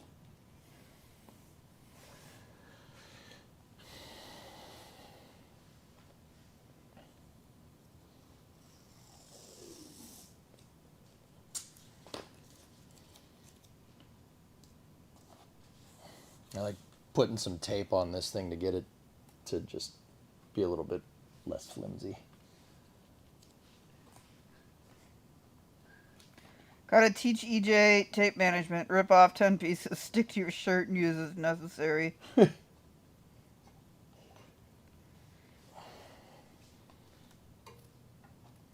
Yeah, just slap enough cardboard on it with silver spray paint and it looks good as new. That's what I'm saying, John Clark. I don't see the problem. Hi, Kelly. Kelly.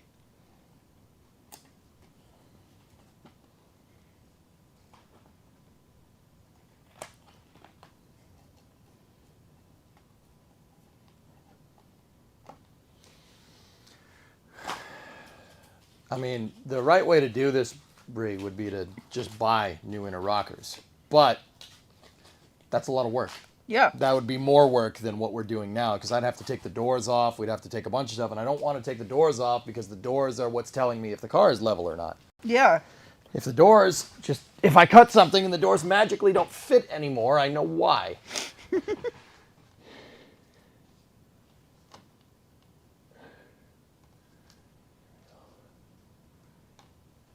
Cool.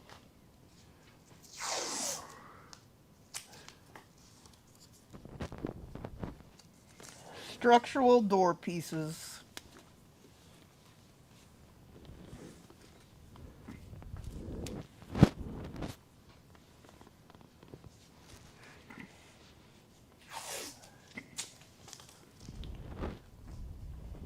What school teaches cardboard aided design and is tape management included?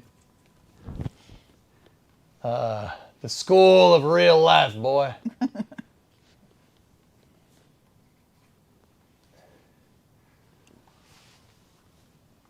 Okay. All right. I think that's good. We got good fitment there. Almost good fitment there. Where are my skeezers? Chet, where'd you put the scissors? All right. We're good. Ernock, I don't think you're nuts. I personally do not enjoy honey with my nuggets or my tenders. I like ranch. But I have heard of what you're saying. What did he say? He said, would you eat chicken tenders with honey? Yeah. Yeah, I've heard of it. It's just not my go-to chicken tender side.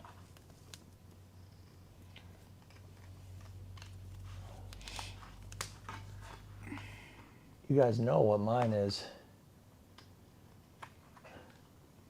Tessa said actually it's the BOM School of Automotive Engineering. Yeah, there you go. What is that? Bad Obsession Motorsports. That's where I learned.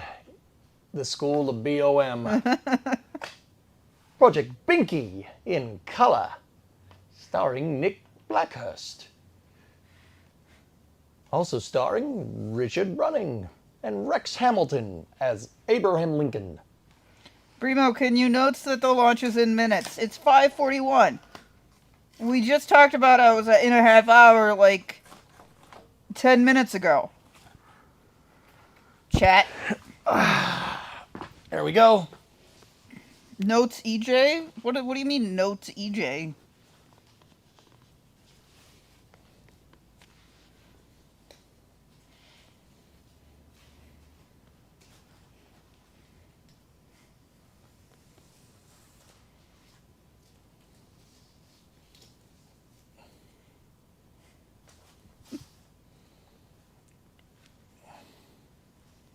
Are you doing space things?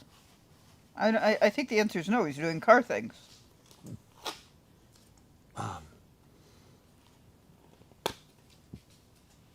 Yeah, just give me a second, bros.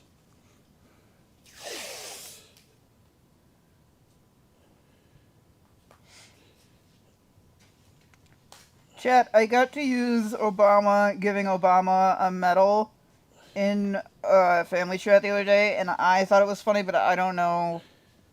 I don't know if everybody else. They're normies. They don't get what that means. All right. Sick. Let me just check it again. Yeah, baby. Cool.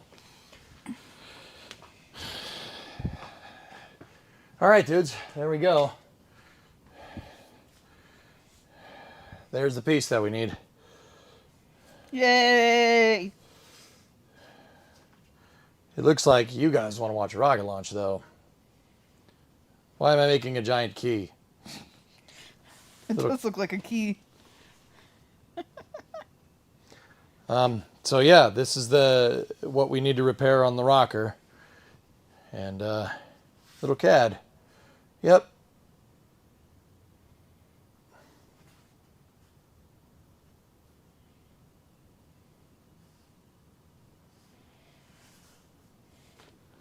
So that's the piece that I need. That's what we cut out today. And yeah, just the piece fits right in here. He's going to pick a very, very big lock.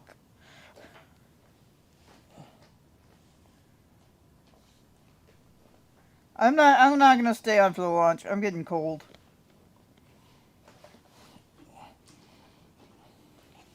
See?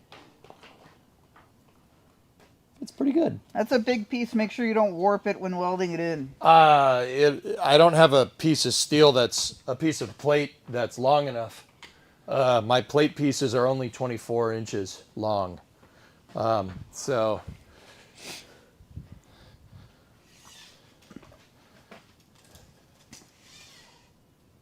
oh, would you look at that? From the big part of the key to here is almost exactly 24 inches. Perfect. Yeah, so we'll make this into two pieces and we'll have a seam right there. So from where my hand is here to here, that's almost exactly, it's like 23 3/4. So yeah, we're good. And the best part is that I can, you know, we can use the straight edge of the metal for this. And yeah, we'll be good. Yeah. CAD, just take some time. Ranch nuggets, what? That's what YouTube chat says. Yeah, of course. Why? What? The YouTube chat. You know what? You're weird anyway. I don't want to. Whatever. Drummer, as somebody that does woodworking, I can do woodworking. I've built many things out of wood. You know, you say you wish your dad, I wish my dad was a metal worker, not a woodworker. Yeah, all you got to do is with wood, you can really only subtract. It's only subtractive. It's like you can't join a 2x4 back together. I mean, you can nowadays, right? But for the most part, like if you're making a piece of furniture, it's subtractive. You got to cut the pieces and then go from there. Make a template and go. The big difference between like metal and wood is that you can join metal back together. Metal you can add with the welder. You can just add more pieces in.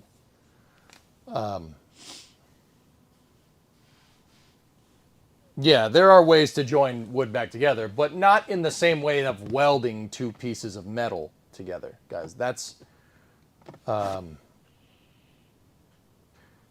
SpaceX is live. Das have it immediately after that. How many people have told EJ that SpaceX is live? We have this thing called glue. Yeah, but welding is not gluing something together. That's why it has a different name. Pro tip of the day. So, yeah, over the weekend I'll probably cut this template out, dudes, and I'll scribe it onto the metal over there, and yeah, we'll go. Now, whether we can reuse this template on the other side, we might be able to. It depends on how much rust is over there. Is Brimo in the garage? Yes. Yep. So, drummer, like the big thing you got to learn with metal, and this was a big one for me because I started doing woodworking before metalworking, is that you can add. You can add metal. Heck, I 3D printed a part of the frame rail with the welder, just going back and forth and laying beads back and forth on top of each other. We 3D printed part of the frame rail, and I did it just to see if we could. It's not really the right way to do things because that means you got to weld more. The other thing I've been learning about welding is that, you know, welders want to weld as little as possible. You want to weld as little as you can for maximum strength. Cut it out of the old quarter panel? No. It's a me, Brimo.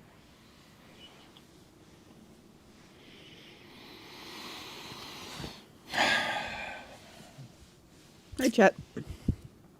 Okay, I think SpaceX might be live. Okay. I think they're gonna want me to. Do you think they care about rocket launches? I don't know. I don't know. I'm never sure anymore. Yeah.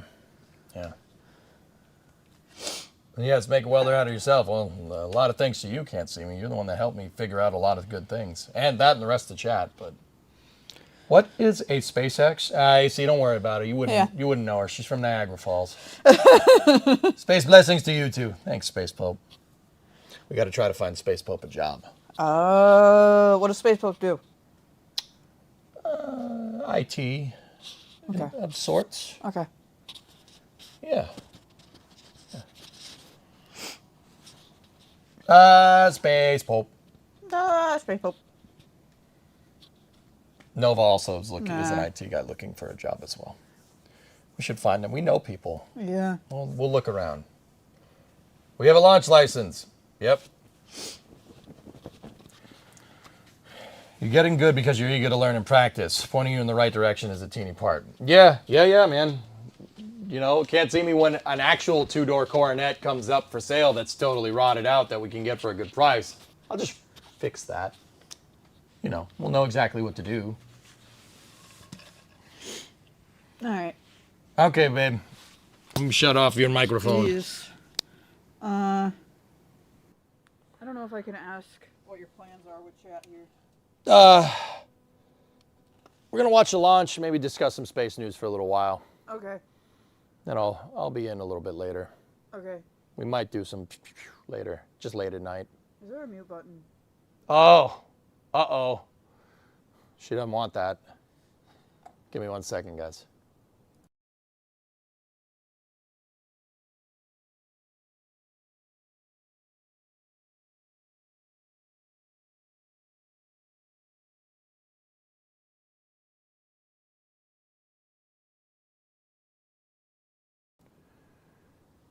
Who can lip read? I promise it wasn't that exciting, drummer.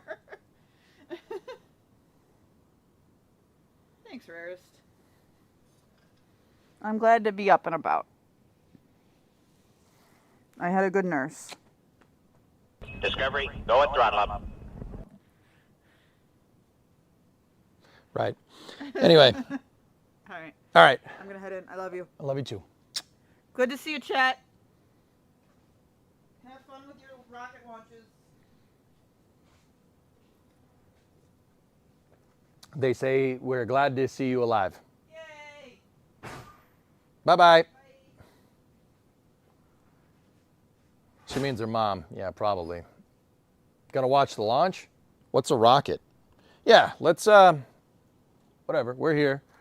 let's load it up. We'll end this segment of the stream with a nice old rocket the launch.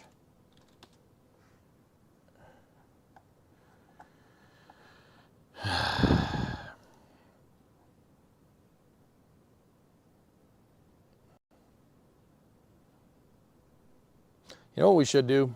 We should go back into the office. We should go into the office and rope it all into a space news segment. That's what we'll do. All right, stand by for loss of signal from the garage, as expected. So what I'm going to do, dudes, what I'm going to do is I'll cut that template out, and yeah, we'll cut the sucker out, and we'll go from there. Yeah, it's going to be good, man.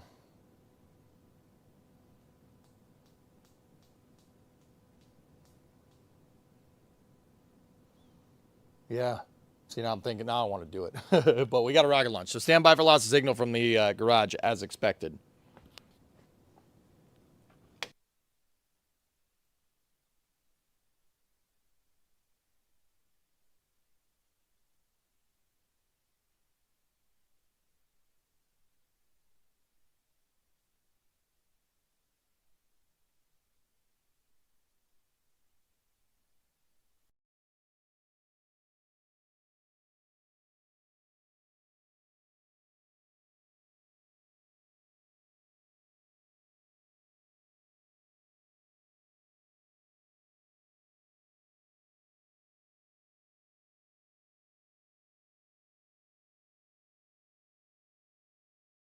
Discovery, go at throttle up.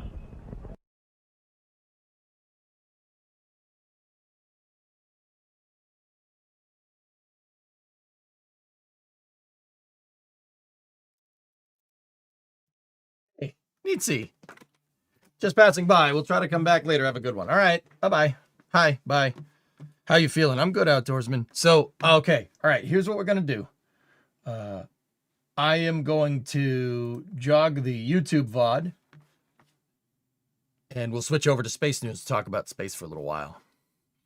All right. So stand by for loss of signal. This is going to do it for part 48. The Crew Cab Coronet. All right. Stand by for a quick loss of signal, and then we will be back for a rocket launch. Or if you're watching the VOD, I don't know. I'm probably streaming right now. You might want to go check. But yeah, stand by for lots of signal, as expected.